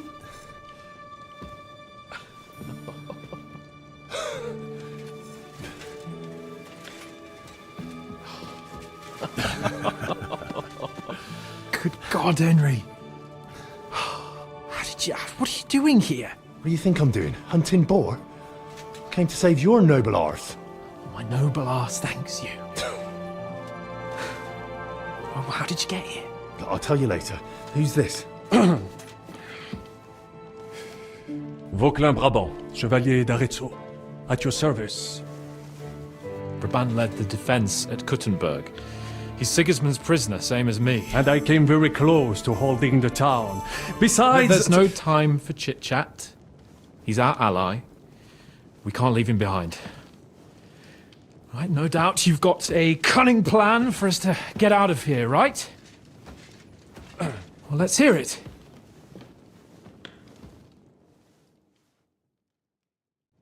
Of course I have a plan. Listen, I got to the fortress through a secret passageway that old Ruthard told me about. Von Bergov knows nothing about it. C'est magnifique! Very cunning. They know in the fortress now that something's up, but we can handle it. We're lucky Von Bergov left the fortress along with Von Aulitz and some of the garrison. So I'll take you to that passageway, and we'll get out of here. We'll get to the forest not far from here. I'll have some horses ready there. We'll be gone before you can say the Lord's Prayer. Formidable! I call that an elegant plan. I myself had to sneak like that once during the siege of Arezzo. So, what are we waiting for? On y va! Wait. A passageway, you say? A dark, narrow passageway? Well, it's just a passageway. There's a bit of water in it to wade through, but nothing we can't handle. You can forget about it. I'm not going through any passageway. What? Let me repeat. No passageway for me. It's not the chivalrous way. It is not chivalrous, c'est vrai, but in our situation, it is more than delicious. Fuck chivalry now. That passageway is the only chance we have of getting out of here alive. Well, in my opinion... Fuck your opinions. No! Just no! I mean, we'll all suffocate in that passageway. Or it'll fall on our heads. What's gonna fall on us, damn it? If I got in that way, we can get out, too. It's completely safe. So stop acting like a madman and let's go. I can't do it. I'm afraid of small, dark spaces. Ever since that tower fell on me in Nabokov, and I was stuck under the ruins, I can't. I just can't. I'm sorry, Henry. There has to be another way. Have you come up with some ingenious plan for getting out of here? If so, I'd really like to hear it. What do I know? We could maybe break down the gate. Un moment. Henri? You said that Von Bergov left. Is that not so? Yes. And what about horses? Are there any horses left here? I think there's a couple, yeah. In the lower courtyard. Très bien. That will be enough. We just have to get to them. But I think we could get there stealthily.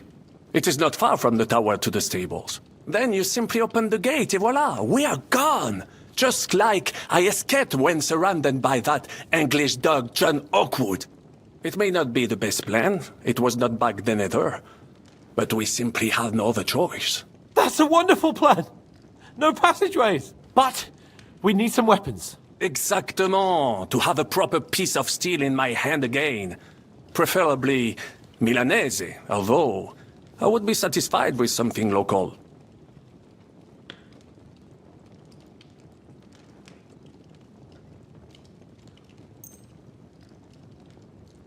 Thanks, Henry. I feel better already. A nice piece. And what do you have for me?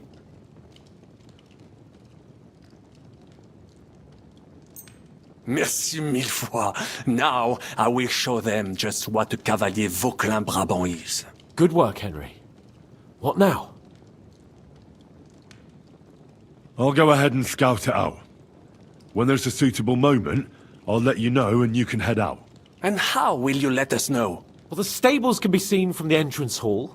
If you signal us with a torch from next to the horses, we'll head towards you. Agreed. Good idea. Wait for my light. But you must be absolutely certain that the way is clear. If you have any doubt, do not risk our lives. Better to come back to us, and we shall go together. True. And if we don't hear from you or see your signal for a long time, we'll try to make it on our own. Précisément. We cannot sit here forever. Right. Got it. I'm off. Brabant, keep watch by the stairway. I'll go to the window and wait for Henry's signal. I think it would be...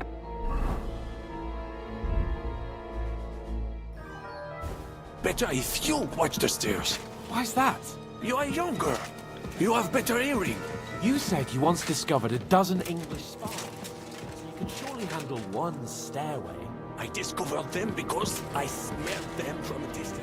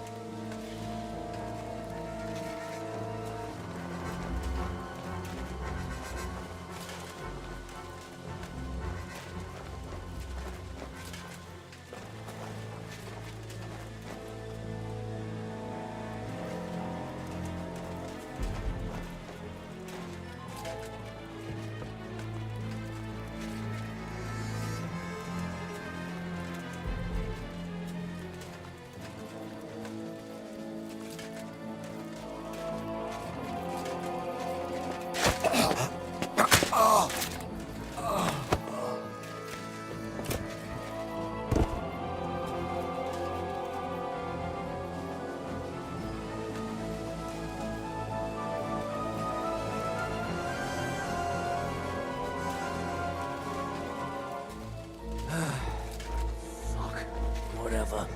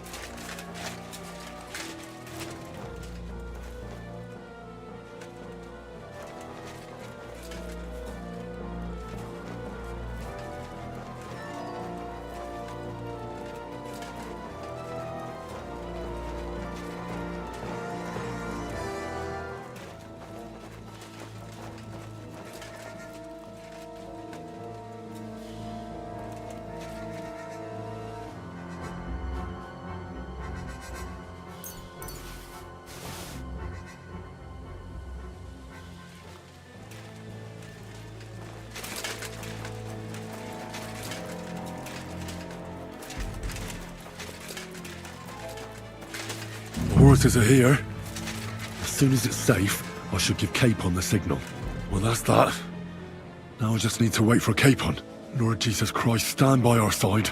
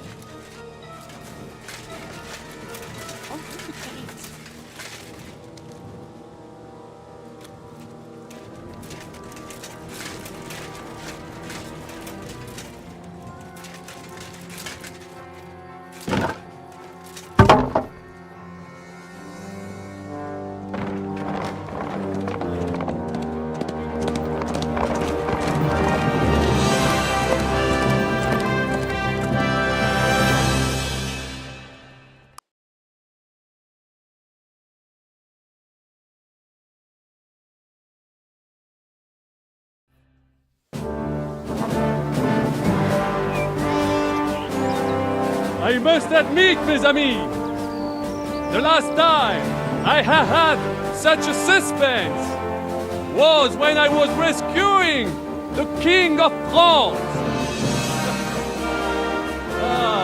Oui, monsieur, you were surely brave. And fortune favors the brave.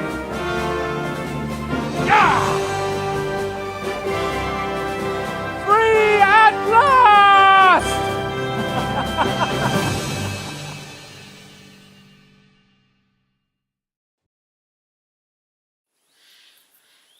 Thank you for coming for me, Henry. You're a great friend. The best I could wish for. After today, you may also count me among your friends. I, Vauquelin-Brabant, chevalier, aventurier et voyageur. I'm at your service, mon brave Henri. And I have an excellent idea. In your honor, I shall name my new horse after you. Pleased to meet you, Sir Vacula.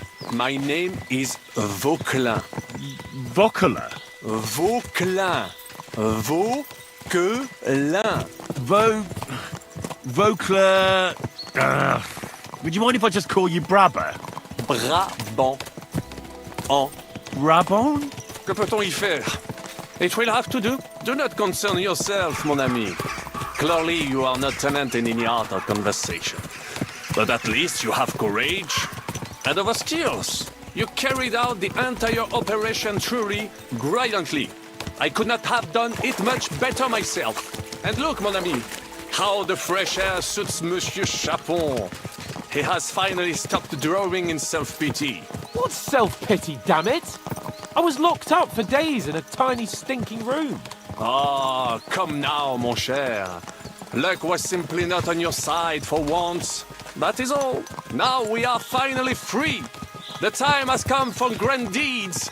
I did not waste my time in captivity. I fought everything over diligently. Listen.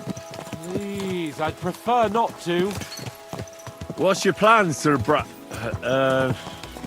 Baron? An heroic deed about which oaths shall one day be composed, similar to my feat in the famous battle of Arezzo. Did you distinguish yourself in that battle? Oui, mon cher Henri. When all seemed lost, I led a heroically desperate attack that ultimately led us to victory. For that, I was knighted. Opportunities for heroism await everywhere. One just has to seize them. What if we were to journey to Vienne? We could assemble a company and liberate Le Roi Wenceslas. That would be excellent. If the king were to return, the nobility would definitely support him. Sigismund would have to withdraw. Précisément! And what is more, our names would be sung throughout the kingdom. Undoubtedly, we would also earn a rich reward too. Then I would invite the best stonemason from France and build Monsieur Chapeau a castle that even Chevalier Hanush would envy. You must be mad. You've been free less than a day, and you're already thinking up ways to get yourself killed. I'd rather endure Hanush's preaching about my incompetence than listen to this chatter. We'll see what happens next. But the first thing that I need is to get good and drunk. We should spur the horses on. God knows, they might be hot on our heels. Yeah! My wounds. Such destruction and havoc. War. Monsieur Chapon, you have yet to participate in a real battle. But I fought against les Valaques at Naples, and les Anglais in Bourgogne. And that is how war looks, whether in Italy or La Bohème. It is always the same. That's not war, it's barbarism. What value did this village have? Eh bien, I would estimate 5 courtyards. Annual revenues could be perhaps several hundred groschen. That's not what I meant, Bacalin. No fortress. Maybe one fortified courtyard. Practically insignificant militarily. That's not how war should be fought. This is unjust. Do not give way to sentimentality, monsieur. A village could harbor spies and saboteurs or supply the enemy, and destroying enemy assets is an effective tool of war. Wars are not decided only in battles. There are not even many of those. To strike in the rear Make the enemy lose and bleed. That is how most conflicts are fought. However, wait a year or two, the village will be settled. The population will increase again. That is how it always happens. But we're the nobility. Our task is to lessen the chances of such things happening. You're right, Hans. We must find allies and put a stop to it as soon as possible, so we can save as much as we can. Yes, but we failed in Trotsky. And now this is our punishment. I see that short captivity has turned you into a philosopher, Lord Capon. You should apply to the Faculty of Arts before the muse lifts you again. Yeah!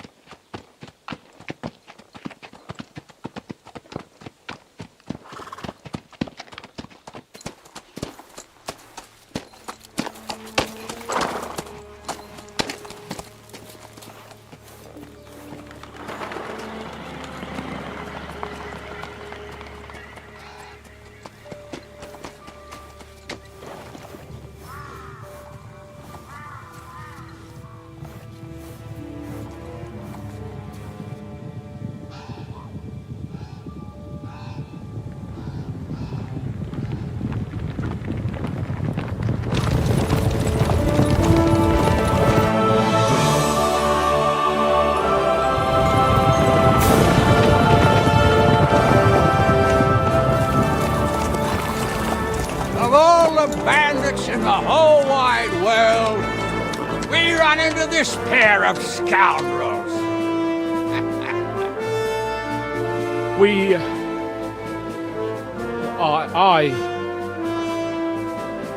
I fucked everything up. Oh, get up, lad. Everyone makes mistakes. Only a better man owns up to them. At least we know now what kind of vermin we're dealing with. What brings you here? We just escaped from Malashov, and right now There's no time for haste. One thing at a time, my boy.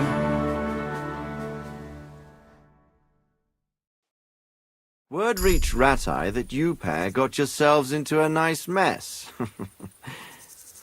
I'm glad to see you both in one piece. So, let's hear it. What happened? It's best if Henry tells you. I wasn't around for half of it. No sooner had we spied Trotsky on the horizon than everything started to go to hell.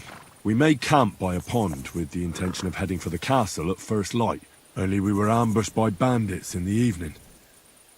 They killed all our men and took everything they could carry, including the letter for von Berghoff.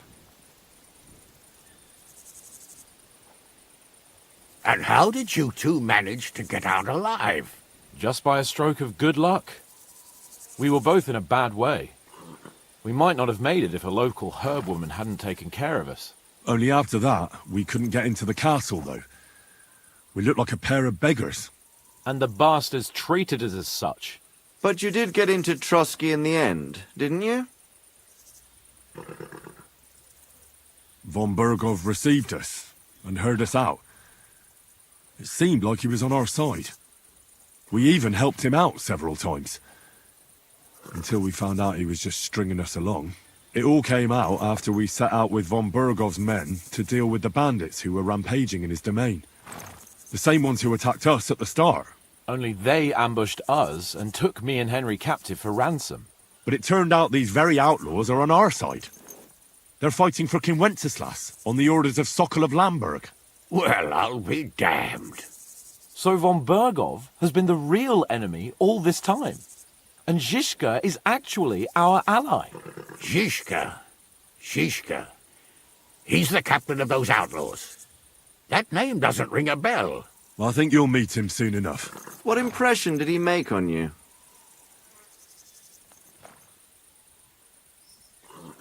He's some impoverished yeoman.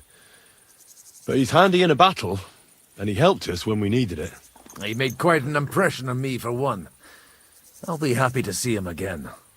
But if only it didn't have to be in Rabors. Why Rabors? Of all the places in the world. We're riding to a gathering of King Wenceslas's supporters. If fortune favours us, the future fate of the kingdom will be decided there. If we keep standing around here gabbing about it, it'll be decided without us. Patience, my friend. This pair have just returned from the clutches of the enemy. No doubt they have something to tell us. Like how in the devil did you manage to escape? I was helped by the Ruthard family, the former rulers of Malashov, in exchange for dealing with some trouble they had with Ulrich of Raditz. Ulrich Vavak? But he's the mint master. Well, he won't be for long, if it comes to light that he's been putting his sticky fingers on the royal silver. It seems you've been pretty busy. But don't forget to say what you found out from von Bergov in Malashov. Sigismund has convened the city council. Markvart von Aulitz will be there with him, too. The word is, Sigismund is going to make an important announcement there. He picked a nice time for it. But at least he won't be sticking his nose into what's going on around. Can we go to Raborsh with you? We could certainly use a drink, a bite to eat, and a comfortable bed. I wish I could say yes, son, but the City Council Assembly is a big opportunity. Young Lord Capon will go with us to Raborsh, but you'll have to return to the city right away, and try to worm your way into the town hall. What? How can I get in there? I can't just walk in off the street. You've got the dirt on Vavak, and you don't know how to use it? Just tell him either he gets you into the council chamber, or you get him on the gallows.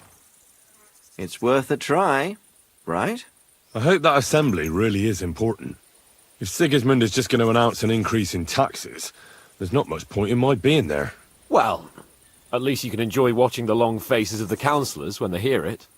And don't worry, I'll eat and drink in Raborsh on your behalf. If I come back and find you there under lock and key again, I'll leave you to rot. T'inquiète. I will go as well, and I will not let your friend out of my sight. Hans?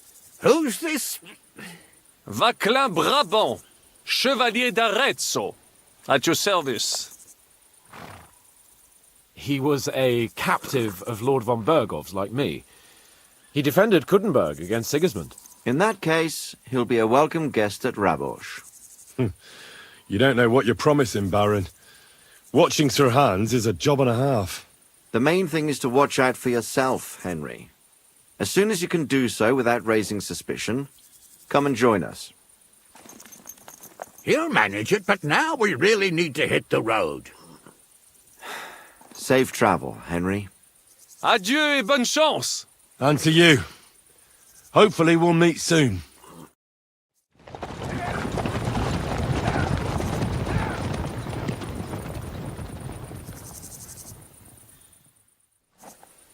I ought to go and see Rosa when I'm in town. No doubt she'd like to know how it went with that book.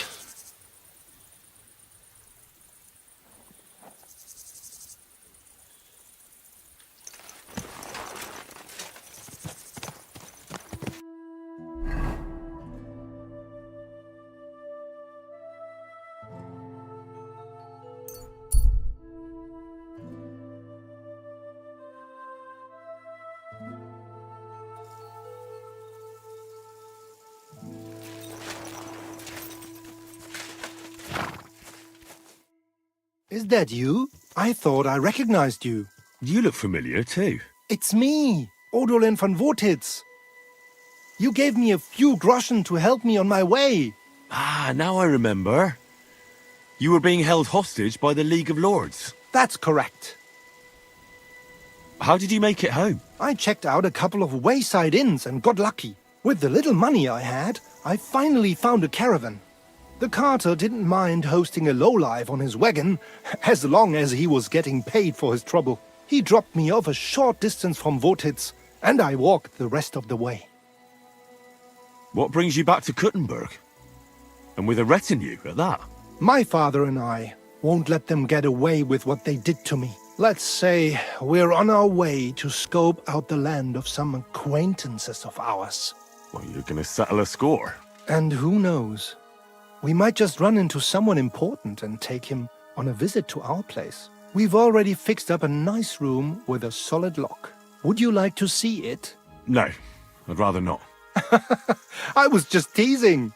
It's all set up for someone else. I have to get going. I'm glad you're all right. Wait a moment. You helped me, and I won't forget that. Here, take your money back, so we're even. And I have something else for you here. I think it might come in handy.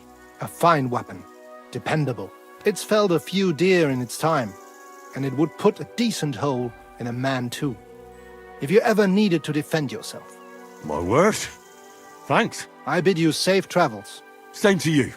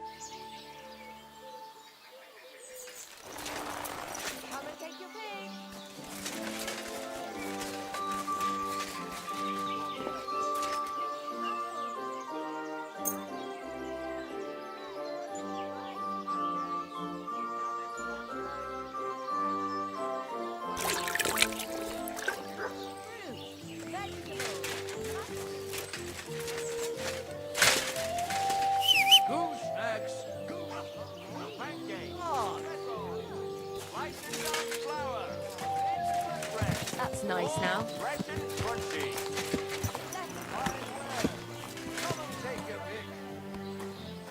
Watch where you're going.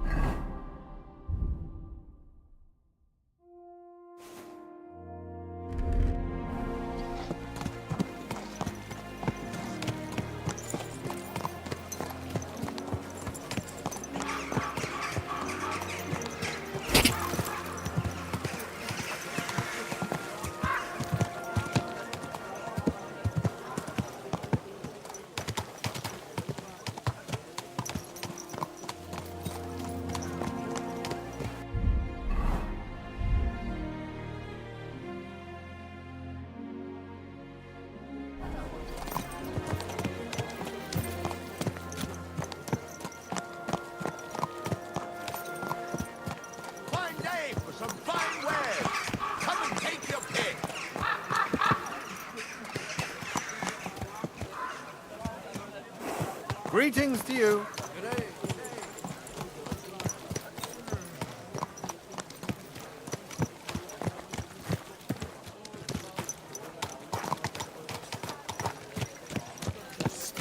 Did you hear that Dirk Stallion is shagging Naz's old woman? If you know it, then so does half the town. And that gets the council.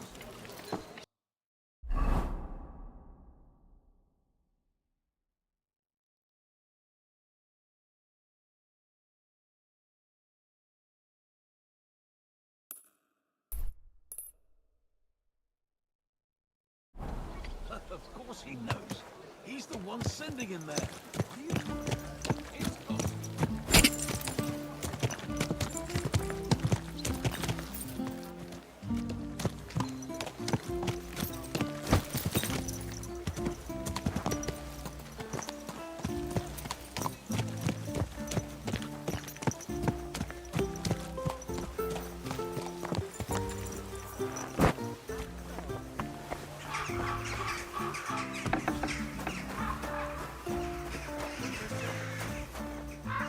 Greetings.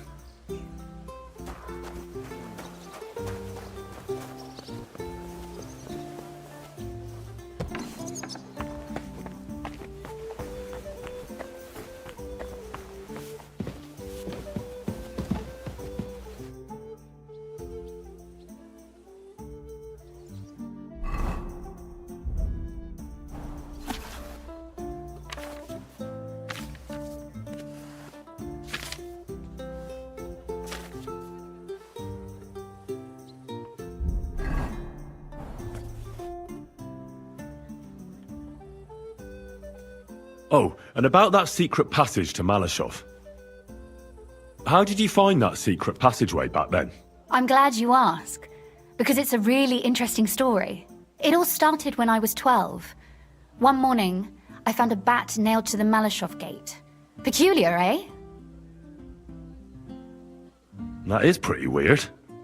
I've never heard of such a thing before. See?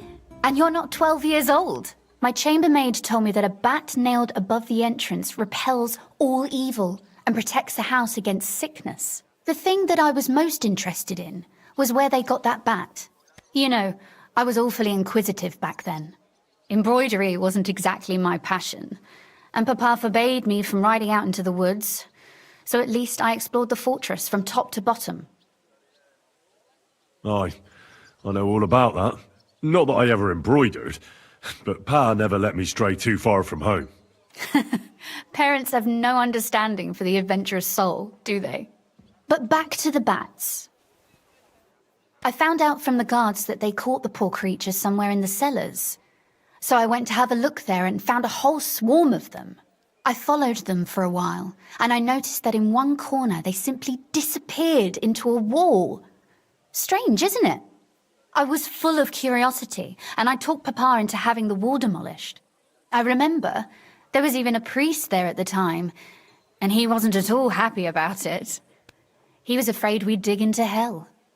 But as you probably guessed, there was nothing behind the wall but a passageway leading off into darkness. My word, you're right. That is a really good story. And I didn't expect that ending at all. You're really sharp and hard-headed when you latch onto something. Well, that's something I admire. Hard-headed? Aren't you a bit impertinent? I'd rather say determined. Why did your people mark the passage from outside? Papa came up with that. He said one never knows what might happen, so I thought up the idea with the crosses. Why do you ask anyway? Would you rather search all over the woods for it? No. It's really smart. And very convenient for me. Thanks again. Have you ever used the passage? No, it's never been needed. Thank God. But everything is ready there. There's a strong door and a ladder that we can pull up behind us. That ought to give us enough time to get to the end and dig our way out. By the way, like you were saying about that book... My favourite book? Pray tell, did you find it? As I wandered through the fortress, I stumbled upon von Bergov's chambers, and there it lay. Red leather, gold inlay, just as you said. You really found it? Thank you, thank you, thank you. By the way, did you have any time to leaf through it and see what it's about? I read a bit of it. What did you think?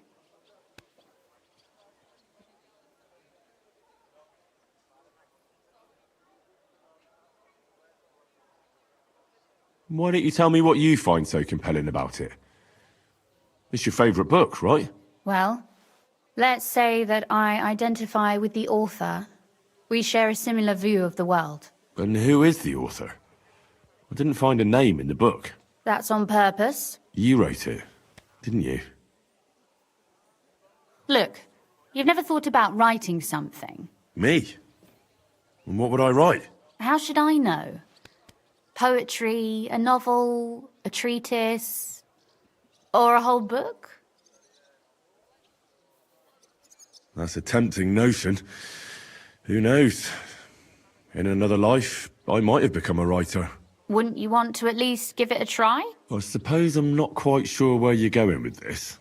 There are still a few blank pages left, so we could finish writing it together. You and me. What do you think? That sounds great. We'll have plenty of light and privacy in my chambers. Will you escort me? My pleasure. How should I start? You haven't thought of anything yet? Now, I have many ideas, but we must contribute in equal part. Both? Well, fine. And what should I do? Just tell me what you'd like to read about. A tale of a man or a woman? I'll take careful notes of everything. There are heaps of stories about men, so I propose one about a woman. All right, a woman then. But I'd need to know more about her. Such as... Tell me one trait that is important for you. What would impress you in a girl? I admire courage in girls. They're weaker than men, and life is rarely easy for them, but they still don't give up. Do you know one like that?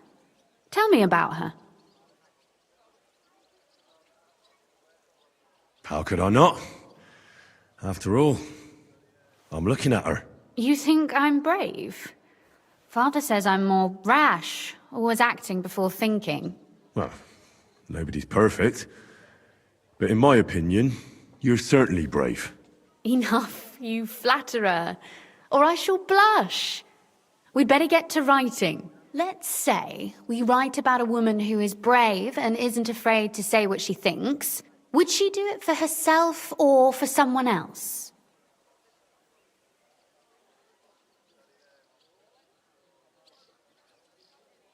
Make her brave for someone she loves. That's much more commendable than if she were only thinking of herself. You can't disagree with that. And to make things a little more interesting, the love will be secret and forbidden, because forbidden fruit tastes the sweetest.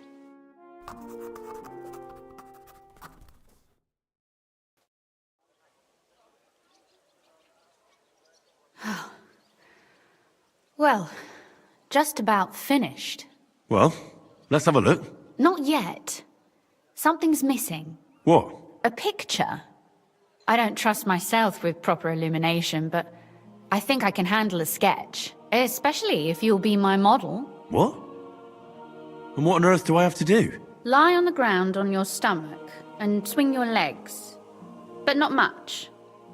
Like you're lazing around. Yeah, that doesn't sound too bad.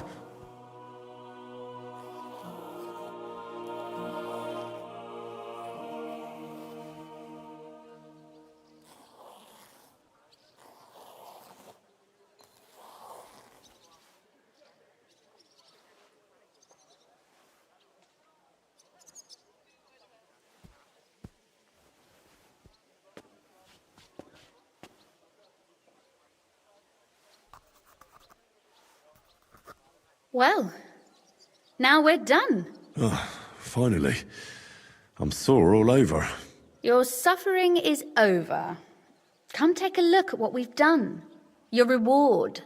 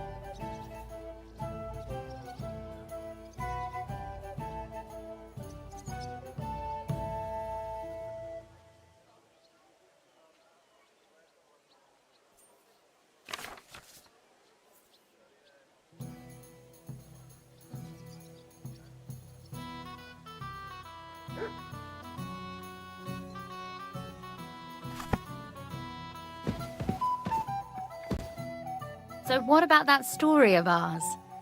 Tell me your impressions.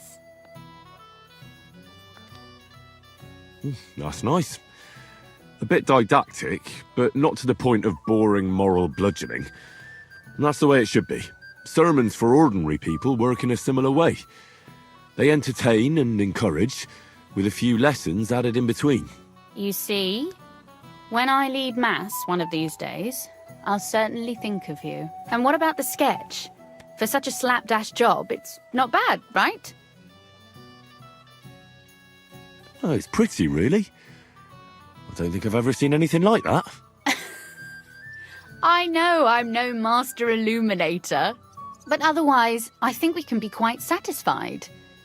And thank you for the help.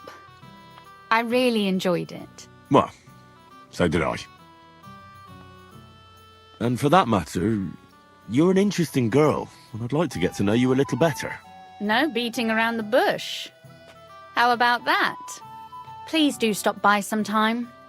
I wager it will be enlightening for both of us. Perhaps I can show you my collection of hunting trophies.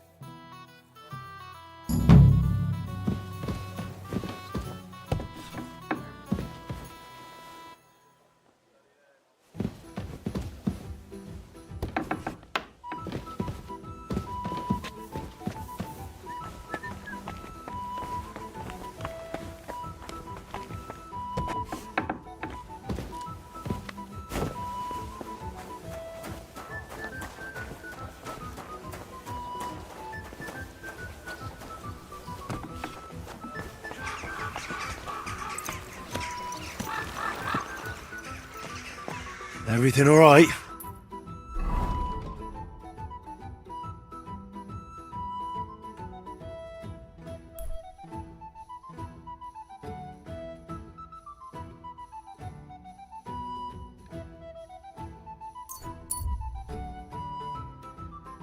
Hey? Wait, friend. Come here. We need to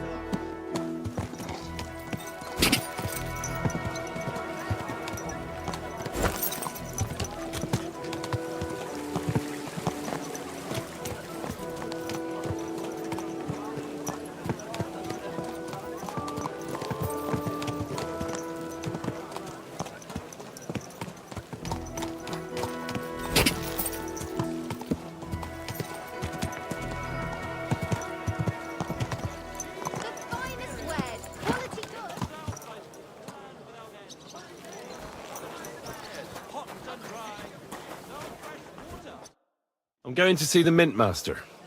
May I enter? Any fool could say that. What do you want from him? I have an appointment with him. All right. Go ahead then. But don't waste too much of his time.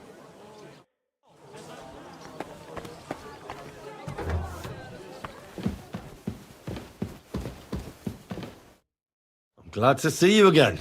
You have the gall to show me your face again? I'll call the guards. Hold your horses. I'll come in peace. Actually, I have a little offer for you. You've come to blackmail me again? Call it what you like. I need to get into the City Council Assembly, and I reckon you can help me. The Assembly? The one King Sigismund is supposed to attend in person? Surely you wouldn't deny me a chance to meet the king? Don't try that on me. This is connected with Ruthard, isn't it? And tell the truth. Well, I just want to climb the social ladder a bit. Nothing wrong with that, is there? And could you not choose a different occasion for that? Have you forgotten I have you over a barrel? If you want to keep your position and your head on your shoulders, you better shape up. All right, all right. Maybe we can make a deal. If I get you into the council, you'll behave appropriately and you won't betray yourself, or especially me. And that will be the end of our business together. All right. That seems like a fair deal. You can get into the council assembly relatively easily. My cook's son will be serving there. He's roughly around your age. Maybe he can be persuaded to let you stand in for him. Although, Not everyone would want to give up an opportunity to serve the King of Hungary. Who's this boy? Franta's his name. Franta Cooldown. He's an idler and a boozer, but he's proved his worth as a waiter. Which reminds me, you'll need his letter of permission to serve in the council. Otherwise, you won't be let inside. What will I need to work as a waiter there? Fast feet and good manners. And the livery of a royal waiter. Excuse me? Do you think you can serve the king in a torn shirt and muddy hose? Well, no. But I never heard about any livery before. Our usual waiter had a brand new livery made specially for meeting the king. Don't even show up there without it. Where can I find the cook's boy? He's supposed to pick up his new clothes at the market today from Master Tailor Schneider. You'll almost certainly run into him there. That is, if he's up and about after his boozing bout. I swear that fellow practically lives at that Tin Hen. At the what? That German alehouse, the Iron Eagle. That is Zum Eisernen Adler. What would work on him? How can I persuade him to give me his job? Would you like me to give you a letter for him? I told you how to get to the assembly. Now do your part. I'll be going then. See you at the council. Just make sure we both come out of it alive.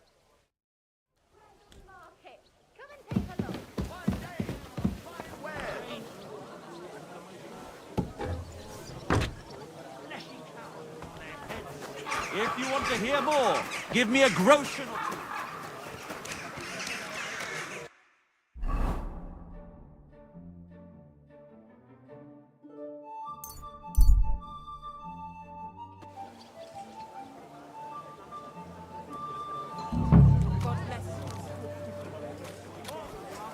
The best wares on the market. Come and take a look. Come. The bottles. Plates, big and small, round and thin. Come and buy some new plates. Master Tailor, have you got those clothes? Greetings. I'd like to...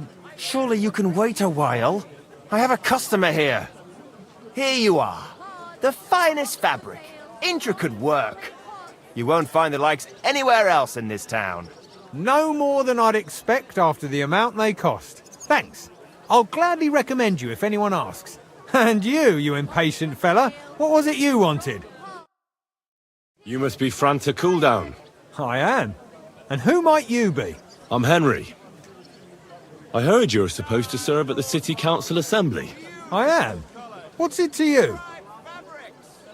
Supposing I took the job on for you. You can put your feet up, fill your belly, and I'll do all the work for you. Look here. It's not like I'm all that keen on it, but it's well paid.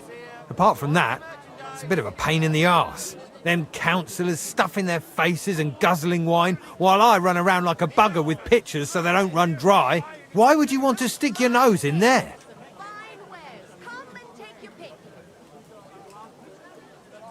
I want to see the king in the flesh. Why's that? Well, I heard a lot about him. How he won lots of battles, how he's courageous, just... And as bad-tempered as the devil. He's got the councillors shitting themselves, fearing what's coming at this assembly. The more I think about it, the happier I am about not having to be there.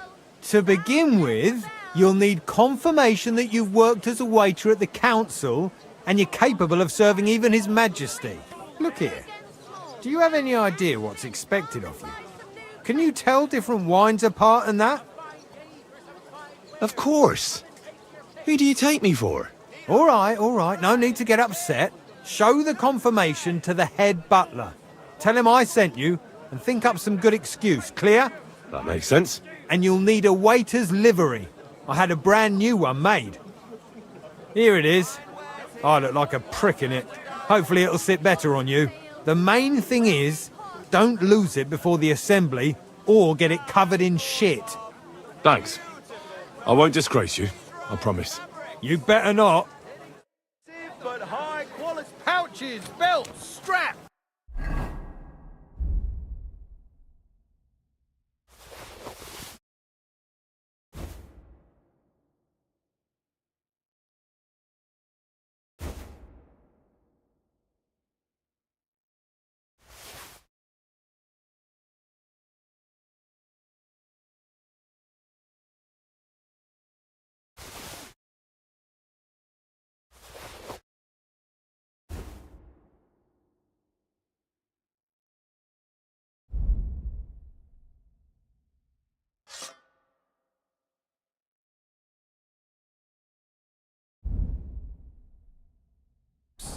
all from the finest leather.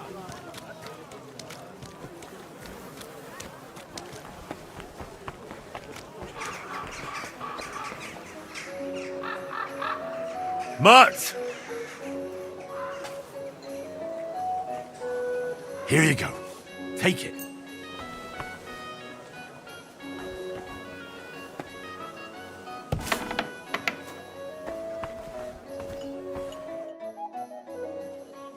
Franta Cooldown sent me.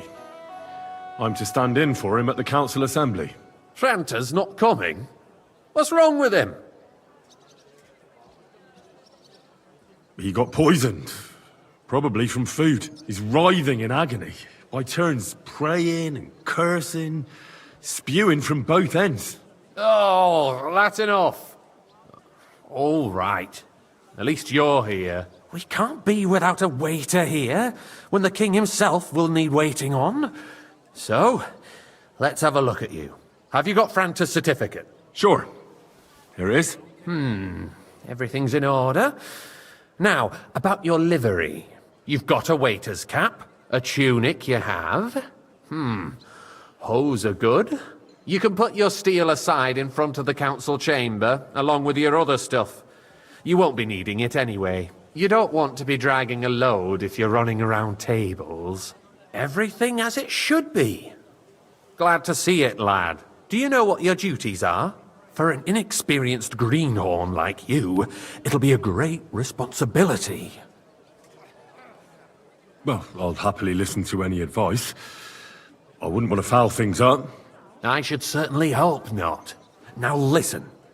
A good waiter should stand in a corner, look willing and ready, and not get in anyone's way. In short, behave as if you're not there. But when one of the gentlemen calls for wine, you run and pour it for him on the double. You'll find the pitchers on a table by the door to the chapel. You take one and go to their table and pour for them. White Tokaib or red monastery wine? White or red by the door to the chapel. Got it. But for Councillor Adam of Zarzhitz, you must not pour at all. When he drinks, he disrupts and makes trouble. So the assembly has to be interrupted, or otherwise it never reaches an end. We can't allow that to happen in the presence of the king. All right. Sir Adam of Zarzhitz stays dry. And if the king himself wants wine, you pour for him with lowered eyes. Don't look at him. And the most important thing? Remember who wants what? That too, but more importantly, do not disturb the councillors at their work. They have a lot to discuss. And in general, a good waiter has to be invisible, blind, and deaf. Oh? I thought I had to keep my ears pricked. Well, yes, but only to what anyone wants from you. No excuses, and provide everything that anyone wants from you. Understood? Absolutely. I'm a waiter, after all. Not some street gossip monger. Correct. And if you manage not to botch it up, you can even rise on the social ladder. Not just anyone can serve the King of Hungary, but you'll manage it, right? I know everything I need to. I can do it. Excellent. Put away your things here. It's easier to serve with a lighter load. You can wait in the cubbyhole for the servants.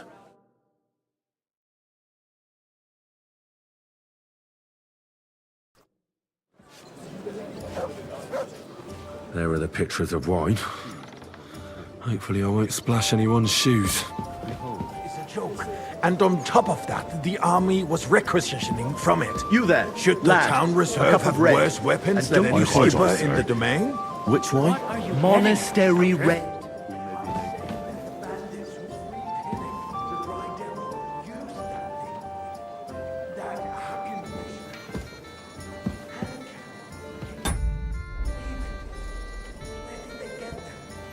You're the one who should know where they got them. Come now, What are waiter. you implying, I wanted red. Friedrich? All I'm saying is that they had them at their goal. It is highly Thank you. which outlaws have better weapons than the city garrison. And Verkönig surely knows this too. What is it, Eldris? You smell a deal? What I smell is that your stubborn heads do not realize what Schwierigkeiten I fancy this some is. Tokai. The Refill, dry devil boy. is running free. There are sorry, Raubricker sir. everywhere in the Orders region. from above. We have the This army is bearing unbelievable. down, and you want to defend yourselves with a few rusty halberds. And who is it you want to fight, exactly? The merciful King Sigismund is providing us with protection, isn't he?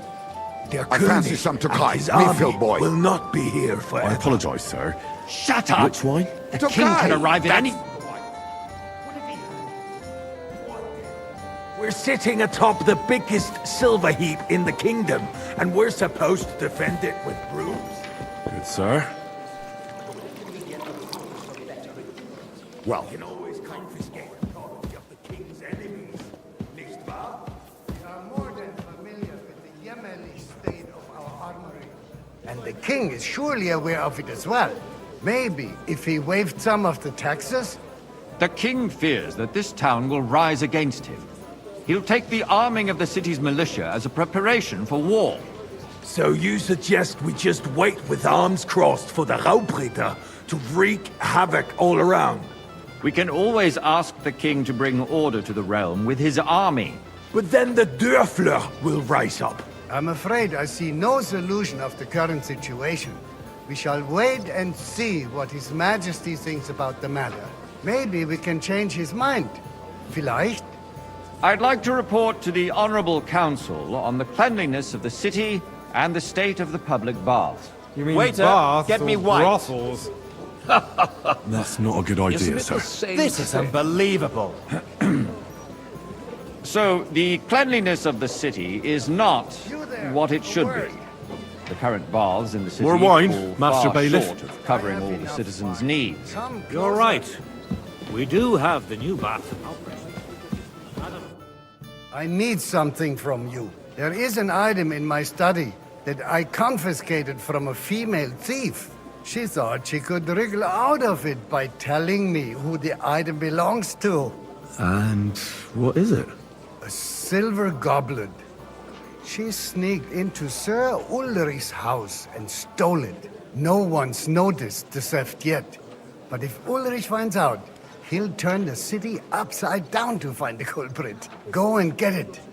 And don't you make a mess there, understand? And what else would you want? Where can I find this goblet? Use your eyes and come right back with it, understood?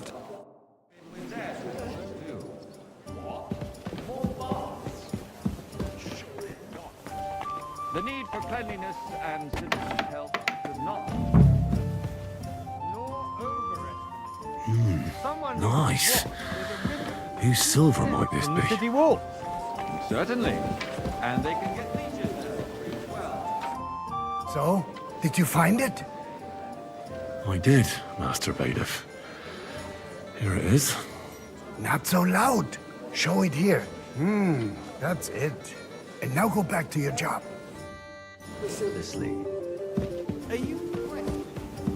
Plan? The Black Death had nothing to do with the baths. Unless the Lord wishes to punish the wickedness that's going on in there. Keeping the city clean is important, but we don't have money to spare. Arguing about who is going to wash where and how is a waste of time. I got word that Rutard has pulled off another Tokai! deed. That's nothing unusual. I apologize, That old sir. weasel will never Which one? accept that the city Tokai. isn't run White. his way. We know. Gunslin absolutely hates him. He can hate all he wants, as long as he does no damage. Good, sir. Ulrich, what have you got to say about it? Haven't we met? I'm not... Your face is familiar. I'm speaking I about came the to you Rutard once looking incident. for a You keg were of there, powder. weren't you? Ah, see now. And did you get it in the end? Well, I didn't. But it's just as well. My ears must I'd be afraid I'd end up doing something Are you regrettable. defending Rutard? Quite so. Besides, Black if powder his has men to be attacked handled yours, cautiously. as I've Anyone heard, who doesn't then we know have a what good they're reason to doing punish should him. give it a wide What berth. happened there? Leave nothing out. I don't like Rutard, true, but in this case it really was nothing. Everyone in the city gossiped about it. I heard there were several dead. Pour me red Did wine. you? I That's apologise, sir. grossly exaggerated. Which wine? I Red. don't think Am I Rudhart... speaking in sense? He is sensible enough not to draw attention to himself.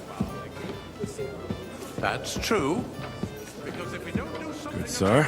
the king himself will put an end to it, and soon. Thank you. Unless he puts an end to us first. God knows what he wants to tell us. There's no point in dwelling on it. Let's move on. I'm sorry, Andreas, but I wouldn't brush it off so quickly. Hey, waiter. Why do I Pour have me the some feeling Tokai. you're not telling us the whole truth? I apologise, sir. Are you accusing wine? me of Tokai lying? White. Those are strong words, my friend. Nobody said anything like that, did they? Then why doesn't he tell us what really happened? Good, sir. Well, thank the Lord. The town. Yes, Rudhard and I had a little disagreement, but we ended it quickly because his daughter wanted to get involved. I didn't want to expose the girl to any unpleasant sights. So Rutard is hiding behind his own daughter's skirts? As if it wasn't enough that he sent his son to die defending the city. All right. If we really don't have anything new to say, let's turn the page. Things have got out of order in the town. Some adventurers decided to take the law into their own hands and restore the tradition of duels. It's not only barbaric, but also illegal. I could understand it with mercenaries, students, and other scum of all kinds, but city councillors? Be specific, Forsooker. Are you blaming one of us? Ah, and look Waiter, who spoke give me first. white. First of all, I apologise, it sir. wasn't a duel. Which wine? White Supposed to Tokai! be combat. And I didn't even take part in it. And that's the only reason you're still here on the council. Good, and sir. not in the pillory. If you want to blame somebody, you should point Don't the hang finger around at me. them. Vanish, you hear me? Never mind. I suspect the gentleman from the city's sword fighting school brought this custom to us. It's now run by the German boy, Menhar. a word. Who knows who that Refill, fellow sir. is? Do you think I come to the council just to ridiculous, guzzle Forsooker. wine? Come here! You act like you've never been in a fight. What can I help you with, sir? I left my gloves in the chapel. I took them off to pray, but then I rushed here and forgot to take them. I can't just get up and walk out now, but if you disappear for a little while... All right. I'll get them. I knew I could count on you. While you're at it, count how many figures on the mural have wings. But why? Because I'm bored, and because I told you. Get on with it. All day long. My words exactly. The town council is squabbling. That was easy enough. And he wanted me to count the winged figures. And you, a councillor, let people throw dirt on our work. If I threw out everyone who complains over a beer, I'd soon be out of customers. Ah, to hell with it. We'll never get anywhere like this. Why waste our time?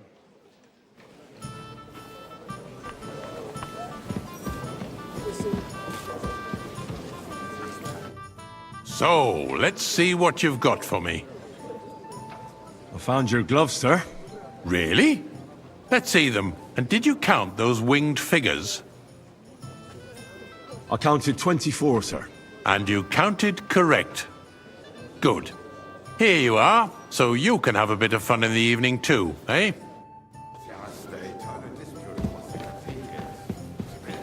Church is dragging on, and in the meantime, they are calling diocesan pilgrimages to settlers, right under our noses. It's just a village with a monastery, and they are going to make a royal mining city. You there, Why can't we lad? build faster? A cup of red. Hire more craftsmen, I start with apologise, night sir. shifts. Skimp on me. Haven't Which you one? noticed there's Monastery a war red. going on? Supposed to work in a city under siege. Good, sir. Oh, you do? Do you?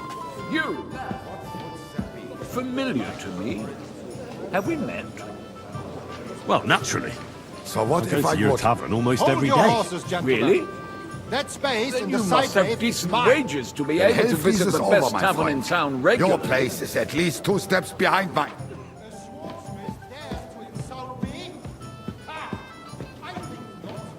Excuse me. You wanted to buy yourself an altar in the cathedral, just like you bought yourself a seat in this council. How dare you! I acquired my seat for the services our guild provided and still provides to the crown. Well, I hope you're not supplying equipment to the Waiter, army. If pour me that's red all wine. they have, they would be defeated by that bunch of ne'er-do-wells from the alehouse on Obrink. What ne'er-do-wells? Those wrestlers of theirs, of course. People from the whole town go to watch them brawl. So, It's you? I see you've come up in the world. guards raided From a and threw them bathhouse all boy out. to a waiter. Ah, yes, sir. You'll go a long way. What do we have to one day discuss I'll be next? the bailiff here. Wait and see. You're a merry soul, lad. I like that.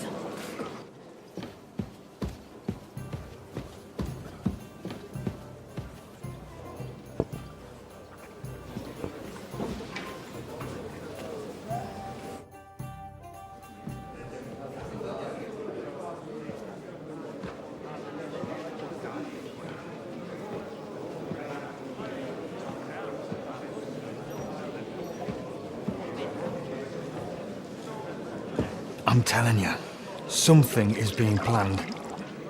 Oh, I doubt it. No one's gonna tackle Rootard.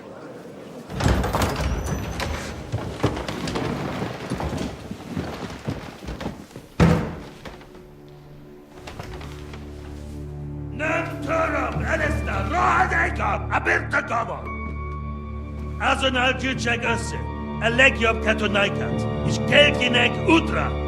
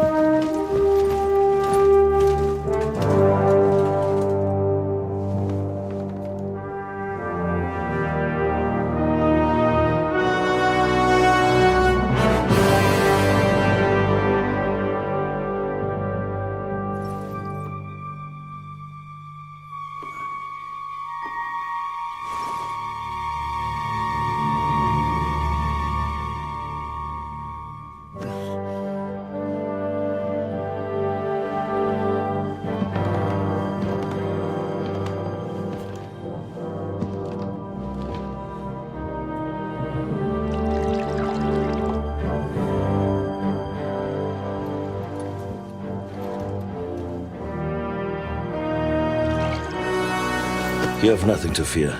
Not you.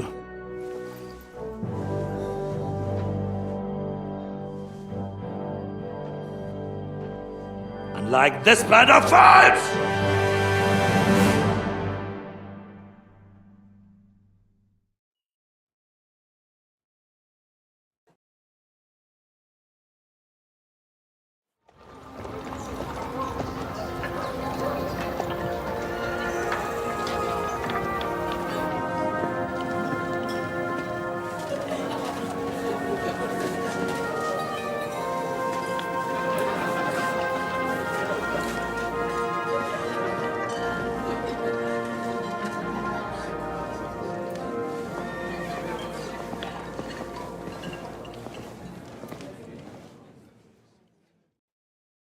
Come now, father.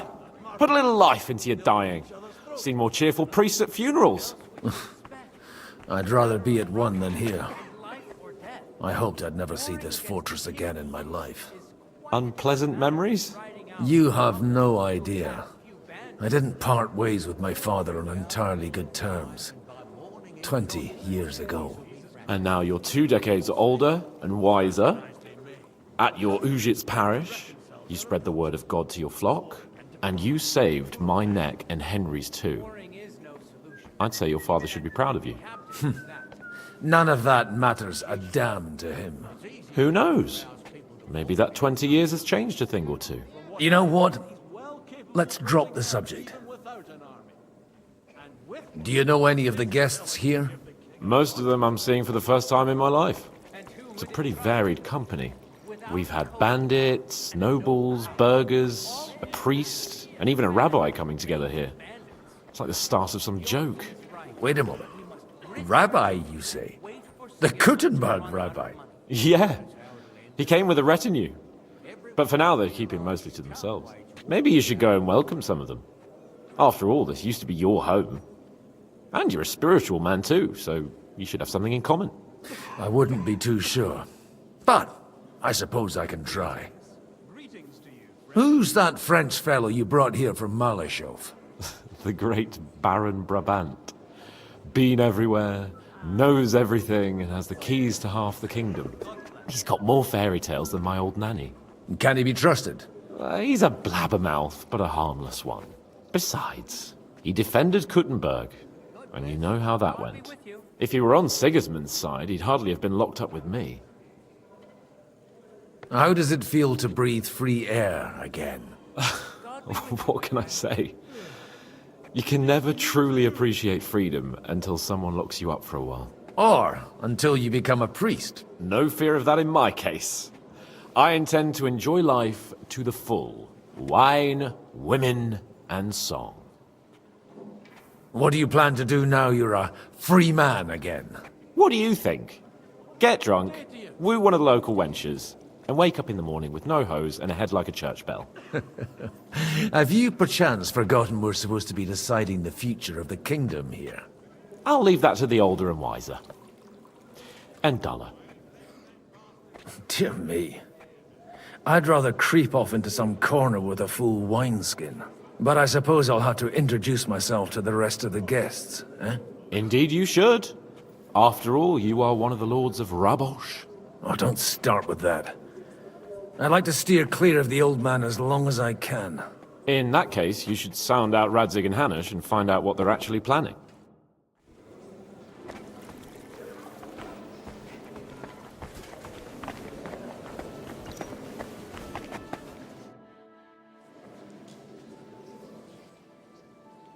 Such rare guests.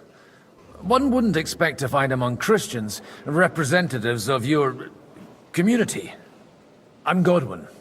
My greetings to you. Peace be with you. Neither would one expect a priest here. And yet... How do you know I'm a priest? It's not difficult to tell. After all, we have much in common. And we are both a little on unfamiliar ground here. I'm Yehuda, leader of the rabbinical court in the sacred community of Kuttenberg. And this is Samuel, my aide. Who would rather not be here at all. Why did we have to come here, Sadie? Can you not see everyone is staring at us? Because we all need to help each other in this time of need. And why would they not stare when you are frowning so?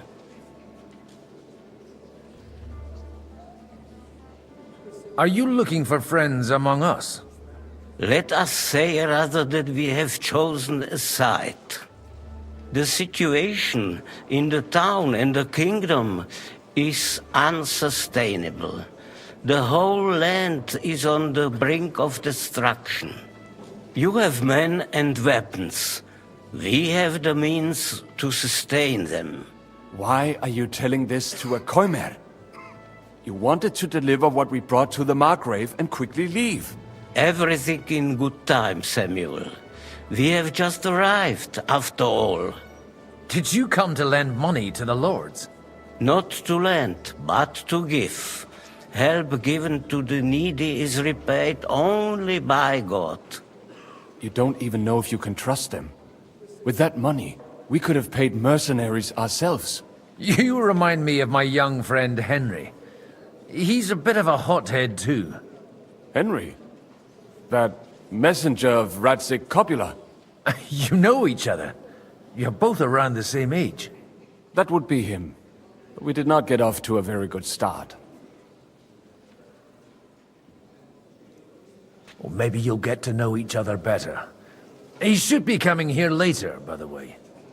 For a young stripling, He's been through plenty. It's not so long since his parents were killed in Skalitz. He was supposed to become a blacksmith, and instead, he's roaming the world, risking his neck at every turn. Wait, a blacksmith, you say?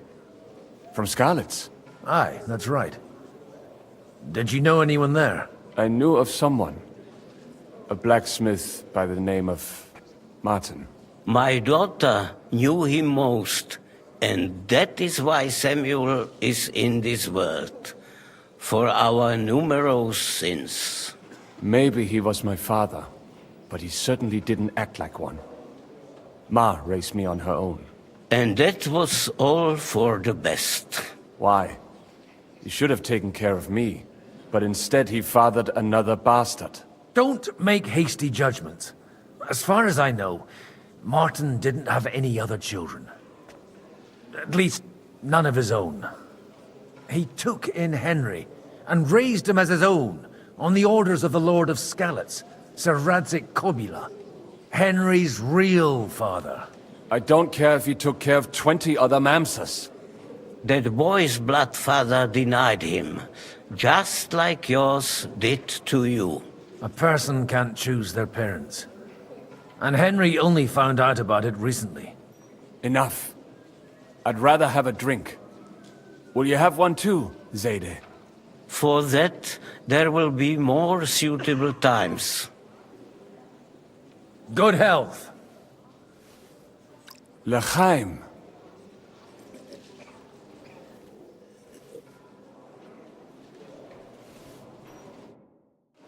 To be fraternized. Fraternize they may, but how do you expect to reconcile their approaches? Warring.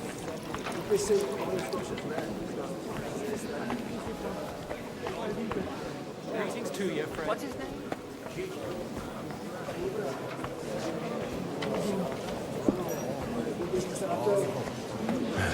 It's not that I didn't want to, but understand.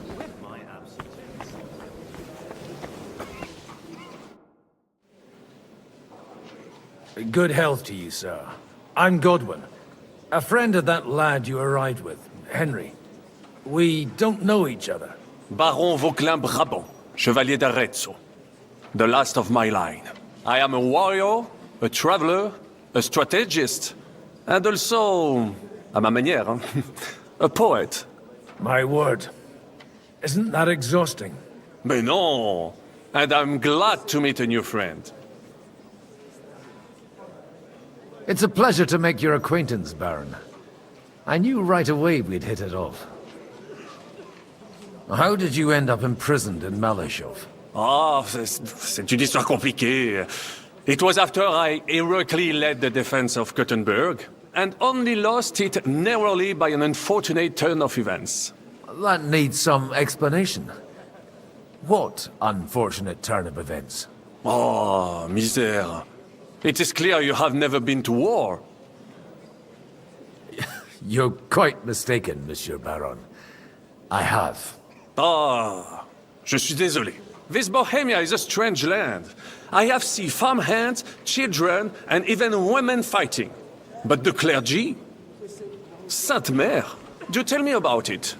No doubt you fought on the side of truth and honor. My last big battle was in Kosovo. I've heard of this battle. Many great men fell there. Aye. And it was there I decided it was nothing for me. So I settled down in the presbytery in Ujits. Then, what are you doing here, at a meeting of opponents of the crown? Ah, the Lord moves in mysterious ways. You say you're a poet? How about a verse or two to amuse us? Jamais. Is poetry nothing but a farce to you? Is a poet a gesture for amusement? I think not. To recite, I require the proper mood. And besides, few here would understand me. Where have you been on your travels? Have you seen the ocean? But of course! I was born by the sea. If you are interested in my greatest journeys, then I have traveled with a merchant caravan all the way to the Ottoman Empire. And if you are interested in my greatest deed, then That was perhaps saving the life of the King of France. And you wouldn't by any chance know the Pope, personally? Which one do you mean? I spoke briefly with Boniface IX when I was sojourning in Rome. A pleasant fellow. How come almost nobody here knows you? I am operating, as they say. Incognito. My great benefit is my strong connection with the French court. There, everyone knows my name. Here in Bohemia, I'm still building my reputation, slowly, but surely.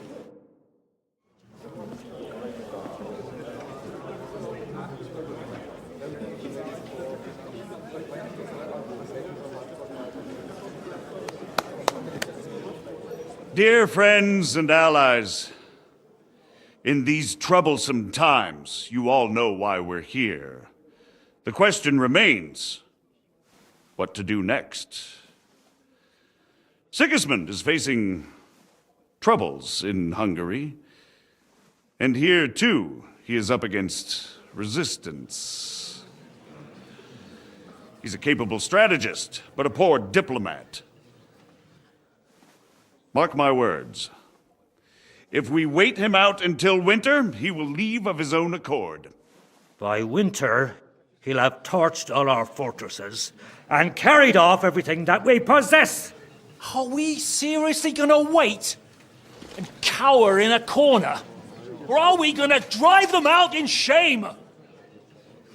A few well-planned raids and we could have him in our fists! At what price? Have you got men to spare? Has any of you got men and money to spare? We don't have men out there. Yes, we do. We do not. Jobst is right. That whole sun won't fall easily. Only we can't wait. Are we to get ourselves killed? Or end with nothing?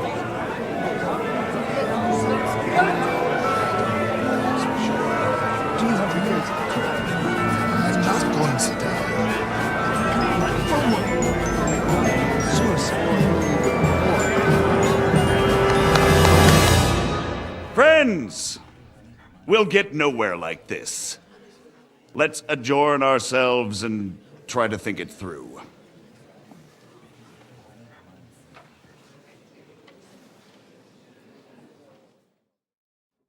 Well, that went just as expected. Good health. And to yours. Could it have gone any other way when there's so many of us here? I would have expected a bit more sense from Jobst, of all people. He made an amateur's mistake. But it's hard to be angry with him when he's trying to ingratiate himself with everyone. By the way, I'm John of Liechtenstein.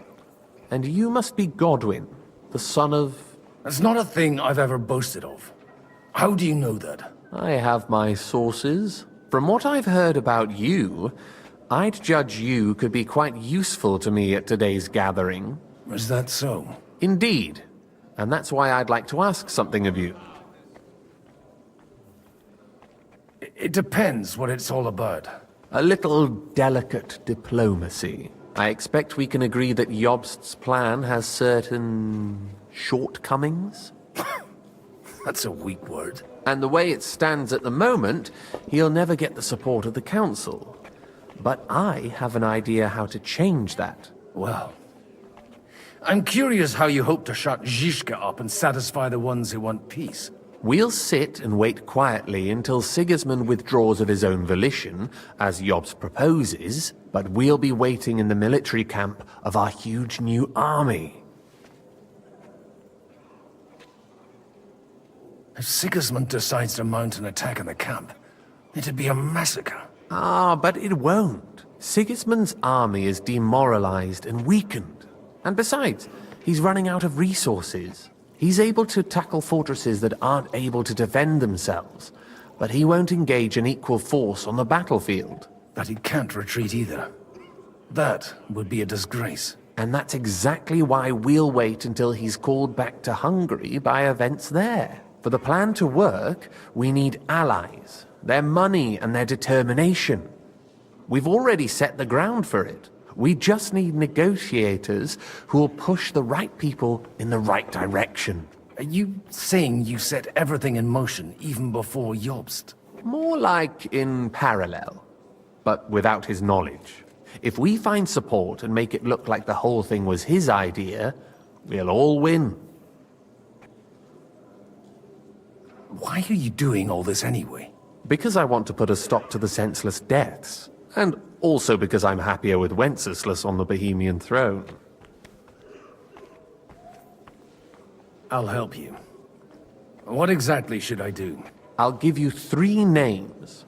Botchek of Kunstadt, Hamann Alder, and Anna of Waldstein. If you can get those 3 on our side, we've won the day. Meanwhile, I'll take care of Jobst.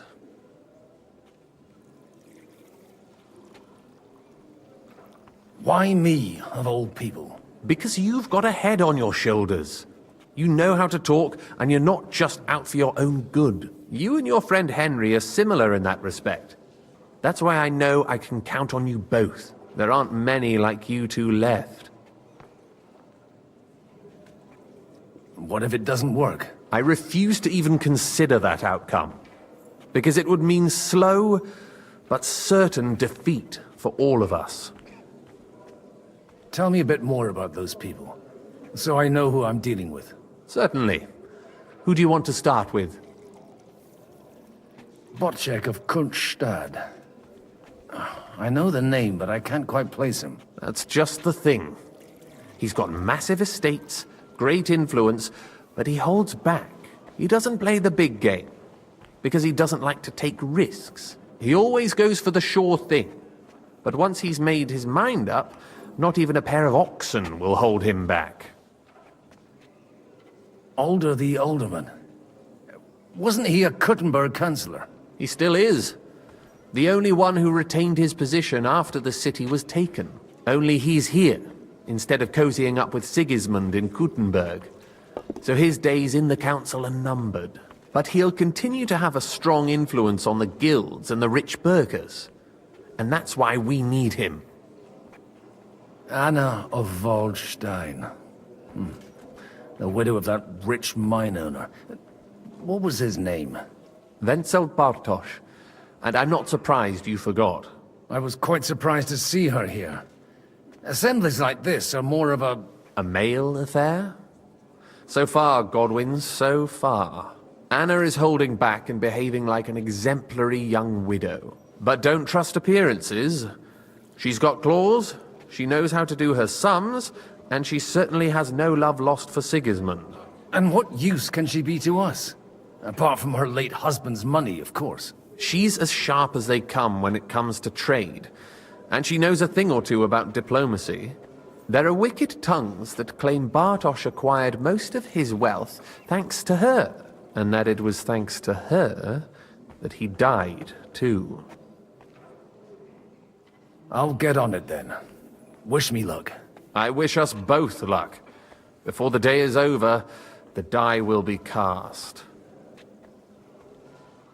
Success to our plans.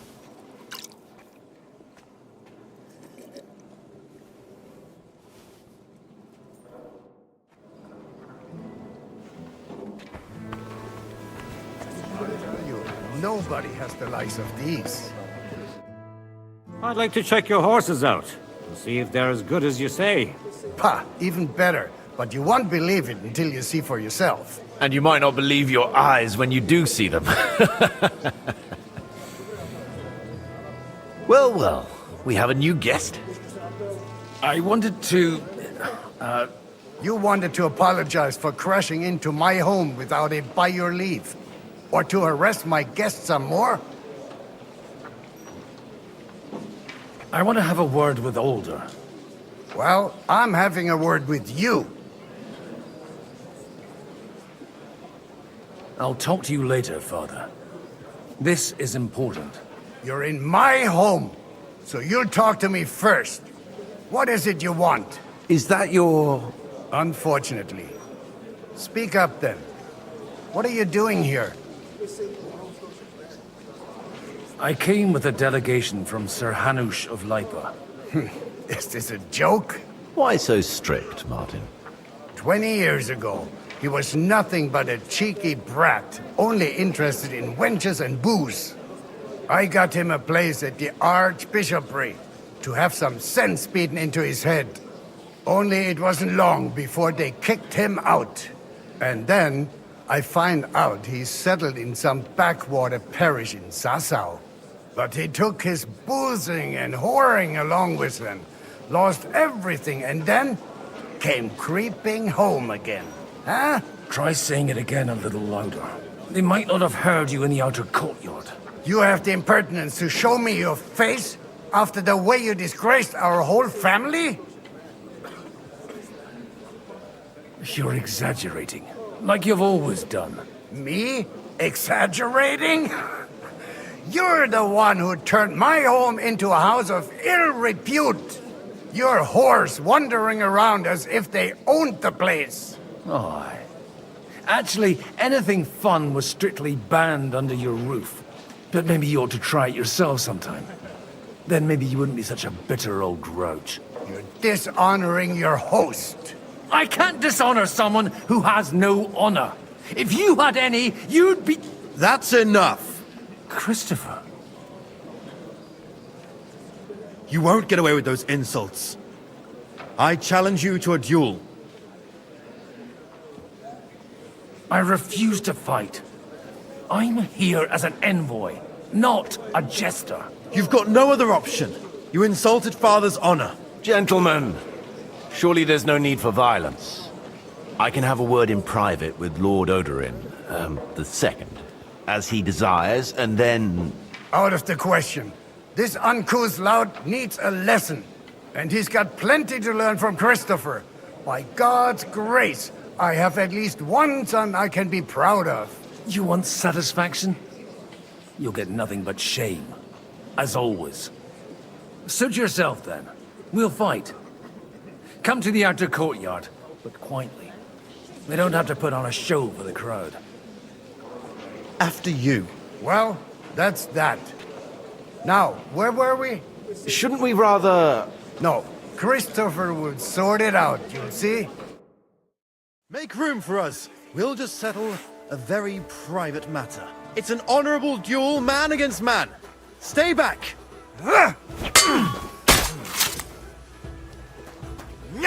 Cover your right side! You've got a gap there I can drive a cart through! That will do. My God. Where did you learn to wield a sword like that? Father always said you were a good-for-nothing boozer. But you could teach sword fighting in a school. I was in a war. Right after they kicked me out of the Archbishopric. And you ought to know yourself. Not all the faults that Father sees are real. Aye. Well, I apologize for going off like that. I had to, so that... So Father would be satisfied. I know. Only he'll never be satisfied. The sooner you realize that, the better. I thought he was the way he was because his first son let him down. And he hoped at least his second would become something. Not at all. I remember him the same since I was a nipper. When I was 6 years old, I fell off a horse and broke my leg. He wouldn't talk to me for a week because I'd let him down. The first time he took me hunting, he let me starve for 3 days until I was able to shoot my first hare. Only 3 days? He got soft. I always wondered who you were. There was never much talk about you at home. Look, I really did fuck up everything I could. I brawled and boozed until they threw me out of my own parish. But now, I have a chance to put things to rights a little. And that's why you want to talk to Alder? I've got to get him on our side and to cooperate with us. Aren't we all on the same side? Maybe everyone's saying that. But it's time to put it into action. After your encounter with Father, it won't be easy to get to Alder. Actually, I don't think you should even attempt it. Unless you want to anger Father even more. What else can I do, though? I'll talk to him myself. He'll hear me out for sure. But you'll have to trust me. And tell me what it's all about. All right, then. You've heard Yob's plan, right? It's a nice idea, but we can't wait around without an army to back us up. Only no one's going to pay for one, because that would be an outright admission of rebelling against Sigismund. Alder's got some clout with the councillors and burghers who are loyal to Sigismund. If he agrees, they'll follow. I expect Alder's not the only one you're after. You got that right. Leave Alder to me. The plan sounds sensible, and he's no fool. I don't know how to thank you. You can drag me to a tavern sometime. Pa doesn't need to know about it. You're starting to sound like a brother. Greetings.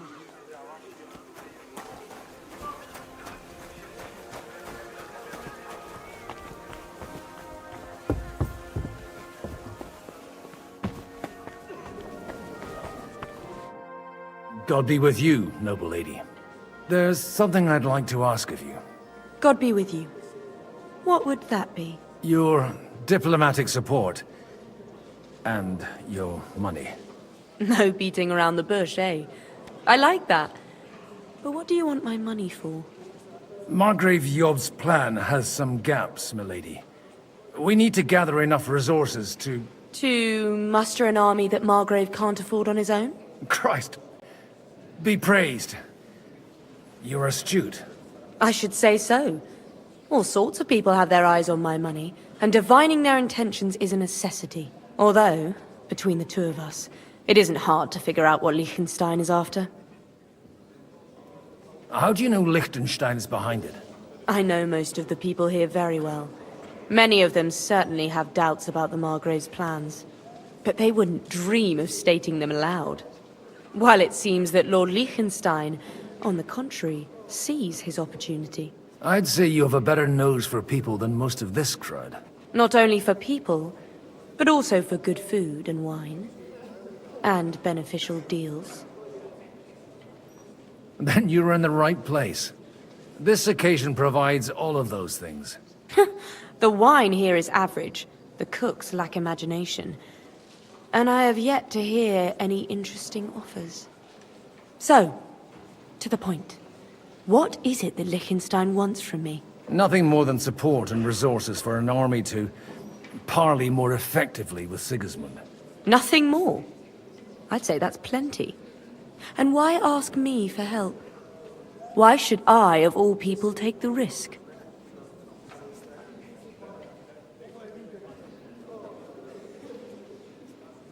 It's not only your money we're interested in. You're well able to negotiate and trade. And if you were to take part in our plan... Then I'd be helpful to you on two fronts. If you want me to support you, you must give me a good reason. Perhaps a favor in return. Do you have something in particular in mind? Well, one of the guests here has something that shouldn't get into the wrong hands. Who's that? Harmon Alder. Now, if you were to switch these papers for the ones he brought with him, I would support your proposal.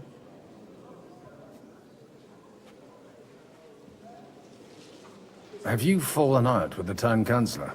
No. Alder is innocent in the matter. My relatives from the House of Bartosz are behind it all. They're disappointed that I dared outlive my husband, and the fact that I'm handling his estates makes their hair stand on end. And these papers I'm supposed to switch, what do they concern? My relatives somehow dug up some trade contracts between myself and certain undesirable parties. You were dealing with the enemy. They were not the enemy at the time. My conscience is clear, but I'll rest easier when those papers are in my hands. And the papers I'm supposed to plant on Alder? Just insignificant documents. If the incriminating ones disappeared without a trace, it would arouse suspicion. All right, I'll help you. Or at least I'll give it a try. Alder will surely have the papers in his saddlebags, which he left in the shed on the outer courtyard. Bring them to me, and put these there instead. But watch yourself. Odorin's groom has eyes everywhere.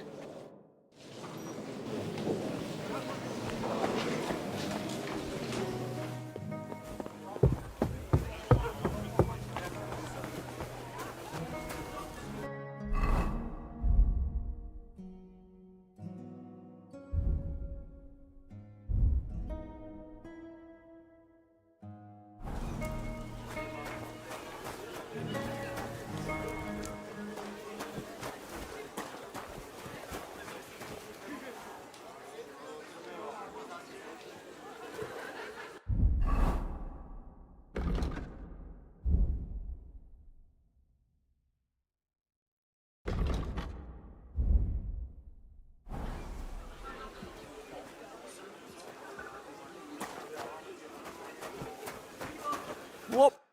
Greetings. What do you need? Aren't you a bit bored? What's your problem?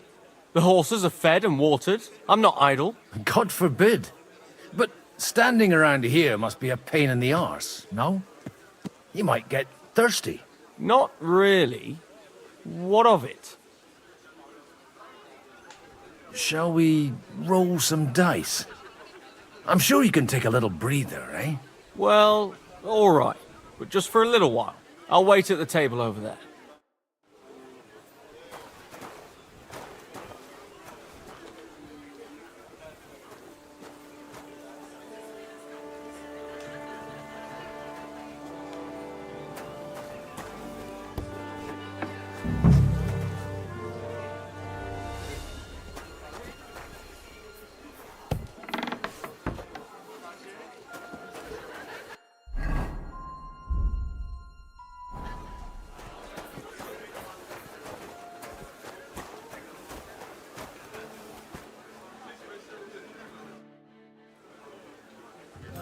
Maybe you're not playing for the first time, but you can't beat me.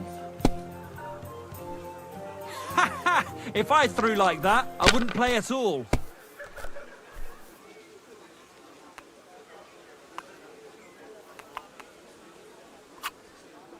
It's yours.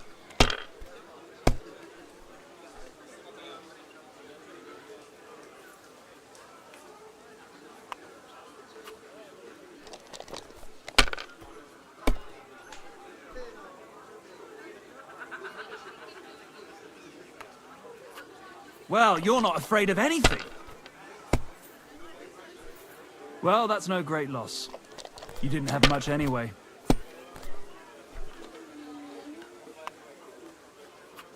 Alright, that'll do.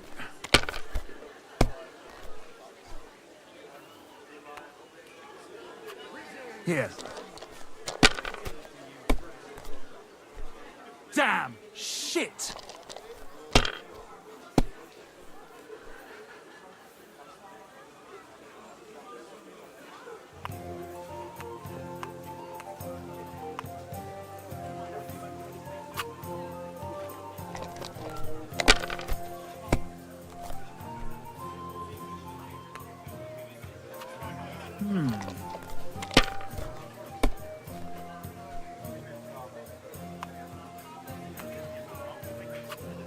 Like this.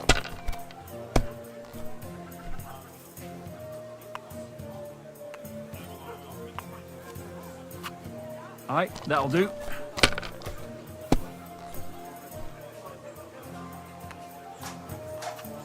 Here.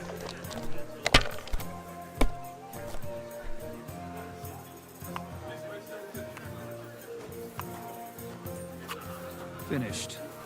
Your turn.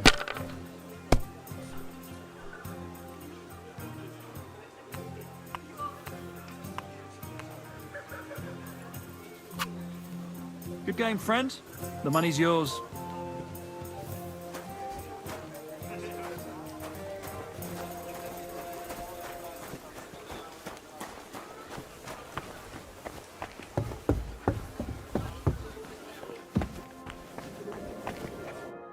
I've got those papers from Alder for you.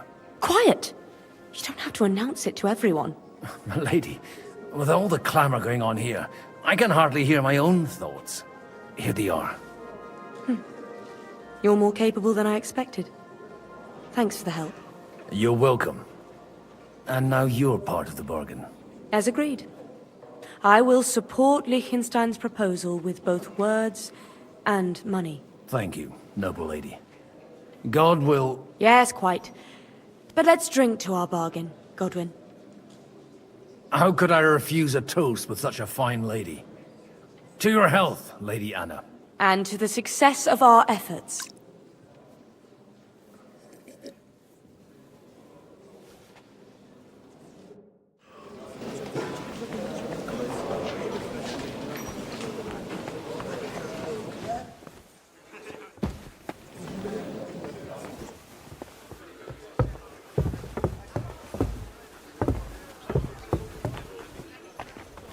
And that's exactly why we mustn't push too hard. Sir Bocek, I need to speak with you for a moment. A man hardly puts his cup to his lips and someone comes along to put a flea in his ear.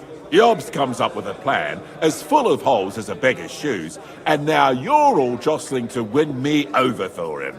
On the contrary, I've come here with an idea how to improve it. Does that improvement include a few thousand men-at-arms? If not, you can go to the devil with it. A few thousand men-at-arms as a convincing argument. And 100 horsemen on top. Only in order to get them, we need coin. You've got my attention, but not my money yet.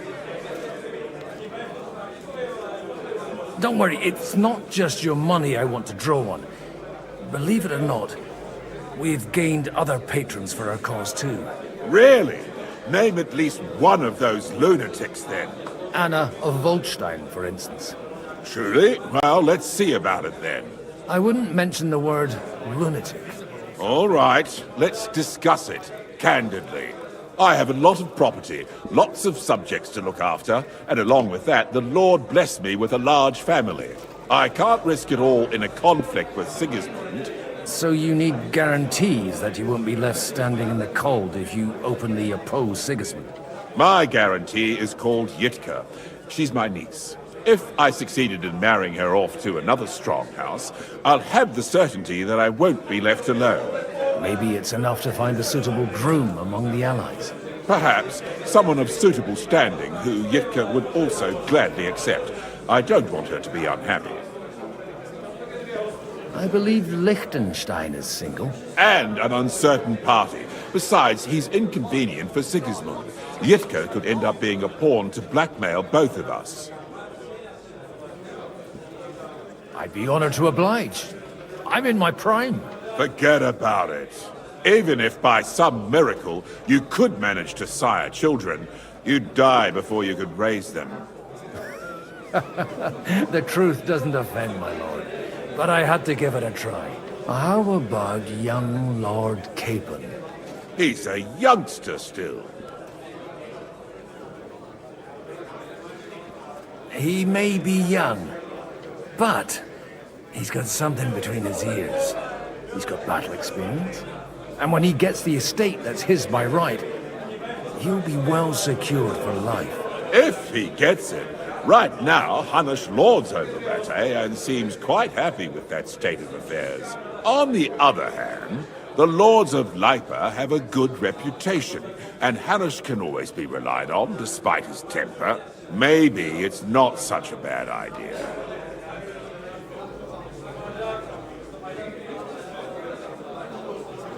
I'll convey your offer to Lord Capon. If he agrees, we can celebrate our alliance. I don't care what the young lord thinks. Hanush is the one to decide. If he agrees, I'll be happy to support your plan. Pushing a friend to tie the knot to save the kingdom.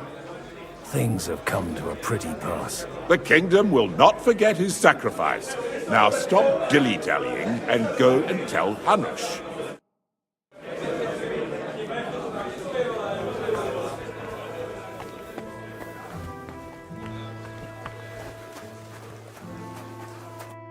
Sir Hanush, I bring happy tidings. You do? Let's hear it then.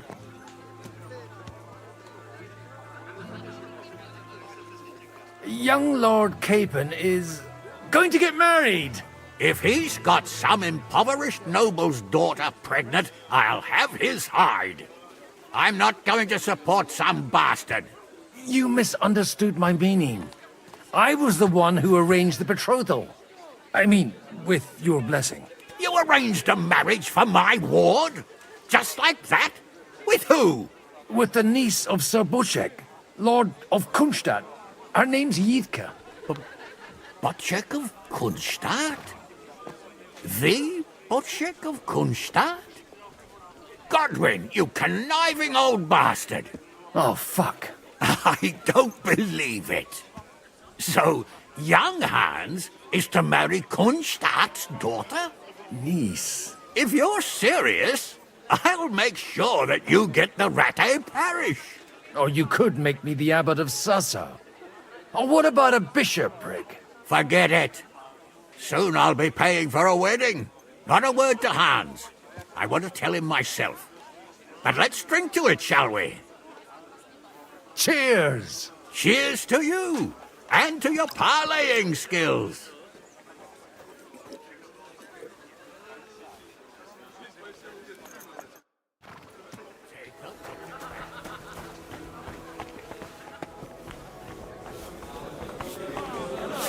Don't tell me. Sir Bocek, your niece Yitka can start preparing for her wedding. So Hanush agreed, without reservations. Indeed.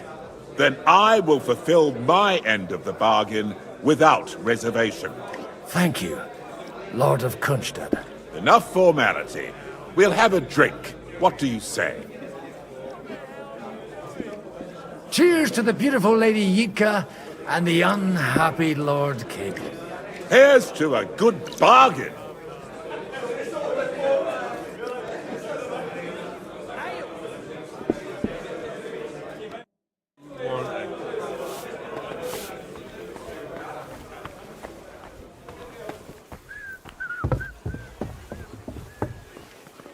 I'm still hoping it works out.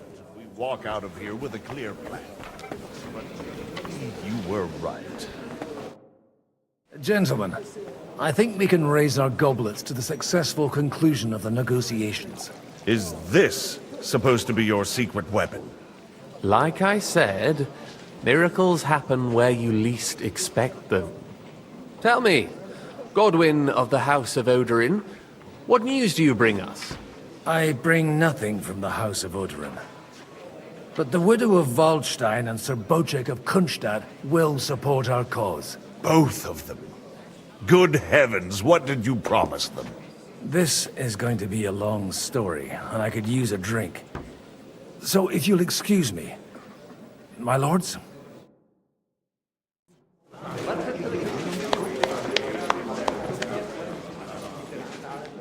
It would seem that we have all benefited from the break in these proceedings. New alliances have been formed. And I have also changed my plans. We shall still wait for Sigismund to withdraw his troops of his own accord. But we will wait with an army at our backs. Yes! And how are we to raise an army? Wasn't it made clear at the meeting that no one wants to take the risk? The only thing made clear was that each of us alone is weak, and that we could not find common ground. But that has now changed.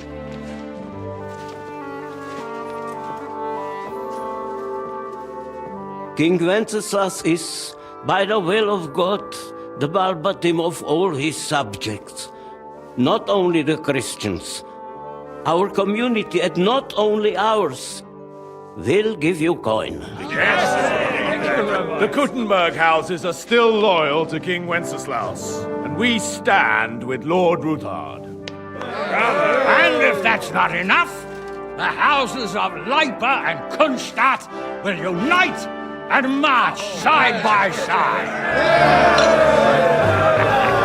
My niece, Yitka, will take young Lord Capon as her husband.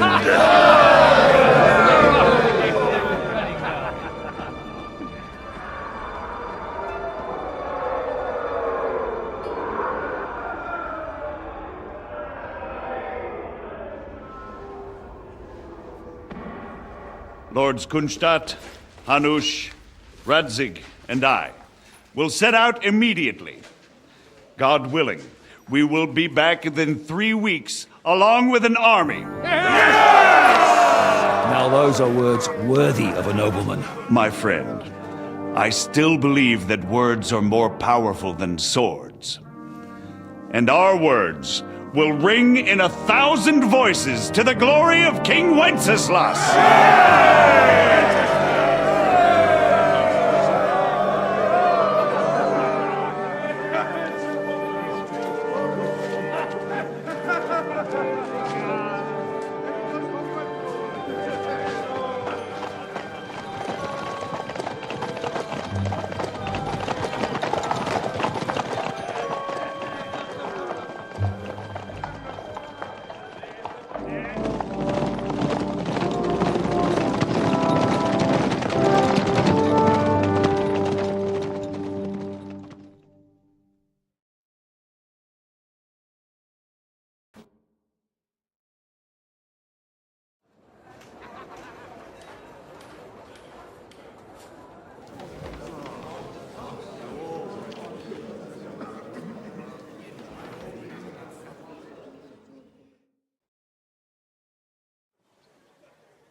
After we conquered the city, you promised to restore order immediately.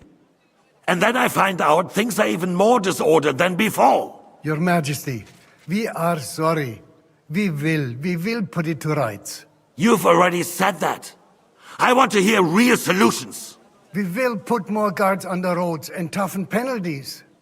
We can have a few captured bandits executed as an example to others. We do not care about bandits. We care about rebellious nobles and burghers. What will you do with them? How will you solve the chaos in the town administration, the rebellious miners, and the dismal yields?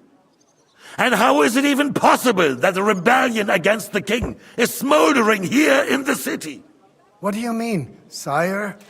I hear the resistance is coming from the Jewish quarter, from right under your noses. Why haven't you done anything? We don't know who is behind this. Without evidence, we cannot punish them. Otto von Berghoff did not ask questions in Prague either. He acted. And I advise you to do the same. Find a couple of wretches in a hole somewhere, point them to the Jewish quarter, and give them free rein to do anything. The city's Jewish community was and still is on Wencesla's side. They need a warning. We do not even have enough men to... Marquardt, could you spare a few men for a while? Of course, sire. I'll assign them to Eric. He'll take care of it. So you see, all you have to do is make sure the city rebel get their share. You could at least manage that, couldn't you? And if the thought should cross your minds that you would get rid of the debts to the Jewish moneylenders this way, forget about it. Your debts will remain, up to the last groschen. Only now you owe us directly. And while we are on the subject of money, has the yield from the mines finally matched last year's? Sire, the deposits are dwindling, and mining is becoming increasingly difficult. And to make matters worse, the miners started rebelling. Don't take us for a fool. They'll stop rebelling when you pay them proper wages. Your Majesty, we can't do that. Silence! How dare you oppose the kingdom's protector? You're a bunch of incompetent sycophants! Chicken shits! Not any better than the scum hiding in the forest. I apologize, sire. I'll do everything in my power to... All I hear from you over and over again are excuses and prevarication. And results? None. I therefore placed the city council under the authority of Sir Marquardt von Aulitz, who is present here, with immediate effect. He will make sure you finally do your duty. But, sire, that would be a violation of the privileges granted to us as a free mining town. Silence! I am the only guarantor of your rights. You have to earn your privileges, not hide behind them. During my brother's reign, this idleness was perhaps tolerated. But that is over now. You were given a few simple tasks. But instead of working on them, you idled in the baths and lined your pockets. And let the traitors cast their nets undisturbed. But unlike my brother, I am capable of creating order. And I assure you, I do not distinguish between those who stand in my way. Be they beggars, noblemen, or city councillors. You have 2 weeks to restore order in the city and increase mining output. I want clear results, and you answer only to me and Sir Marquardt von Aulitz now. No one else.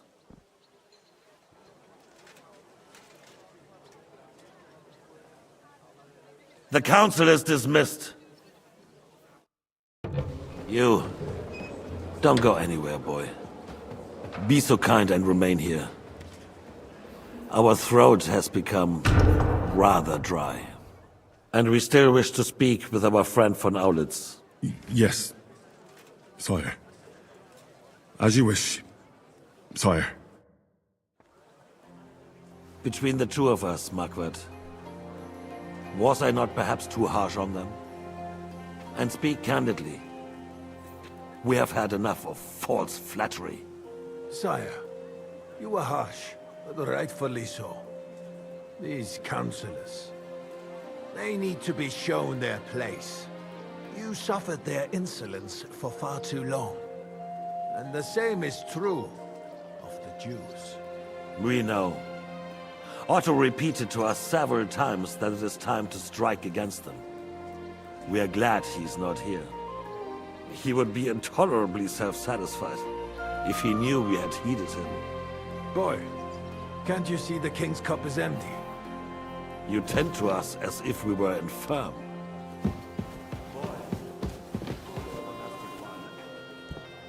Had a good year. We have concerns, friend. The Hungarians are rebelling. Our army is falling apart, and we have enemies here on all sides. Human mercenaries. They cannot be relied upon. And we are no closer to our goal now than a few months ago. Thank you. It is a good year. If our father were still alive, he would have been astonished by the mess that a few years of Wenceslaus' reign brought to us. With a single word, he would have put the nobility in their place, and the country would flourish. God grant him eternal glory. We won't need much more time. We'll arrest the traitor Odorin, and the rest will fall in line. You say the others will be brought into line, but what do you know of them? We know only a few of them. But there's a fortress standing on every damn hill here. What side are their lords on? We'll find out soon enough, sire. If only Wenceslas were not such a stubborn ass, and relinquished that throne that he has no use for anyway. The nobility, on the other hand, found a ruler like him very useful. They made a puppet out of him. Once you restore order, they'll join you.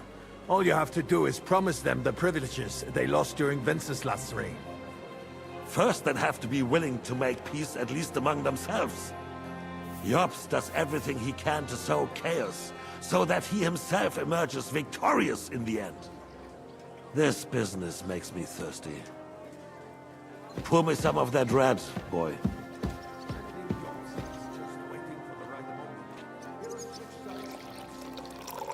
Maybe.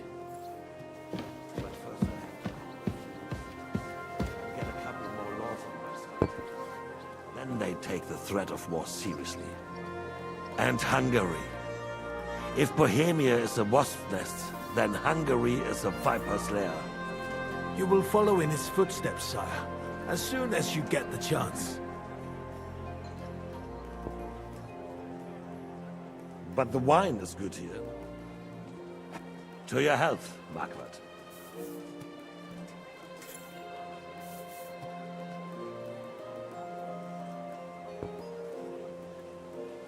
And to your health too, boy. May your children grow in a land ruled by a good king. Thank you, sire. You are too magnanimous. Why? You did a good job. You can be proud of yourself. To your health, your majesty.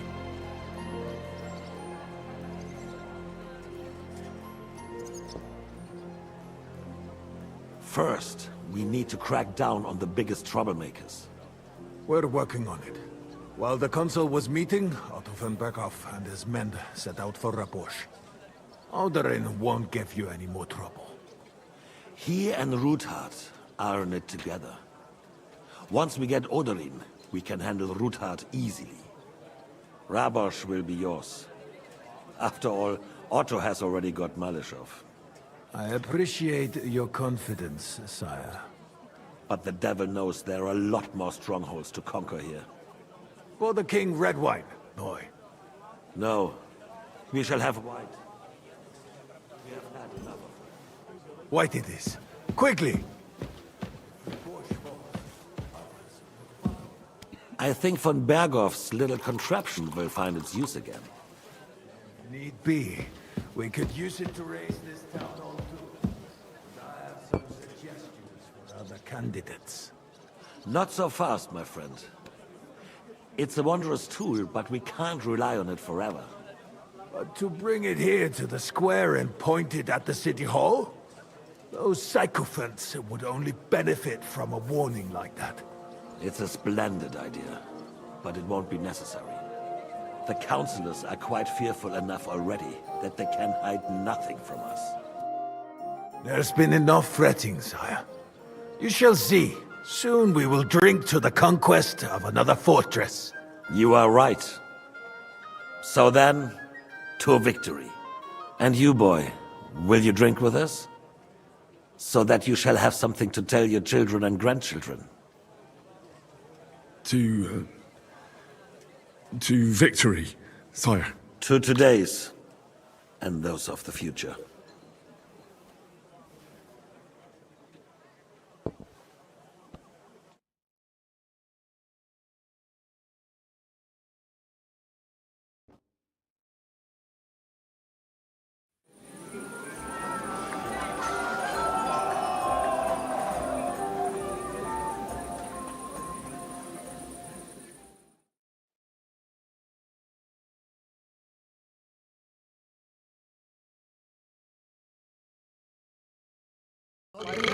Surely you don't want... Filled with parchments, the roast was calling out to me, begging to be eaten. That was going with them? No. So what? They left alone. Were we? I have a feeling.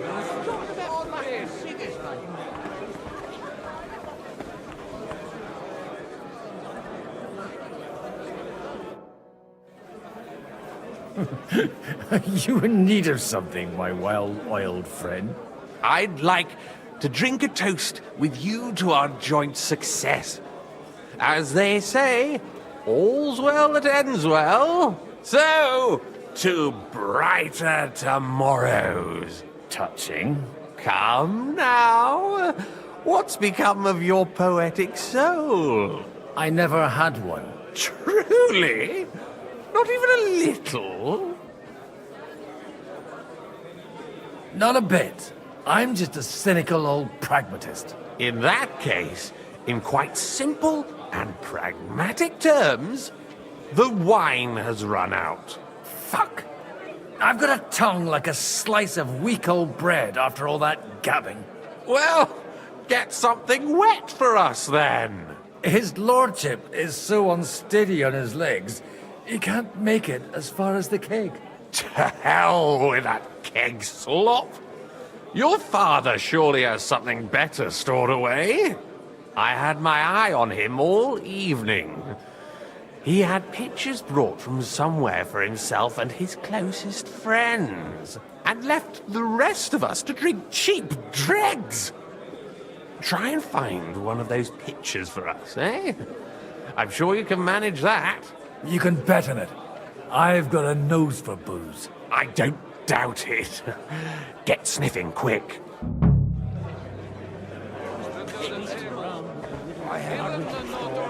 About the girls? Or the piglet? You fuck them, then I'd die. rather eat well. That's it. Take your screeching somewhere else. Yeah, well. We didn't end up like... Understand. Boku. Damn it. Your name is unpronounceable. How'd you like a wine, Chevalier? The art of winemaking has a long tradition in La Belle France. Recipes are passed on from father to son, and each generation brings them to perfection. I myself was practically raised on wine. How many I have tasted. Even the French royal court took note of my refined taste. The king himself had wine delivered for his table according to my advice. I expect his lordship had the best barrels rolled out. Now, if you'd only known he had a real connoisseur here. Best barrels! Mon ami, this wine would perhaps be suited to the infirmary, where it would suffice for cleaning wounds and easing pain. For that, the taste is of little consequence. Baron Vaku either. And rash from a place like this. Delicious. And when those two go.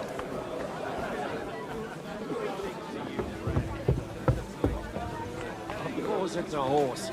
But not a bad one. But it's more suited for a ride in the woods or a hunt. And no use at all for God bless. Having a good time? It's a fucking bore. These old farts here have no idea what fun is. Well, what are you missing? There's wine, food, even a few females worth the sin. I'd rather have a game of dice. Or a good punch-up.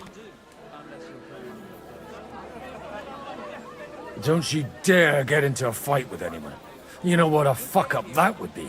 Aye, I forgot. Only the younger Lord of Rabors is allowed to give anyone here a pasting. And his own kin at that. Leave it out. They forced my hand. Well, they wouldn't have to force me. That young nitwit was asking for it anyways.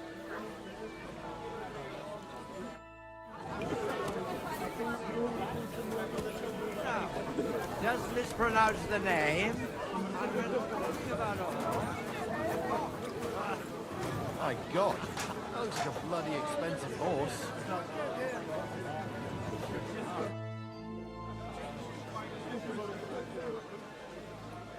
Good evening, my esteemed lady.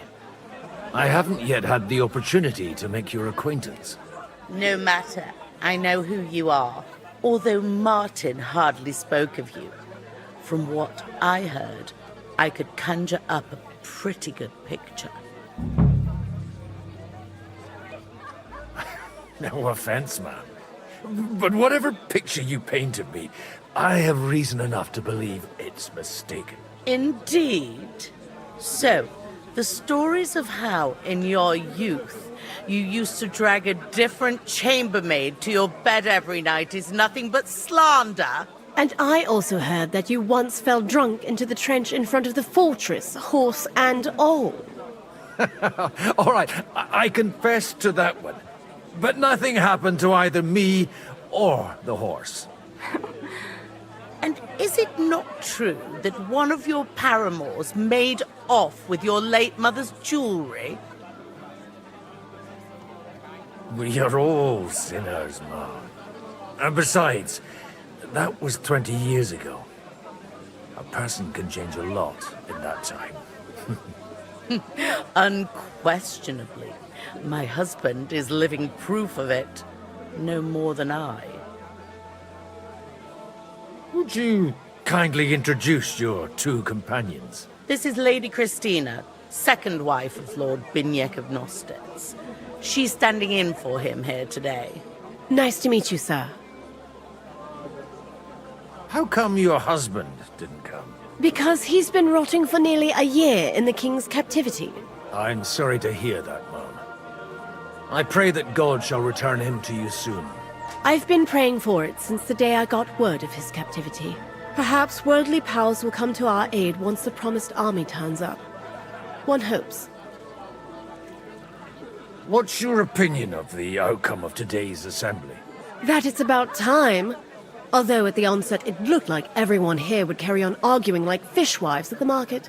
But in the end, it seems the agreement arrived at will bear fruit. It's rather noisy here, Mom. Don't you think? It is, a bit. But that's all part of celebrations, and today we have cause for celebration, don't we? Wouldn't you prefer a little privacy? I'll gladly escort you. Restrain your ardor. You're not the first to try and lure my girls somewhere out of my sight. If you want to amuse yourself with them, I insist on being present. Or you may be on your way. But I had no wish to. And while you're on your way, we're quite thirsty from all this constant chit-chat. Do I look like a servant to you? No, but surely you wouldn't leave these young ladies to suffer thirst. Be so kind to bring us another pitcher of wine. I don't know what's in those kegs, and I don't intend to try it out.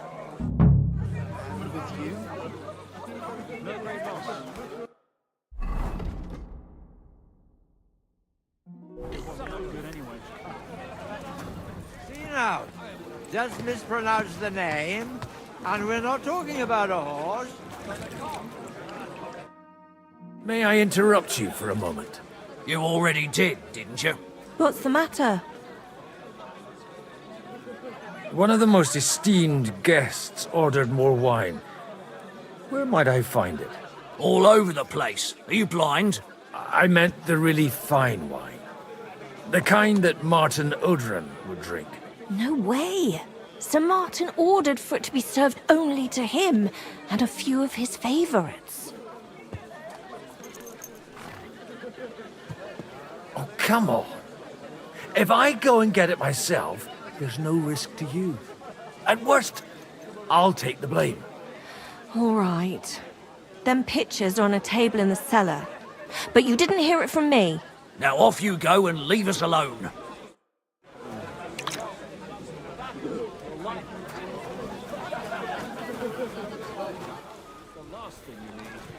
My boots of fellows is no for me.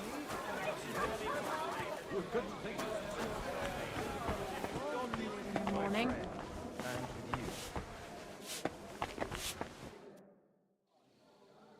Sorry, have you got some time to spare? From cleaning up this pigsty? Any time. I've come to rescue you from work and responsibilities. Really? Why don't you save that sweet talk and tell me what you want?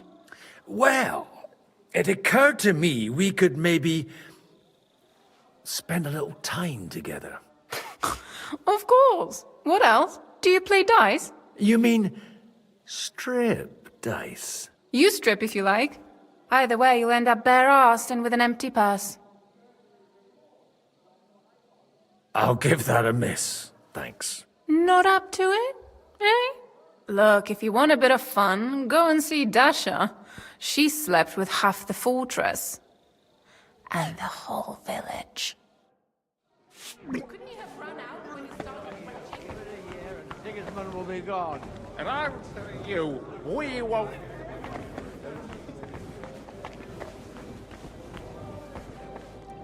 You farmyard beast!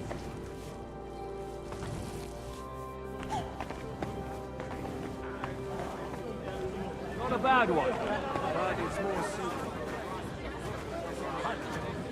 And no use at all for battle. Expensive horse for battle. You just need one I can run straight. Ah, you're wrong. In a battle, your life depends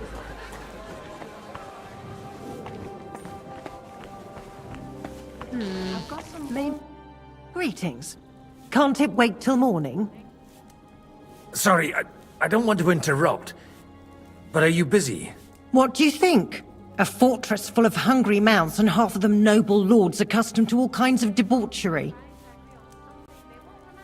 I haven't eaten so well in a long time.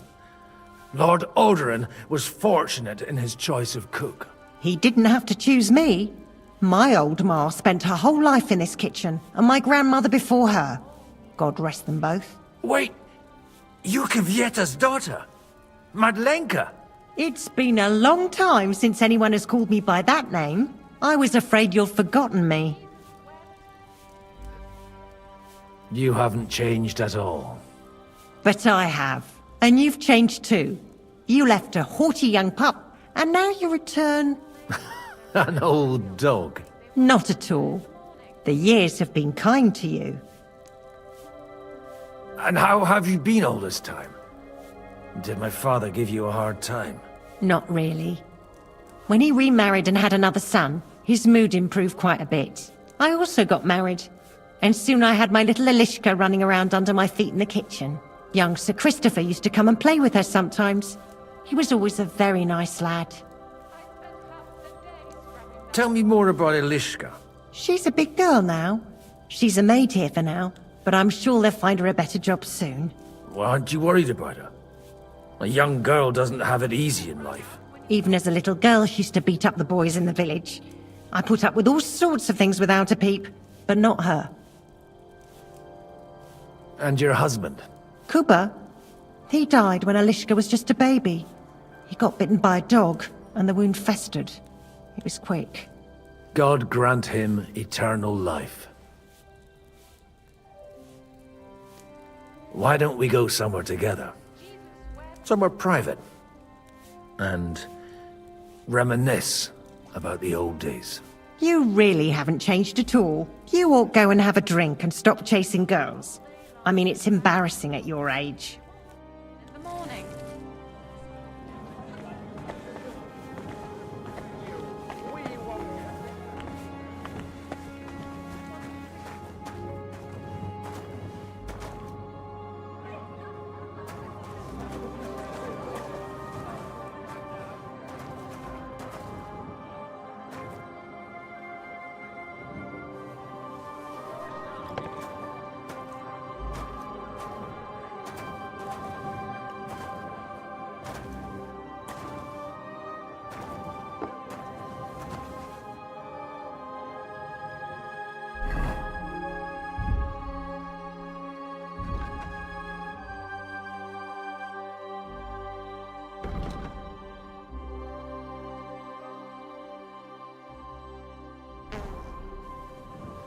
The red'll be good, I hope.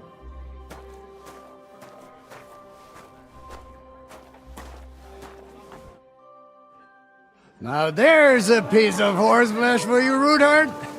Not like that nag of yours. What the hell do you beat it with? It looks more like a damn bull. Sir! Sir! There's some horsemen right out front of your fortress.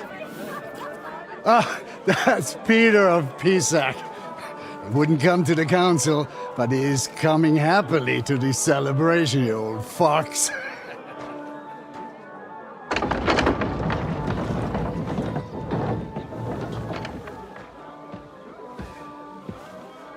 Come on in, sir. There's wine aplenty.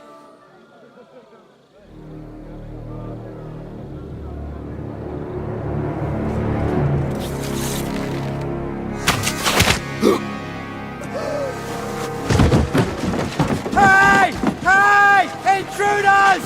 Enemies at the gates!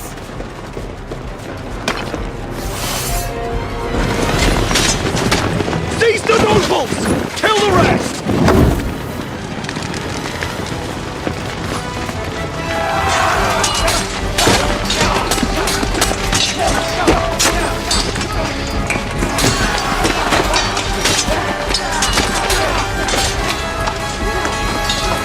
Holy shit!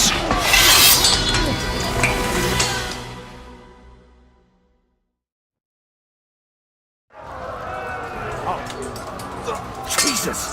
They're surrounding Christopher. He can't make it on his own.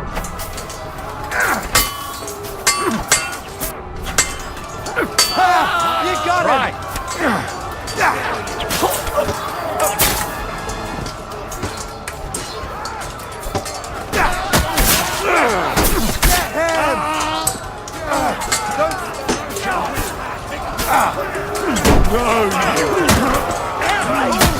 That must have been my greetings. Find those horses!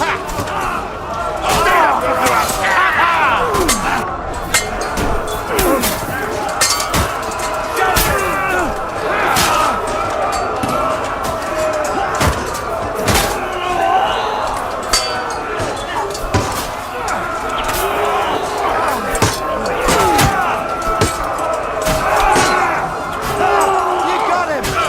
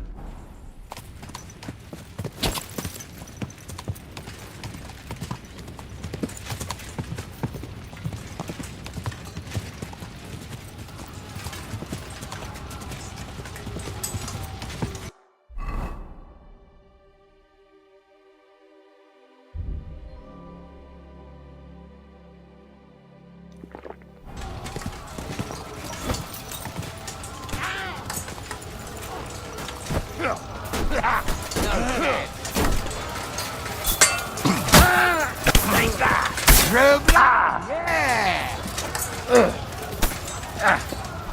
Show what you're made of!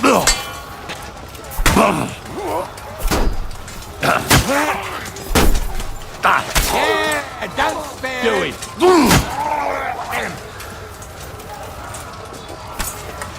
Now you're going to get slow.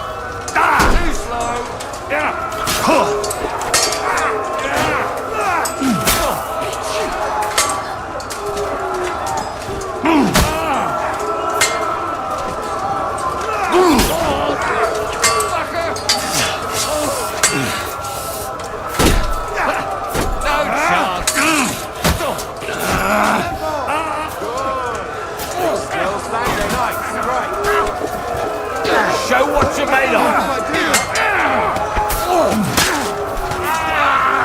You're gonna die! Let's see what you're made of! Yeah! Don't spare him! That was a close shave. A little too close. Oh, fuck me. Do my eyes deceive me? Henry! Godwin! How did you get... Damn. I can't tell you how happy I am to see you. You turned up at just the right moment. Is everyone alright? Well, some are, some aren't.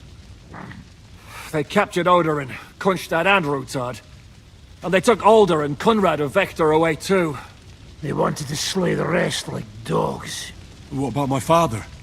And Hanush? They left with Yobs long before that. I'm sure they're all right, but not everyone was so lucky. Where did they go? Back to Rattay? They've got to raise an army for us. And I hope they fucking hurry. So we have a plan to counter Sigismund? More of a promise than a plan. But, as you can see, our allies are getting scarce. We should lay low until Jobst gets back. I'll gladly play dead for a while. Be so kind. And don't speak of the dead. What happened, Godwin? Who died? Anna of Waldstein. She didn't stand a chance against those butchers. May she rest in peace. She was simply in the wrong place at the wrong time. And they almost killed my brother. But only almost. Good work. What do you mean, almost? What happened? I got there in time to help him, fortunately. Christopher tried to defend our father, but nearly lost his life doing it. For nothing. Old grievances aside, Odorin is an ally, the same as Rutard and Bocek. Oh, they all have their quirks. Cousin Bocek's a money-grabbing magpie. But I wouldn't give up on the fucker either. We'll have to wait for the other side's move anyway. We don't even know where von Berghout took them. I tried to come as soon as possible and warn you, but von Bergov's people beat me here. You knew he was coming.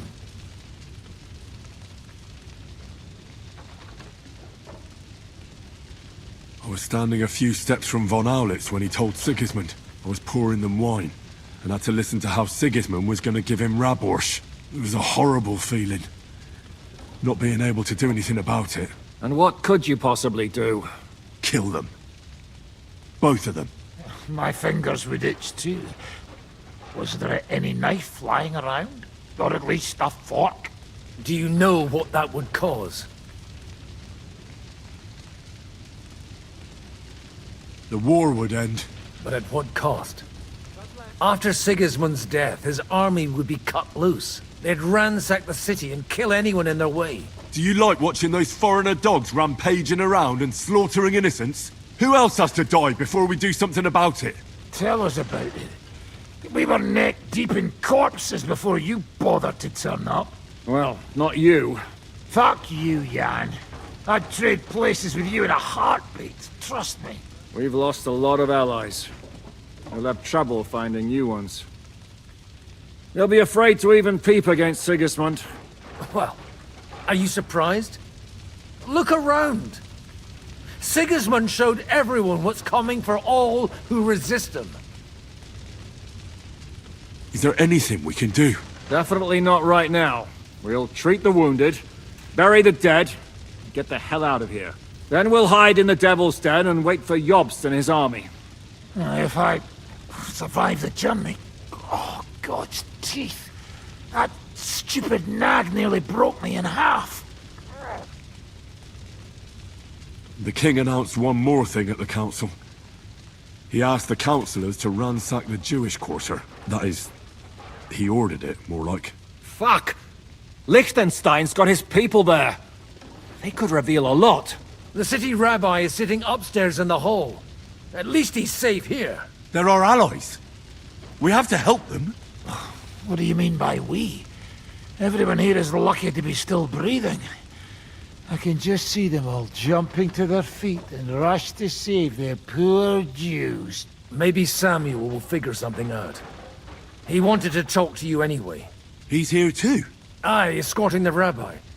You should go and see them as soon as possible. And tell Liechtenstein too. Anyway, we've got work to do. Godwin? Give me a moment.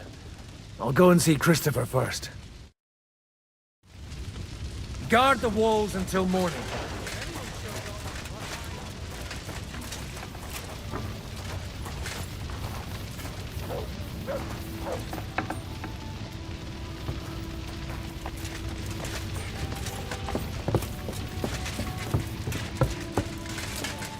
Did I not tell you we should not come here? You did. You wanted to talk to me? I did. Because... Just tell him. You may not get another chance. I talked to Godwin. He said you know each other? What did you talk about? Me? We talked about your stepfather, Martin. Why? Neither of you knew him. It's true, I did not. But I tried many times. Remember how I stared at your sword when we first met? I recognized the Master's symbol engraved there. Well, the thing is, I am Martin's son. What? Pa's son? How did... Yes, his son. That is, his bastard son. Are you sure? We look the same age, and Martin lived with me and Ma as long as I can remember. When I was born, he was already long gone. Maybe we are not even a year apart. And What does that make us then? Nothing. Proof perhaps that both your god and mine have a sense of humor. You know, all my life, I thought if I did not give a shit about that man, it would be easier.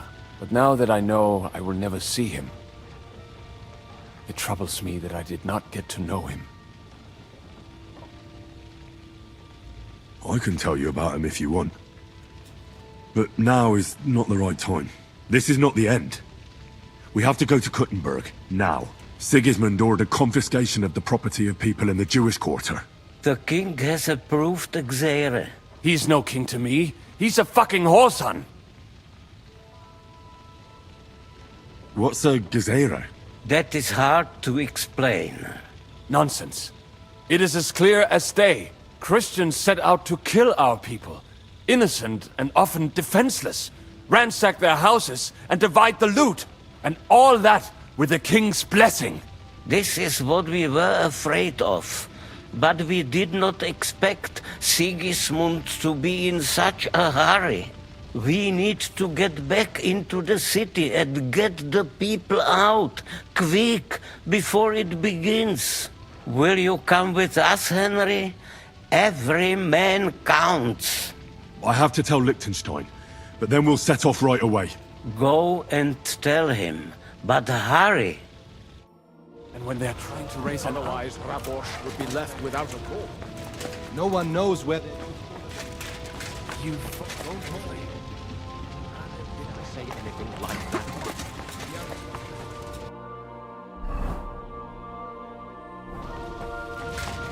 Live, right? He should. He was covered in blood.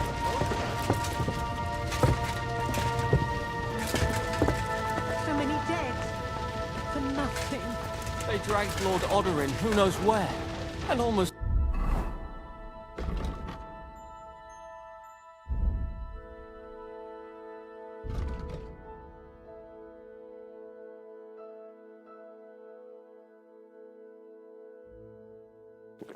killed his son too. But why? Hamish. What about your Why heart? did we even come here? I don't know. I thought...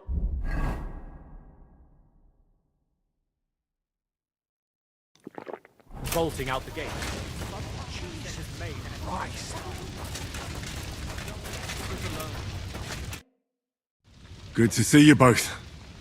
Alive. Oh, come on. You know, I've walked out of much worse scrapes laughing. They could well have killed us all. If it hadn't been for you, Henry, von Berkhoff could have caused a lot more harm. Von Aulitz surprised even Sigismund with that. You should have seen the look on the king's face when he told him. Well, thank God we all survived. Well, not all of us. They killed Lady Anna of Volstein and many other nobles. It was slaughter. And they captured our closest and most influential allies. Without them, we can hardly get the burghers on our side. We're stuck. We'll figure out a way to help them. But how? Our plans are ruined. Get a grip. Whining doesn't help anyone. You're right. When I drink too much wine, I get overwhelmed with self-pity. Nevertheless, I have to admit it can't get much worse. Actually, it might. And very soon. At Sigismund's council, an order was given to ransack the Jewish quarter. God's wounds! We need to get back to the city and warn them. I'm going with you. Out of the question. Do you want to end up imprisoned again? You'll be more useful if you stay here and help Shishka. Henry, tell Samuel and the rabbi to get ready to travel. I'll try to get someone else to join. Samuel already knows. And he's ready to go. In that case, we'll set off immediately. I'm going with the rest of our people to Devil's Den. So don't leave me hanging, all right? Stay strong.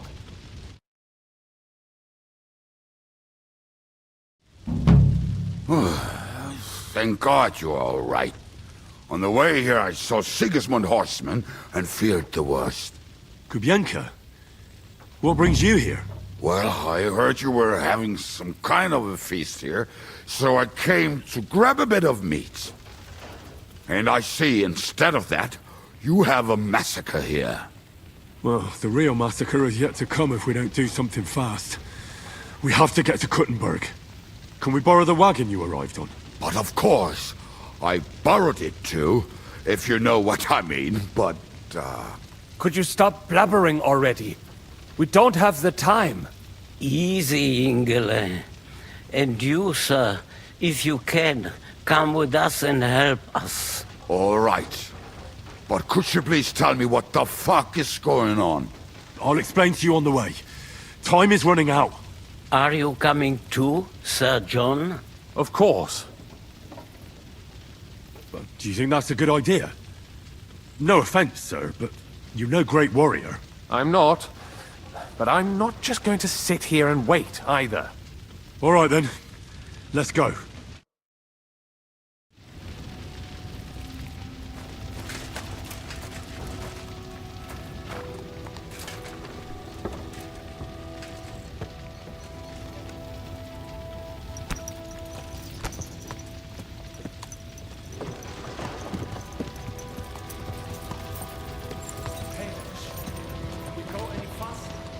Settle down, son. If you must keep your tongue busy, then use it to pray.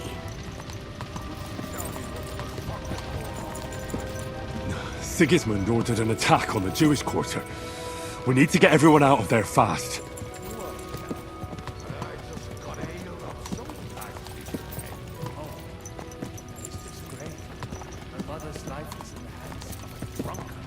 Enough with the talking.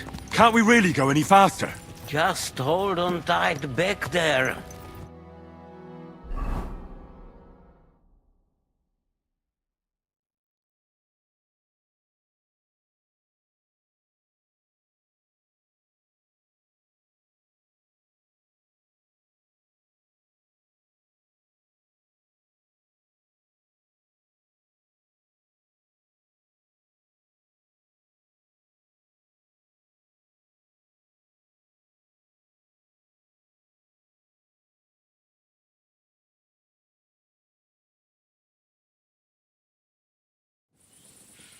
What's the matter? Why are we stopping? We will walk from here. We cannot drive right into those murderers' arms. But how do we get into the town, then? We will go through Sheol. There are many abandoned mine shafts under the town. One of them ends here. Won't it collapse on our heads? We'll find out soon enough. Follow me. What a blessing it is to have the passageway. I would be happy that. We all as punishment for our many sins. Sins? You killed our savior. What did you just say? Nothing, I'm just blabbering. I dare you to say that again. Loud and clear. You know what, sir? Just ignore me and be glad I'm here. And you up front, pick it up a little, Kurva. My horse is getting numb. Halt! I heard something.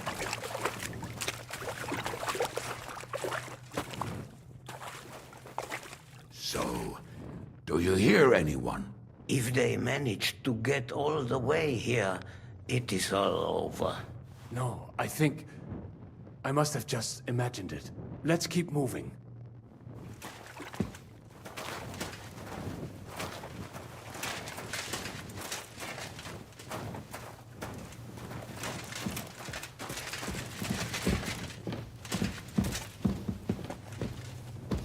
We should split up here. Me and the rabbi will go this way to the shul.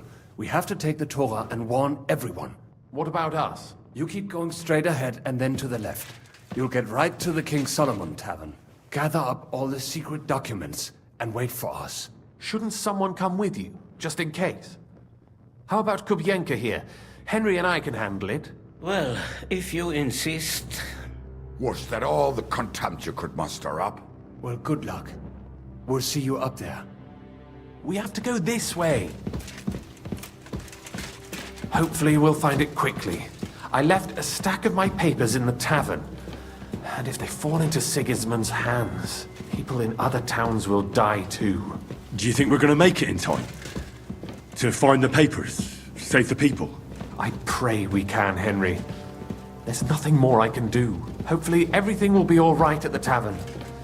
My stash is locked away, and Samuel's friends are guarding the place. But who knows what the situation is like in the streets now.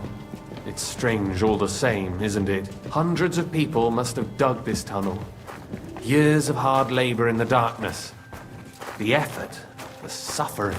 And today, God willing, we'll save a lot of folks suffering thanks to it. Damn it. What's the matter? The door leading up to the tavern is open. Samuel's men wouldn't have left it like this. Somebody else must have got in. I'll go upstairs and see if anyone is still there. I hope so. If they took anything from down here, they mustn't get out alive. I'll gather up my things in the meantime. I'll meet you outside the tavern.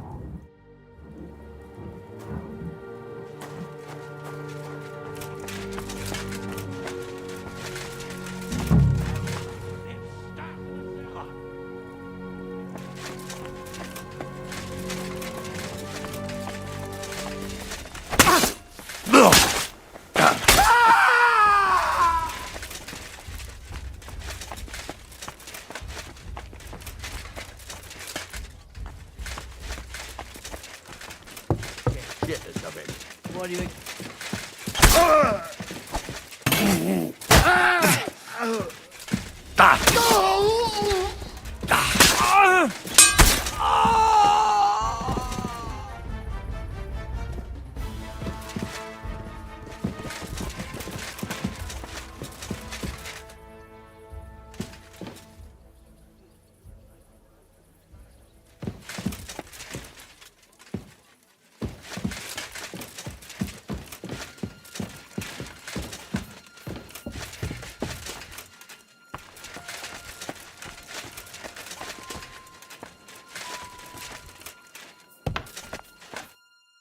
Baruch Hashem, Henry.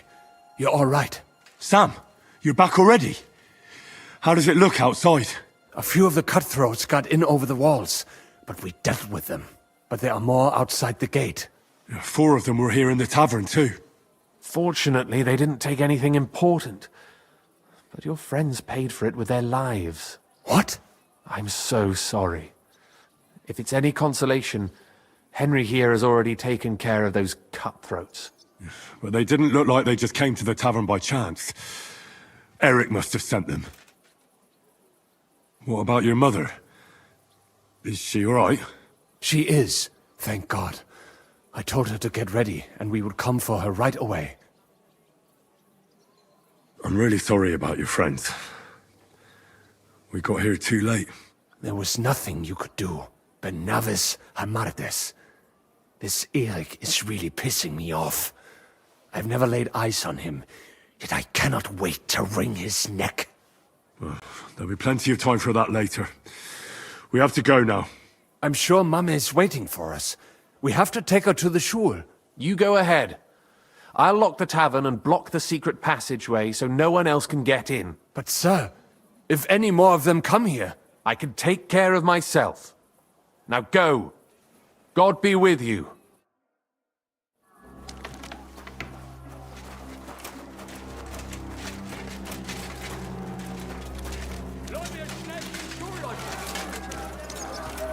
Adam, is that you? What happened? They climbed over the wall. One of them must have hit me. Get up. We have to get to the shul fast. Can you walk? I can't. Don't worry. I'll help you. Henry, go and get Mommy.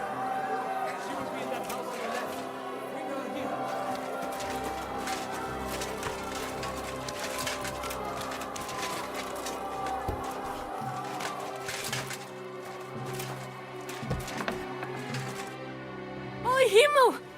What's the matter? Where's Sam? Don't worry, Ma'am. He sent me to take you to him. Mein Gott! What happened to him? Nothing. He's out on the street helping the wounded. Let's go now. We're out of time. Wait! Who are you anyway? My name is Henry. I'm, Do you remember Martin, the blacksmith? Of course I do. I'm his... son. Was sagst du? Sam told me that... Watch out! More are coming! Run to the back, it might be safer there! What's going on? Sam, are you alright? I'm fine, but we will talk when you are safe. Now run! We have to get to the synagogue. But how? Through the backyards. Follow me.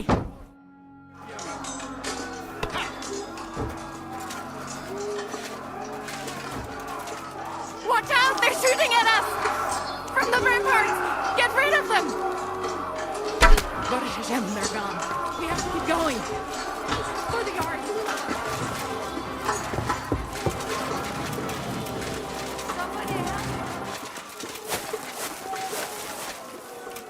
That is you to the left. Can you help me?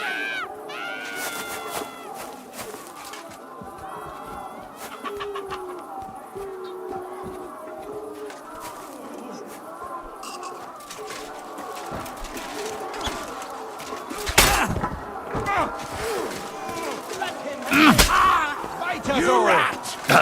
Oh my god.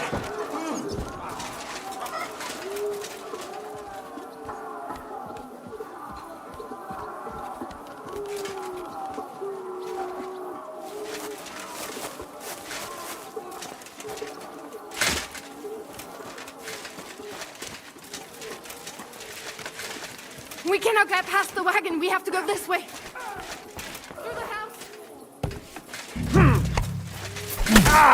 I'll beat you. What are you looking at?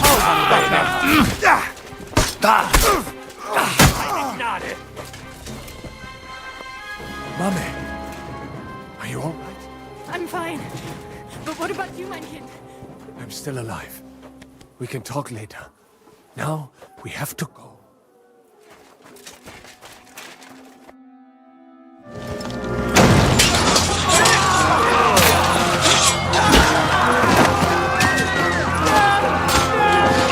Kiss them all down!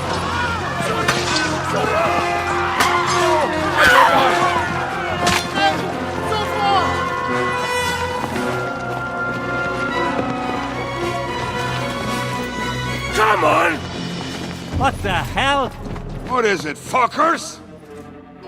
You'd rather slaughter women and the defenseless? Let's go! What's going on up there?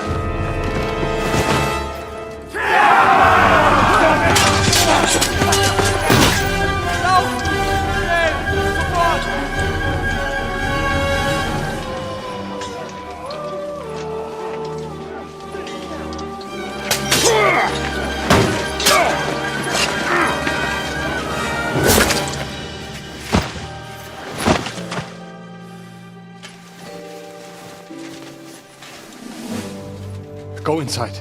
Quick.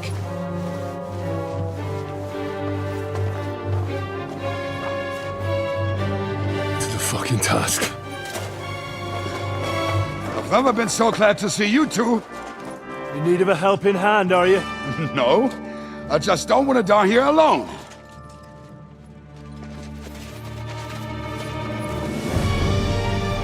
There they are! Well, now we're really fucked. Mustn't get inside. We have to hold them back. For how long, though? As long as we need to.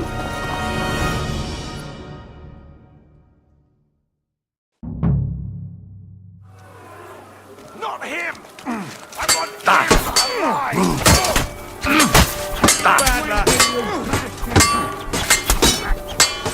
That's right!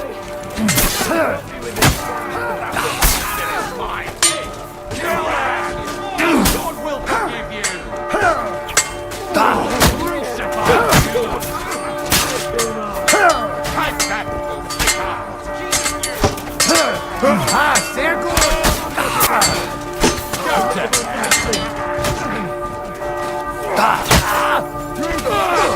I'll crucify you!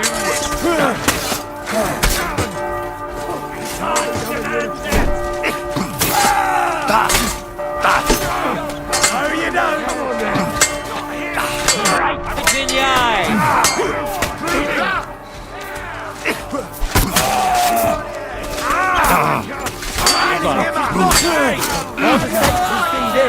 And you're still amazing. No time. You already... Smash his face in! Work on me. It's a wonder you're still... No, you don't. Say a prayer if you can. All the You're gonna see this. Bleeding like a stuck wounded. Come on! Everyone's inside! Henry, come on. Let's go.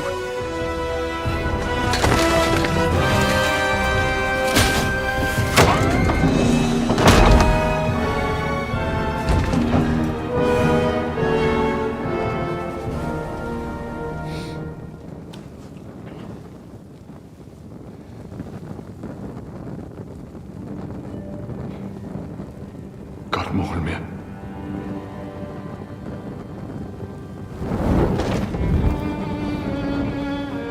Let's go. It's this way.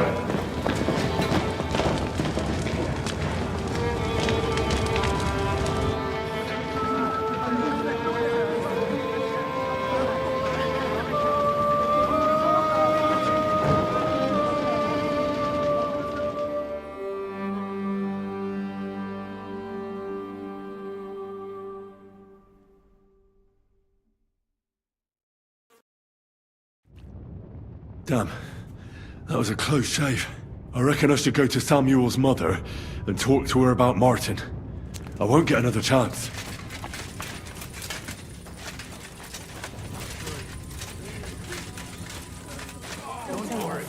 Fuck! Are you alright? I'm fine, lad.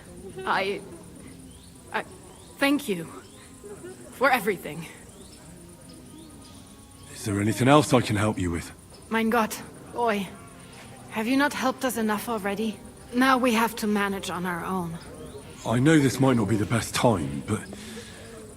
do you think we could talk about Martin? Right now? Well, all right then. How is Martin actually? He died. It's only been a few months. Oh, Sigismund burned down my village. Pa went to help Ma and... well... they both died there. I am sorry to hear that, lad. But that is the Martin I knew. He always put others first. At least you survived. That would make Martin happy. I'm sorry I don't have better news to give you. Do not worry about it. I am just sad he died before he could meet Samuel. Is everything all right? Yes, do not worry. We were just talking about Martin. How did you meet Martin, if I may ask? It was such a long time ago.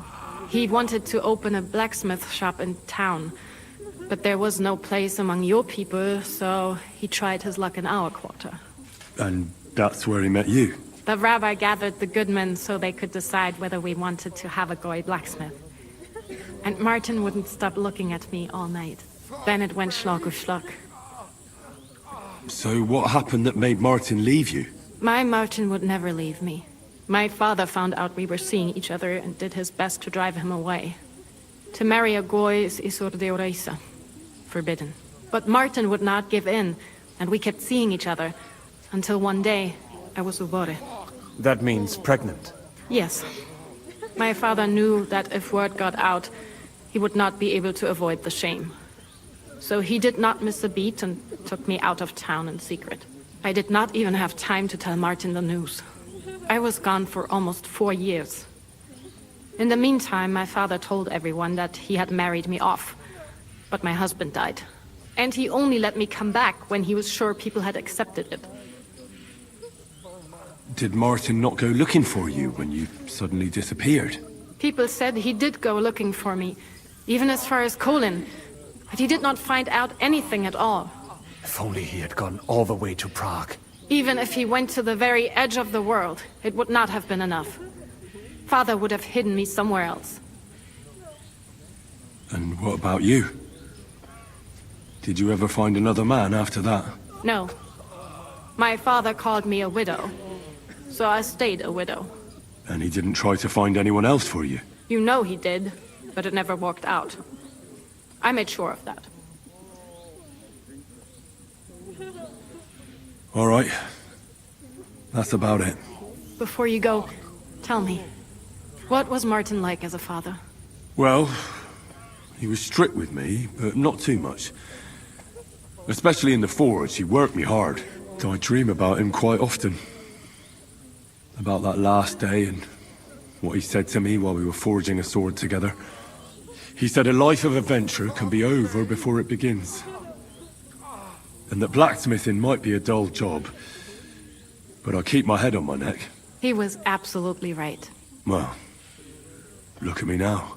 You saved all our lives. Martin would be proud of you. He raised you well. I'm sorry to keep you this long, but... well, I never thought I'd have a brother, even if not related by blood. Well, I did not expect that either. And thank you, my almost brother. If it was not for you, I do not know how today would have ended. What are your plans now? I'll go back to the Devil's Den. To Zizka and the others. We need to figure out what to do next. I will see you there then. But first, I have to escort everyone to Colleen. I do not want anything to happen to them on the way. Everything should be all right now. Take care of yourself, dear brother. I will see you this time tomorrow at the Devil's Den. Have a safe journey. Sei gesund.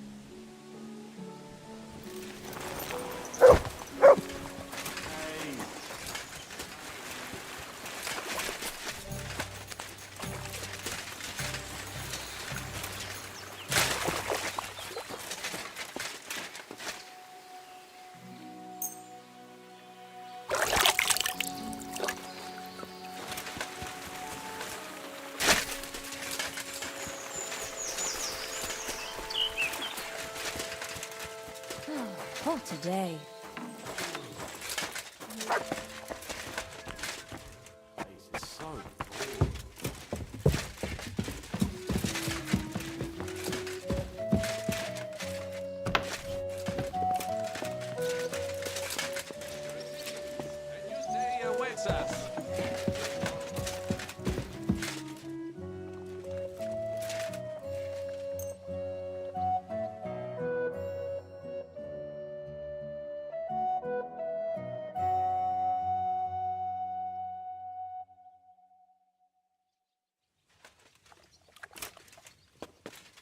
Well, this doesn't seem too bad.